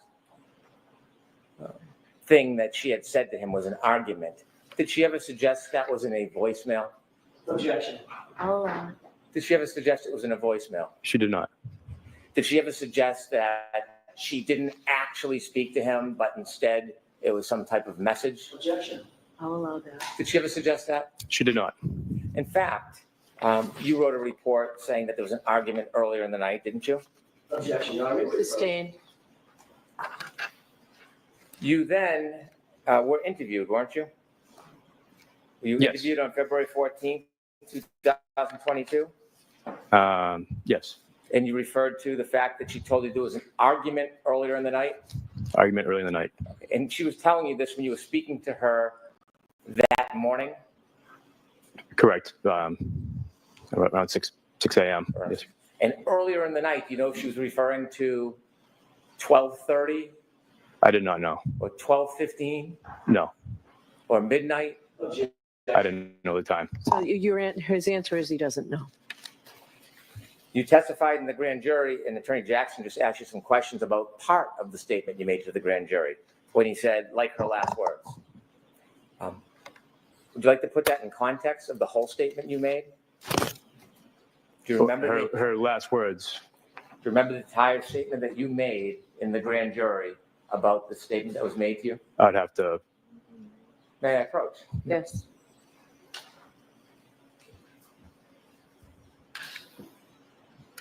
This is page 81, lines 1 through 4. Please read it to yourself. Right here, sir. 1 through 4, please.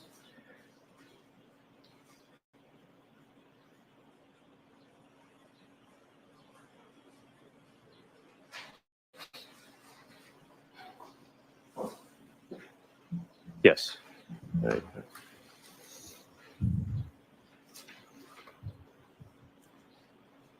Now, when you made that statement you were asked about in the grand jury, you didn't just say, like her last words, did you? No.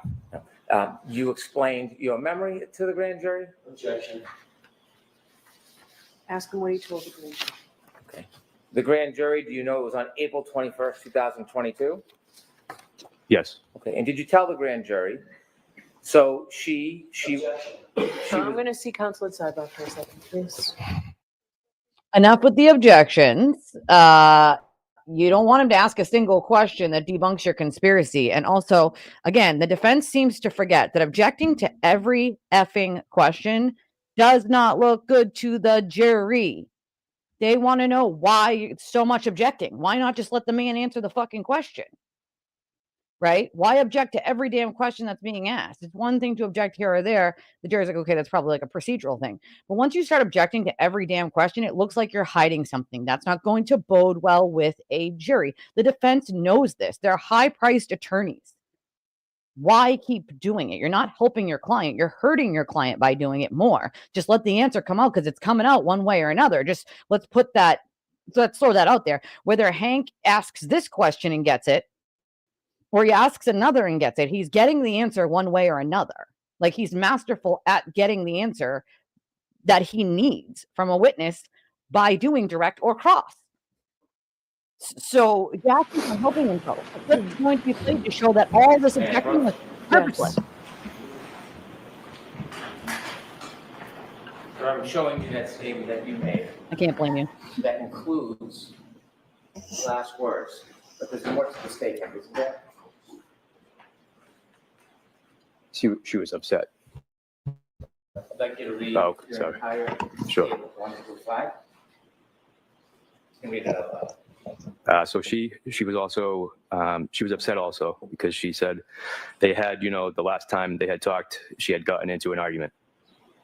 So she was upset that that was like her last words to him.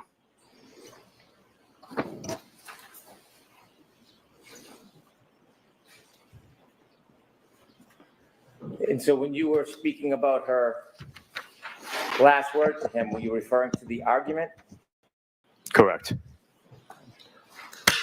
You testified again regarding this issue, didn't you, in May 3rd, 2024?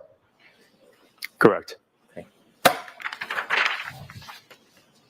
And at that point, did you think or believe that the conversation she was relating to you was about a voicemail? Objection. I'm going to sustain the objection. Did you use the word again on May 3rd, 2024, argument? Objection. I'm going to allow this. I used argument. May I approach, Your Honor? Yes. Can I ask you to read your prior statement on page 10, lines 9 through 13? Objection. I'm going to see you at sidebar again and bring these documents, please. Bring all of it. What are we objecting to? It's already in the record, sir. I object to that thing on your face, Jackson, but it's still there. I object to the way that you have hurt innocent people, but you're still doing it. I object to the way that Karen's just snatching paperwork like she's an attorney and looking like a fool in front of a jury, like a dumbass. If I was her attorney, I'd make her sit her ass down and chill. And see, do you see look at Nathan Reed? Like he thinks this is some sort of win because Jackson's doing all these objecting. Like that shows you how uneducated the man is when it comes to trials and how they work and how juries work. Completely uneducated to realize that this is not good for the defense. It is actually bad for the defense, all the objecting. You want to object to certain things, but you don't want to make a mountain out of a molehill. And making a mountain out of a molehill makes juries wonder why you're objecting to every single tiny little thing. What do you have to hide if the answer comes out? And so you risk that by doing too much objecting. Also, you're stopping the fucking trial, dude. Enough. Hank lets a lot go by before he objects, like for a reason. He's very confident. He's up and down more than his tree. Yeah, exactly. Like, they do look like clowns at this point. Like, yeah, objection infinity, like Jack said. Objection infinity. Like, they definitely look like clowns, Iris. I agree with you. Like, sore lawyers and losers because they know this is bad for them. They do. They know it. Someone get Mr. Burns a neck pillow. He looks like he needs a nap again. It's a serious thing, guys. This is so serious. All right. She was raging. She was raging in the car, Scorpio. You know it. She was freaking raging. Poor Paul and Peggy. Well, that's the thing. She was pissed at him. She told people, and clearly the argument wouldn't have been earlier in the day or through text message when clearly the argument was there because she left him there, right? Like common sense. Like the jury's not going to believe the argument happened 6 hours earlier. If that was the last thing they talked about, if she left him out front, like she claims, right? I left him there. I left. Like that asserts that they had an argument. Like, so I really don't even know what Jackson's doing here because this is all going to be crumbled down from a single clip if he plays one. Like, that's another thing. I've been watching, he's been standing up ready to object before the question's even out. Like the whole question is out. Like, you know what I mean? Right? Objection, Your Honor. This is making my client look bad, so I'm just going to keep objecting. Like, I mean, he might as well just keep going like this. Like, dude, why don't you do some squats while you're in court? Like, is just doing squats? I mean, Karen does hand crunches all the time. She's just hand crunching away, clearly. I mean, still to this day, there's pictures and she's, got her drink. She's hand crunching away. Like, so Jackson she can hand crunch and he can do some objection squats. And I mean, we're going to have a whole workout routine from these people. Like, shit. Like, what is actually going on? Yeah, that her parents called for her to be sectioned, Like, yeah, Pop Goes the Weasel is right. I feel like I'm smashing whack-a-moles at this point. Like, they don't know how to counteract Hank. They just get mad. They get pissed, and it shows. And that's, as a lawyer, you have to not let it show. You have to suck up that, like, emotion because it doesn't help you. It hurts you to look angry and, like, suck it up. Jurors aren't dumb, dude. May I? Yes. Thank you. Exactly. Sir, when you wrote the report of your notes to put in your report, do you remember the word argument? I did. Do you remember her actually saying the word argument? I did. Do you remember her ever saying any word about voice messages? I did not. You said that there was somebody in the front seat of the car with the defendant? It was. And you later learned from the defendant it was a person by the name of Kerry Roberts. Correct. Can you share with us the context? How did you learn that? The defendant and my partner, firefighter Whitley, had a conversation. Objection. I'm going to allow it. So the defendant brought up how if her husband had died at the time, she didn't know how she was going to take care of his kids. Objection. I'm going to allow this. And firefighter Whitley mentioned that she had like a strong support system. All the friends are on Canton and. Objection. Reproach. Yes. Monarch, it's to try to stop Alan from objecting every 5 seconds and try to work out any issues ahead of time so that there isn't a million objections in a row. So that's why she calls them to sidebar, to figure out what the F and F is the defense's problem and why they keep objecting a billion times over.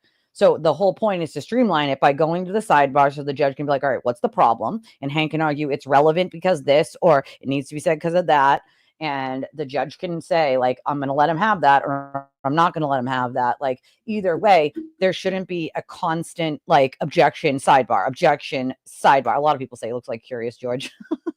That's Smithers. Nathan is Smithers.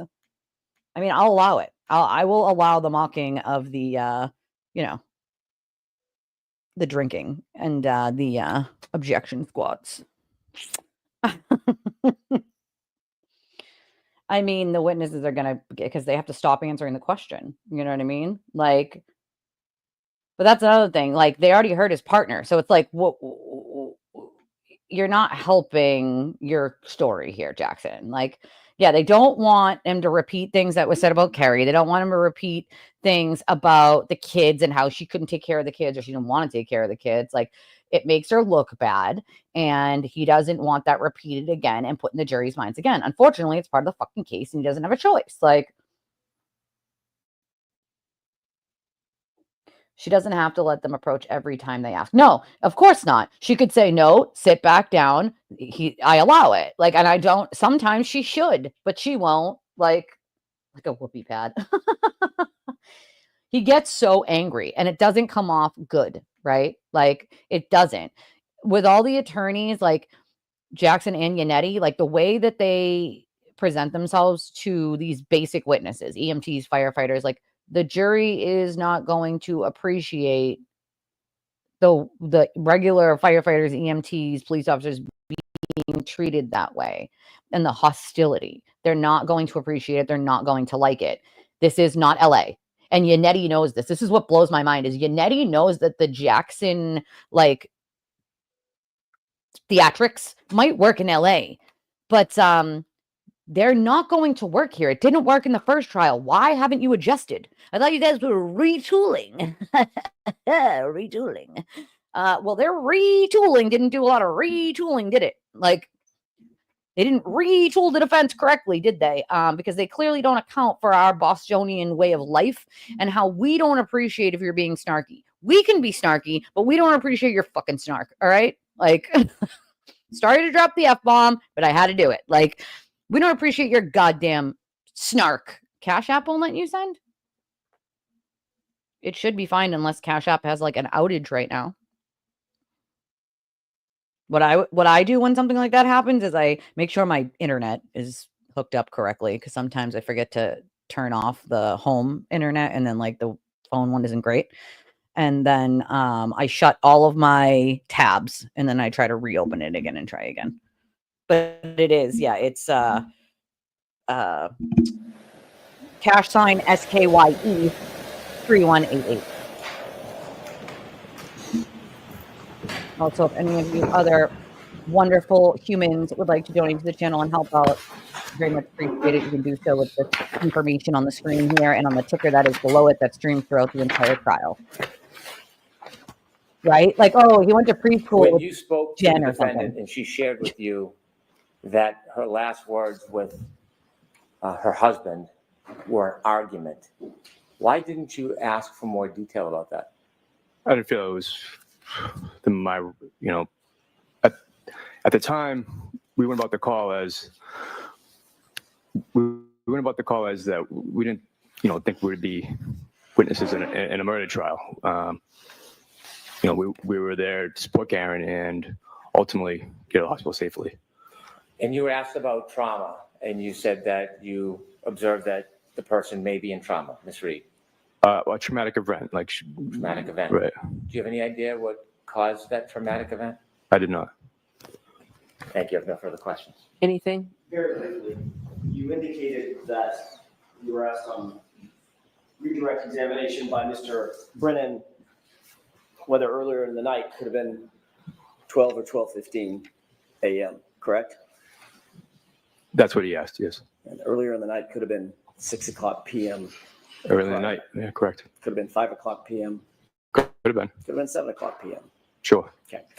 You were also asked whether or not Ms. Reed actually specifically mentioned voicemails when she talked about those last words. And you said she didn't. That I remember, correct. But she did show you her phone. She tried to. And she did show you a bunch of missed calls to John Keefe, correct? I wasn't going to look through her phone. I don't know who she called. Thank you.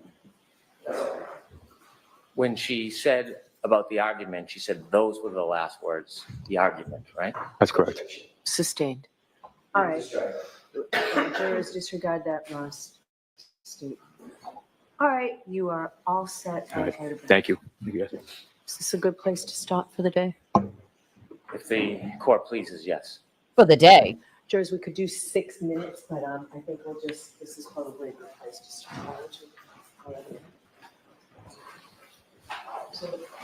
As I understand it, folks, we're on schedule, right where we thought we would be. We're going to release you for today. Now, when I told you this morning, and I've told you other times too, that when you're out in that room waiting for us, we're in here getting work done to make things more efficient for the trial, especially a trial this long. We've decided that we're going to spend Monday afternoon again trying to streamline this trial and deal with issues that we have to deal with. So Monday for you will be a half a day. All right, so I just wanted to tell you that before you left today. Please, again, those 3 cautions: do not discuss this case with anyone. Don't do any independent research or investigation into this case. If you happen to see, hear, or read anything about this case, please disregard it, let us know. And I guess the 4th caution is the same as I've been saying. Please be very careful with your social media. All right, have a good weekend. We'll see you Monday morning. All rise for the court, please. And I'd like to see counsel at sidebar, please. Why are we seeing counsel at sidebar? I want to hear the arguments in open court.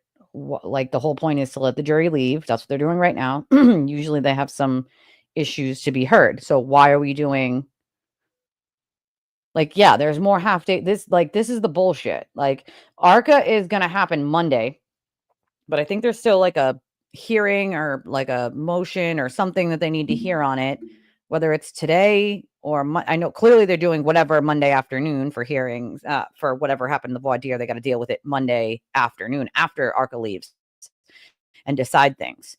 Yeah, 9 weeks because they had so many goddamn half days. I don't get this lady either. It's really obnoxious. Like, why not go a full day today? What would be the purpose of a half day today? There's no reason that you can't have a full day today. There's no reason why you shouldn't have had all the witnesses you could until the end of the day. What a waste of time. Like, they do monitor social media. Well, that's another thing. Like, yesterday was not Hank's fault. It was the defense's fault. The defense did not tell the Commonwealth they weren't going to cross any of those witnesses. So the Commonwealth's not going to call 6 witnesses because the defense is long-winded and they take forever with crossing these witnesses. So you're going to call 3 or 4 is going to be the max you're going to be able to get in one day. But if the defense had told them they weren't going to cross any of them, then he would have known to call more, right? Like, ridiculous. This is just crazy. Like, enough with the half days. Like, enough. And also, this judge was defense leaning before this case, but I find it funny when they say that she's like corrupt and against the defense, because she has given the defense many, many gifts that no other judge would have given them at this point. ARCA would have been out. Any other judge, they would have been done. Out. Done. Too much bias. There's too many questions surrounding it. Out. You're gone. It's not even a question. No voir dire. No nothing. You lied to the court. Goodbye. Like, yeah, they did give the jury notice it would be a half day, but they should have told them yesterday, like, hey, by the way, we've changed schedules. Since today is a half day and we don't have a full day, we're actually going to make tomorrow a full day. They've done it a million times before. Why not now? You know what I mean?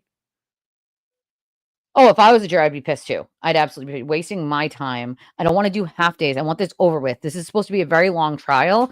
So, like, these half days are also wasting an extra day of the juror's time every time. Like, and this is what pissed us off last time, is way too many half days, way too many days off, a day off on a Monday, a day off on a Friday, then a half day on a Wednesday. Like, what sense does that make exactly? Like, I mean, he can file he all the motions he wants, but they're not going to allow him in. They don't have to. Especially because, I mean, first of all, the fact that she allows him in there at all, no, I don't know any other judge that would have, with those felony charges that he has pending. It would have been an easy reason to exclude him out of the entirety of it. She allows him in for certain parts, so no court is going to say, yeah, we're going to allow you in for the family, even though the judge said no. Judges do not like stepping on other judges' toes unless there's a very damn good legal reason to do so, like the law wasn't applied correctly or something like that. But judges do not step on other judges' rulings or toes. It's like a thing. Okay? So no judge is going to be like, yep, well, you know, Canoni, it's her trial, and she says no, but we're going to say yes. It's not going to happen. So he can file as many goddamn motions as he wants. It's not going to happen. That's another thing. The lunches where they're like, oh, 40 minutes for lunch and they take an hour and a half. The judge is supposed to start at 9. Sometimes you don't start till 9:30, 10 o'clock. Like they stop early at 3, 3:30, 3:40, 3:50. Like most courts go until after 5. Massachusetts is like one of the only states I know of that like stops right at 4. Like it's crazy talk to me. Like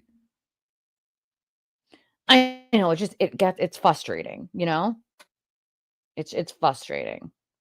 Super duper freaking frustrating because we're all here too, right? Like we're all taking the time out of our lives to do this, like extra time. Like I don't normally do, we're 4 hours and 24 minutes in. Like this is a 6 to 8 week trial, right? And most of us are here the entirety of the day trying to watch this and go through it. And I'm covering it too. So it's frustrating to me because this half day is a day more that it's going to take on this trial. Like, you know what I mean? I normally do maybe 3 or 4 hour streams. I don't really go past that anymore. And so like it gets to be long, uncomfortable, painful, like, being in the chair, sitting in the chair. I obviously get up and stuff during times where I'll just take my camera off because I'm in chronic pain. So it hurts. Like, so it's like, y'all are effing stuff up for everyone, like, and I take the hit, especially on this case, because it means enough to me to get justice, not just for the O'Keefes, not just for the witnesses, but for every person that's been harassed by this mob because of her and because of the sewer turtle. Like we all deserve justice. All of us do. It's unacceptable that it's been allowed to go on this long, right? And so we all want justice. If this was about money, just money for me, I'd have been gone already, dude. I think I made a total of $35 all day long. So 4 hours and 26. You know what I mean? Most days that's what I've been around, like 30 or 40 for like 4, 5, 6, 7, 8. So if it was just about money, I would have already stopped doing this. You know what I'm saying? Like that's not clearly that's not why I'm here. Because if it was, I'd have passed it along to the however many other people are already streaming it. You know what I'm saying? So like it just gets really frustrating that they do this because it's wasting everyone's time. We're all here for justice. We're all here for the family. We're all here for the witnesses and John. And like John gets lost in this fucking circus of nonsense that this mob puts out with the help of the sewer turtle and the drunk Karen Reed to sort of taint the jury pool, taint the public's opinion. And then on top of it, we have to deal with BS like this. You know what I'm saying? Like what the actual hell? No reason for it. And I feel like we'll probably get quite a few of these like half day off like we did last time, and it made the trial much longer. And I know that the judge recognized this because she said something. She said something like, this time we're going to try to streamline. That's the word she used, streamline the trial. But you're not streamlining shit if this is what's happening. Look at how long they've been on this sidebar, guys. Look at how long they've been on this goddamn sidebar. My text. Sorry, I'm on a rant right now. I'm ranting, okay? I'm attempting to rant a little. Like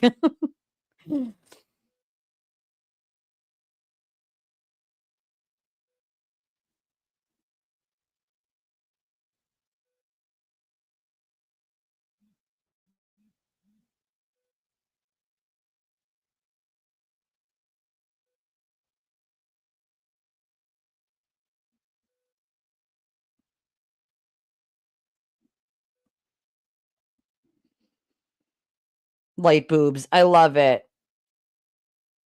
So that was we got a right. Are you objecting to my rant? Don't object to my rant. All right. I'll allow it. I will allow it. I'm a big fan of the rant. Right? I need it. I need a rant once in a while. All right. Like I am ranting right now. Like I'll allow my own rant. Okay. This was the $15 that Willow sent. Thank you, Willow. I appreciate you, my friend. I was just ranting and then I checked her text and then that reminded me to read that. I will check my emails real quick for PayPal, but I don't think there's anything there. I'm on my wrong email. Well, that's not going to help us now, is it? Sidebar so we can discuss it, right? Imagine Imagine if we had sidebars here, like the freaking amount of sidebars. Like Eva sent $7. Thanks, Elise. You're a treasure. All good things are coming your way. I appreciate that, Eva. Thank you, my friend. You know, I feel like, you know, they will one day. One day they will, you know. Yeah, you know, I'm just saying what everyone's thinking. Like, you know what I'm saying? My vape is actually empty. Like, I need to get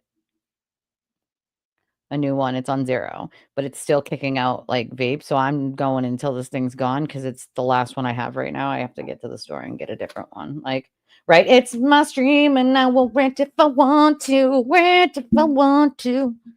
I'll keep my day job. I am not a singer.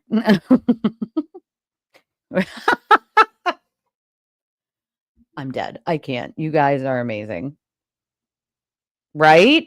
We totally can. I have so much yard space. We could have like a giant barbecue. I kid you not. Like, I do plan on doing something like that, like in the summertime, having like I thought about this. I thought about it. So I've wanted to do this for the last couple years, but I didn't really have like the space to do it. But now that I do, tell me what you guys think, right? Adult pool party. I don't have a pool, but this is what happens, right? I cannot whistle. I can whistle sucking in, but not out. It's weird. Don't ask me. Don't judge me. But hear me out, right? It's a bring your own kiddie pool party. And I've seen people do this, right? And everybody brings their own like kiddie pool, the most outrageous, ridiculous kiddie pool you can bring, right? We fill them all up during the day. You sit with your cocktails, you have your own kiddie pool, right? And you have a big cookout. And then at nighttime, this is what you do. You dump out your pools, right? You clean them out, you dry it out, and you put pillows in it, right? Boop, boop, boop, boop, boop, pillows in it. And then you use a projection screen to put like movies or whatever on. All right, we'll see you Monday. I mean, you could bring your kids too, but they're not cool. All They right. out in the yard. So Tori, you should take care of that. Right? I object to this half-day bullshit. I object to this. Goodbye. Goodbye. Margaret, thank you. Ooh, hot mic.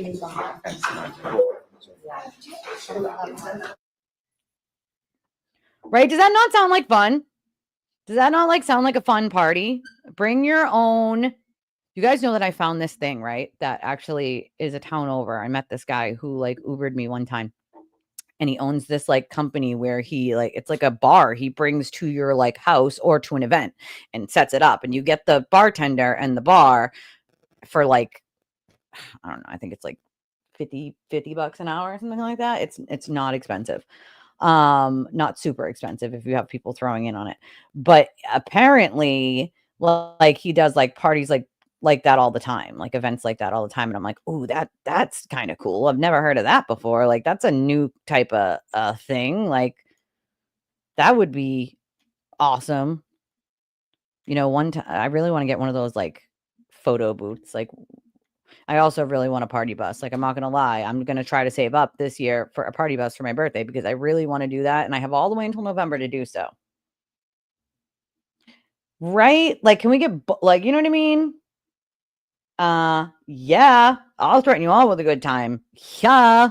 Like, listen, I'm all for like more people, the better. Like when I go to Saco in the summertime, I'm all for like, let's make this like a group trip where everybody throws in and we get like a house this time. Usually we camp like on the beach, like so that when you start your float, you end up back down at your campsite.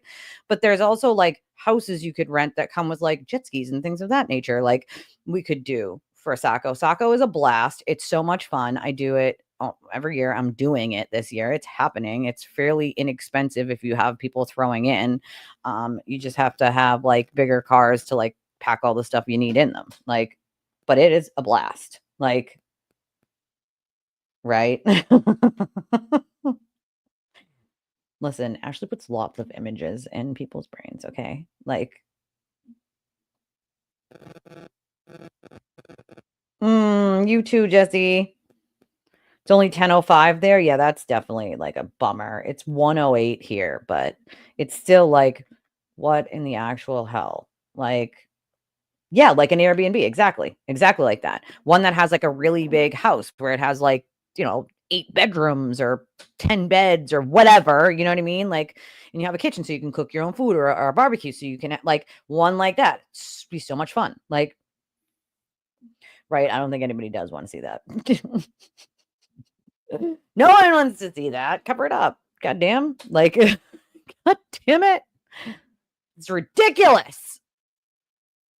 You were born in the wrong country. You can always visit this country, okay? Like, we do have fun. Like, we figure out ways to have fun. I feel like memories is the best way to do it. Like, making memories, you know?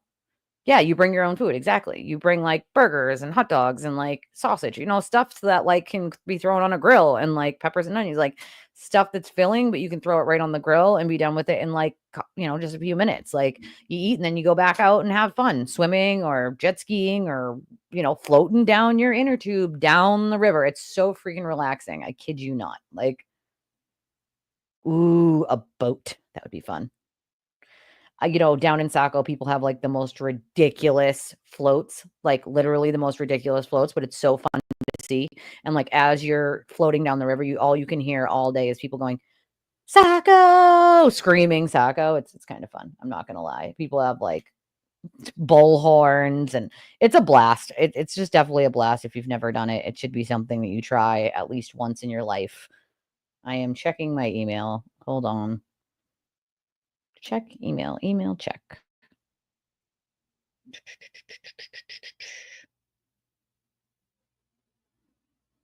Oh, LG sends $10 on Cash App for chicken soup. I am gonna eat that chicken soup too. Thank you, my friend. All right, what is this? What is this? It says I can't preview file. There's a problem playing this video. Why does this always happen to me? Let's see if I can do it now. Hold on. What's happening? What's happening?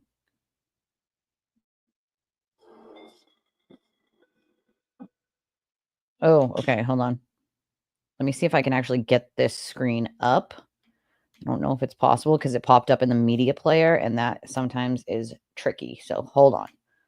See if I can get it. Yeah, it does. It outlives the gifts, right? Like, make memories. Those are the things that I remember from, you know, when I was a kid or young adult. I mean, I guess I'm technically still young in my 30s, but I feel old. My body feels old. I'll tell you that much. Let's see. Oh, why is it not popping up? Hold on. Window, media player. Here we go. Boop.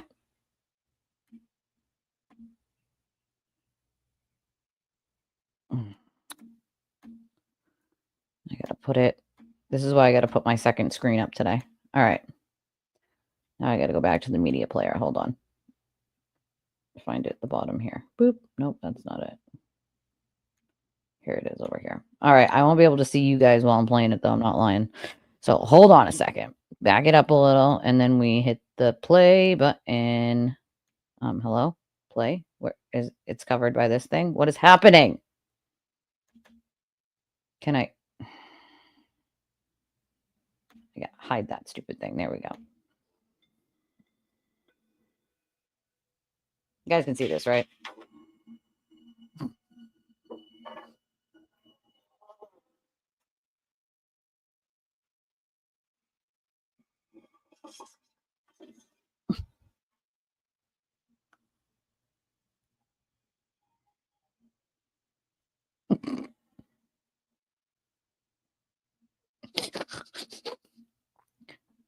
I mean, fair assessment, Ash, fair assessment. Fair assessment. Like, tell your nephew we need to borrow his yacht. We need to borrow his yacht. There really wasn't any sound that was like it. You're not wrong, though. You're definitely not wrong. I mean, it's a fair assessment. I'm just saying it's a fair assessment. Like, my shirt's also a fair assessment. Like, I'm just here to establish an alibi. Just that, all right? Like, we need to borrow that yacht, though. You need to tell him, like, you know, we need to borrow it. Well, that's the thing, right? You guys have to remember that, like, their attorneys have a gag order, right? Her attorneys have a gag order. So, like, they can't say shit, but she can. And also, then she can use like she does, the idiot content creators on YouTube to just spin whatever narratives she wants for the entirety of the weekend. That's what's going to happen. Literally. Like, that's literally what's going to happen. So, you know, oh, you like that one? It's called Karma, and it's spelled ha ha ha. This one says, I serve my sarcasm daily and don't make me poison your food. You know, I really want one of these that lights up, like with my channel name on it. That would be so cool. Or one with my own name. That would be cool too. Oh, I never, Alma, would get tired of cookouts. That's for sure. I love the outdoors, like, especially in the summertime. Unfortunately, I have pots, so it makes it difficult. But if I'm in the water, I can sort of cool down. So it's cool, but I need to have shade and be able to cool myself. Otherwise, I feel like I'm going to pass out when it gets too hot. Also, why I probably need to get an air conditioner in my house. We do not have any yet. So that's going to be one of the top priorities here. Like, but now we have all weekend. All weekend. Jury's got all weekend. But Monday is going to be quite an interesting day. Monday, we're going to have ARCA. Monday, we're going to have this voir dire of ARCA and see if they bring any of the documents that they were told to produce and bring with them.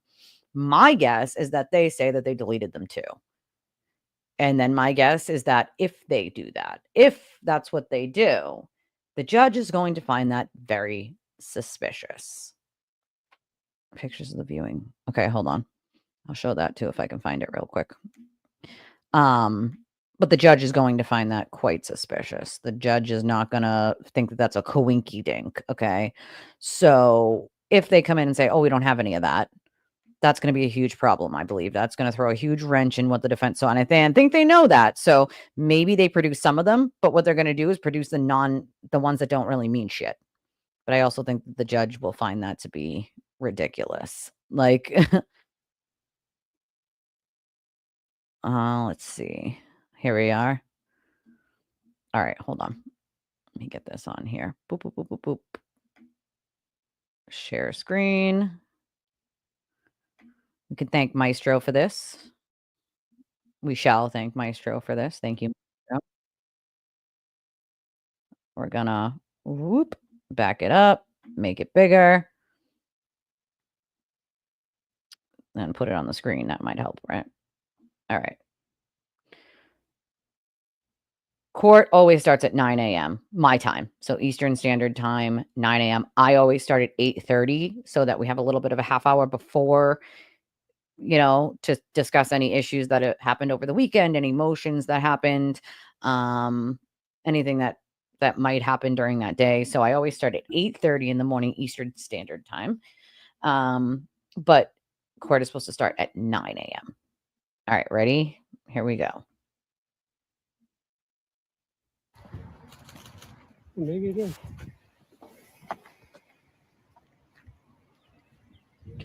It's Karen's Lexus.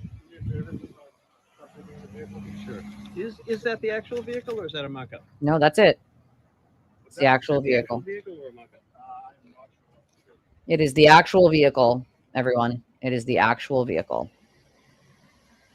It's not a mock-up. That's it. See how they ripped out the infotainment system inside?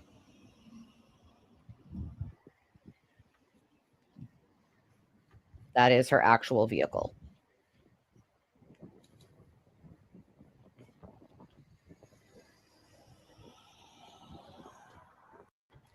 So that was it. Maybe it is.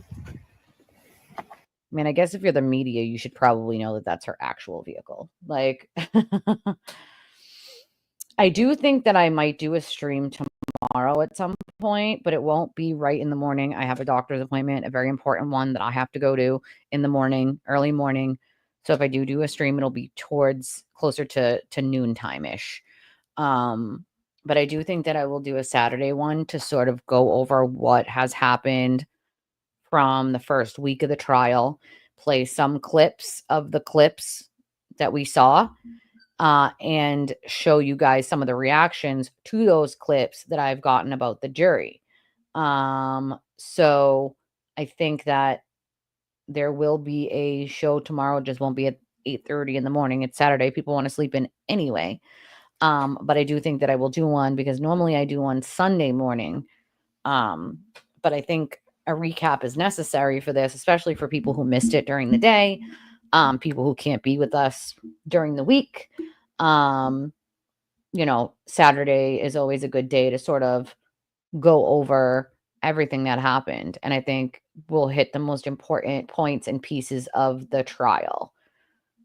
You know what I mean? Like, we also have my Discord that we can do stuff there too. But no, she does not have physical custody of it because it's evidence in a case. And you don't usually get stuff like that back until after the case has concluded completely, if it's yours. If you ever get it back. It's a big if. Yeah, make sure you guys have your notifications on always. I usually put it in Discord, and I also usually put it on the Facebook page, Karen Reed is Guilty Facebook page. If you're not already on that page, you should join that page. But if usually I give a heads up on those two platforms before I go live, at least a few minutes with the link to this live. As long as I have time, I always try to do that. I put it in Discord usually so that people know that I'm about to be live, so that, people have a heads up. But it will definitely be, right? Give her a ticket. It's defective. And yeah, she definitely had payments on it. She never owned it outright, but I think she still had to pay the payments after it was seized. And rightfully so, But the jury won't be there Monday, That would be so fun to do like Christmas in July. You know what I'm saying? We can always come up with something fun, I feel like, So no, the police have it. This is their this is her Lexus. But the police, it's in their custody. So they had to bring it out here for the view and place it there by instruction from the court. Like, this is all logistics that they had to get set up to do this. And then they take it back after the view. So it's not in her custody. It's in the care and custody of the state, the police, essentially, But, I mean, look at the thing. Okay, you know what I'm saying? You're missing that taillight because they took the whole housing out. And then there's the scratch, the dent, and where they found the hair. So they mark off those with stickers or whatever to show where the things are that you should be looking at. So it's important. You know what I mean? It's important. It's important to make sure that they can see. And also you can see when they looked inside, the infotainment system and the ER system has been ripped out so that they can get all of the information from the brain of the computer inside her vehicle. And those are the things I am literally looking forward to, is hearing what more of that car data did they get. And we haven't gotten to all that yet. And I'm dying to know if we're going to get to some of that next week.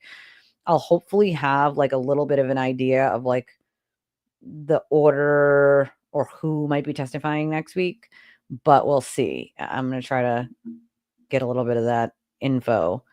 But it's a little cray-cray. It's a little cray-cray. It's a little bit cray-cray. Everything's a little cray-cray when it comes to this trial. Not that it wasn't in the first one, because it was, but we're dealing with, quite a bit of these things that happen when it comes to half day, this, that, the other thing, So let's hope and pray that we have full days next week, all day. I haven't heard yet of anything that wasn't going to be a full day next week. So let's just hope. Okay. Let's hope and pray. Mama Bree sends $25 as a donation. She said, for pizza, of course. Thank you, Mama Bree. I appreciate you, my friend. I appreciate all of you guys. I really do.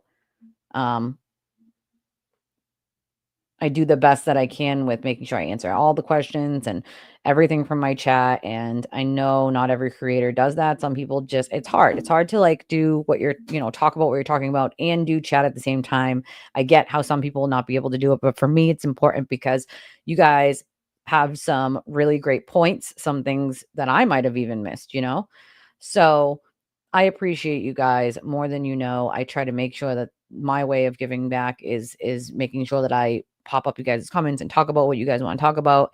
And I do the best job that I can, you know, with trying to get real-time information and doing chat and showing the trial. And not going to say it's easy sometimes. It's definitely not easy sometimes, but I do the best that I can to make sure that oh, look, you're so welcome, Ethel. Some people don't know how to comment on X, so I am totally impressed that you figured it out. Most people who watch from X have no idea they can actually comment. X is kind of difficult. Doesn't even show you that you can comment. Is there anywhere else like YouTube that would help? Yes, YouTube is always helpful. If you go search me on YouTube, Twisted Tragedies, and you find my channel, liking and subscribing there. And then you can join the live chat here. I think you would love the live chat here, Ethel, because that's where most of the chat happens that I pop the comments up from is in YouTube. So yes, it's definitely always helpful if you come from X and hit the like and subscribe button on YouTube, and you'll get notifications when I'm live that way as well. I think X also tells you, but I'm not sure how it does notifications over on X. But I usually stream on X and YouTube at the exact same time. So there are people watching on X right now and YouTube. Funny enough, most people watch on X, probably because we have hate watchers and some of them are banned from ever commenting on YouTube. So they probably watch from X. But we also have a lot of people in the bushes who prefer to watch and just stay in the bushes. And they text me, you know, to tell me that they're in the bushes, which is nice. But I appreciate all of you. And I do the best that I can to make sure that like you guys get what you guys want out of content, right? Like I always said to myself that if my channel grew and got bigger and bigger, like I would just slow the chat down, right? Like, because eventually it starts going really, really fast and you try to catch all the comments. But as a creator, I can stop it at any point where I want, not necessarily slow it, but stop it. You can slow it on YouTube, but it doesn't really slow it much. Stop it and then just go through the comments, and you can skip some, but you're going to see the same names over and over. So as long as you're hitting most people's comments or what most people want to talk about, like, I don't understand why other creators don't do it. I get it. Like you want to focus on what you're talking about, but at the same time, there are very important things that the chat has to say. There are very, like, some people are like Freak and Maestro, like they're very good with tech. You know what I'm saying? Like Bree, she does accidents. Like this is literally what she does as a job. So like her input is important. You know what I'm saying? Like Leah used to be a state trooper here in Massachusetts. Like her input's important. Like everybody's input on certain things are important. And some people might have better an understanding of things than I do, right? So I always feel like it's important to get everybody's experiences from all over the place and put them together as one, because how do you figure something else out, right? How do you figure it out if you don't talk about it together, right? Like I could talk about it until I'm purple in the face, all right? But if you don't take other people's perspectives and what other people see and a fresh set of eyes, like that's how cold cases get solved, right? A fresh set of eyes, someone else's perspective, looking at the case, finding something that people have scoured, trying to figure out what could have been missed and never find it until they retire. And then another set of eyes comes on and they finally find something. They find something. And that is why it's super important to take your audience and immerse them into what you're doing and get their input too. Because if you don't, I feel like you're sort of missing out on that kind of sense of community, and you're missing out on a bunch of really brilliant, smart, intelligent people. Like, you know what I mean? Right? we could all thank Yannetti Spaghetti for that, Brie. It is what he does. Get off of my ROAD. That's what they should be telling her, Lexus, right now. Get off of my ROAD, Lexus. Like, they definitely took that thing already back to the state police barracks, I'm guessing, or wherever they hold it. Like, that's the thing. Having different perspectives and different opinions sort of helps figure it out. You know what I mean? Like, and it takes more than one person to figure it out together. And I think it's awesome. Like you guys always are welcoming to newer people and you interact with them in a way that I'm very proud of when it comes to this community. So I love all you guys. I appreciate all you guys. And Ashley said, I spoke to another attorney today and she absolutely believed, based upon the evidence, that Karen Reed is guilty. I've spoken to many attorneys. Funny enough, none of them are on YouTube as attorneys. Some of them have X accounts, but none of them are on YouTube as attorneys. And every single one of them thinks she's guilty. What do they think about the YouTube attorneys that get on there and lie? Well, they think the exact same thing I do, that they do it because they get many, many, many donations from FKR. That's just the reality of it. The money is not on the side of the truth, and it's in the salacious conspiracy that people want to believe in. Okay. Free Karen Reed, if you notice any of those channels, it's constant donations. Running. Like, so they know that's, I mean, I think, what was it, Brandy? That was the girl, right? Who said like, oh, well, you know, Turtle Sewer is a douche, and I don't agree with anything he does, and Karen's probably guilty, but you know, this pays my bills, so I'm just gonna keep doing it. Like, integrity is a fucking thing, people. And what kind of person would I be if I just said shit that I didn't believe to be true? Once you figured out that she was guilty, and a lot of people were duped in the beginning, even I, okay? But there wasn't any evidence out then. So if you couldn't figure it out based upon the actual pieces of evidence, or if you did figure it out and then you continue to just say like, okay, well, I figured it out in my head, but I'm not going to tell my audience that, because then all of these people will smear and lie and attack me, then that's probably not the kind of audience you want to begin with, right? Because like, I don't want that type of audience. I don't care how much money they throw. I don't want an audience that's going to smear, attack, defame, make false reports, and do all the things that they do because they don't like my opinion on something. We can agree to disagree. I'm a civil person. Like, that's cool. Like, we're not always all gonna agree on everything. You know what I mean? Like, it doesn't make logical sense to me why you would want those kind of people in your streams. If those are the types of people that send you money, right? One time, if they don't agree with you, that's what they're going to do. That's not the kind of community I want. I don't care how much money it brings in. It's not. And if you're willing to sit there and lie to your audience about something you know to not be true for dollars and cents, then what else are you willing to do exactly? I mean, Larry makes fake press passes. Will likes to disparage other people based upon how much money they make, or whether they're rich or poor, or what kind of job they have, but he lives in his mother's basement. It's hypocrisy at its finest. I don't give a shit if you make $1 million, you make no dollars. I'm not here to judge, and I don't judge. I refuse. It's not my job to judge.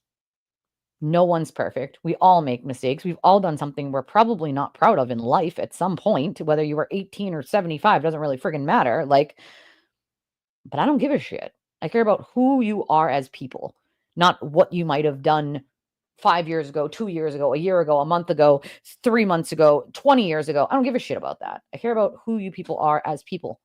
You know, right? Like, not what other people think of you, not some other creator and what he thinks of everyone. Like, it's gross. It's gross. Like, well, that's what it is. That's all it is, really. Like, right? I don't think he regrets it. I don't think he does at all. Probably brought him at least 20 or 30,000 more people and donations, you know?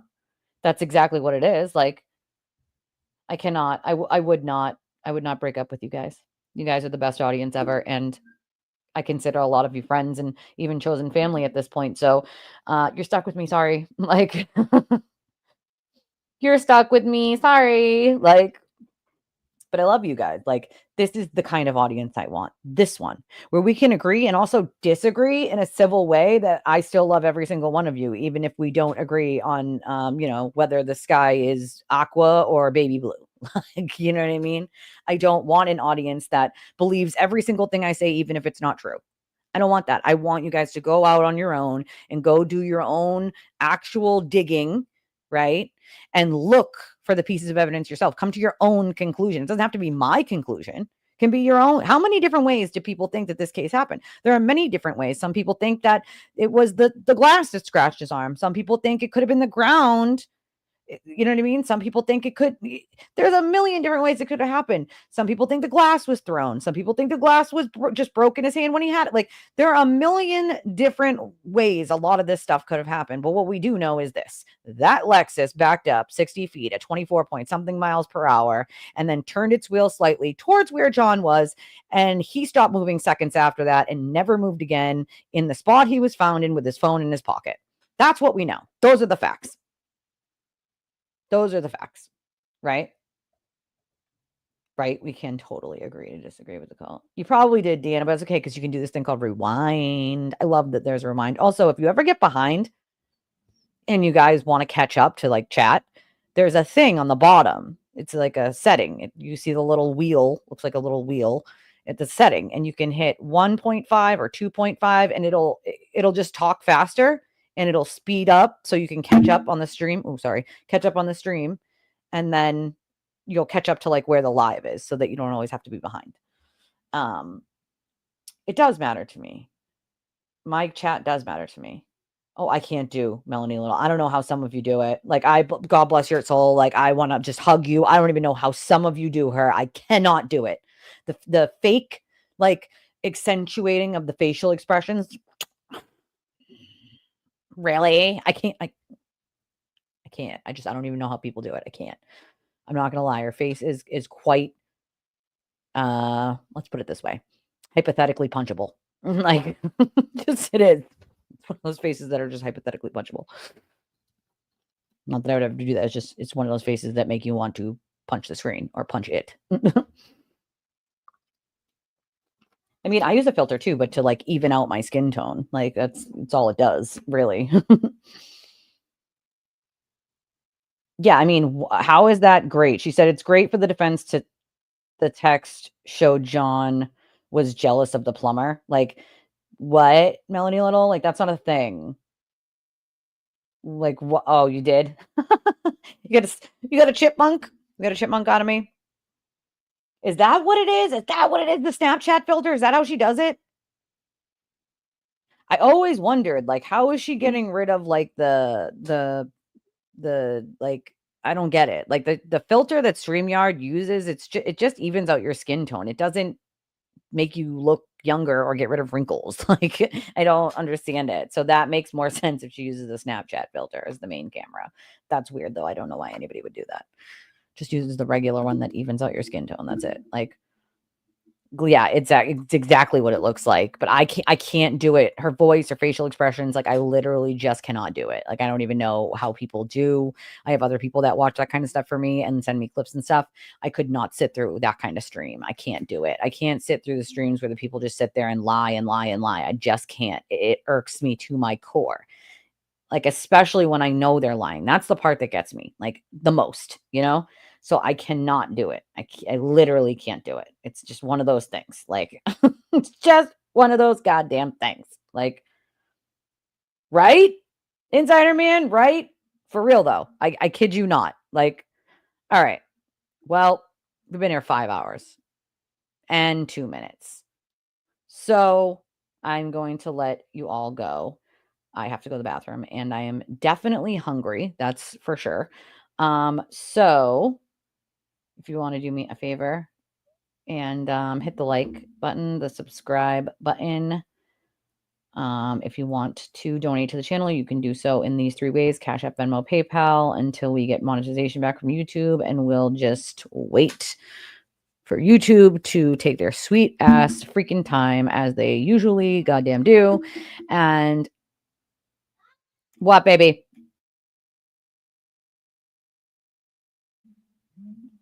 Sorry, my little was said she heard a weird noise, but it's just the neighbors outside. I can hear it.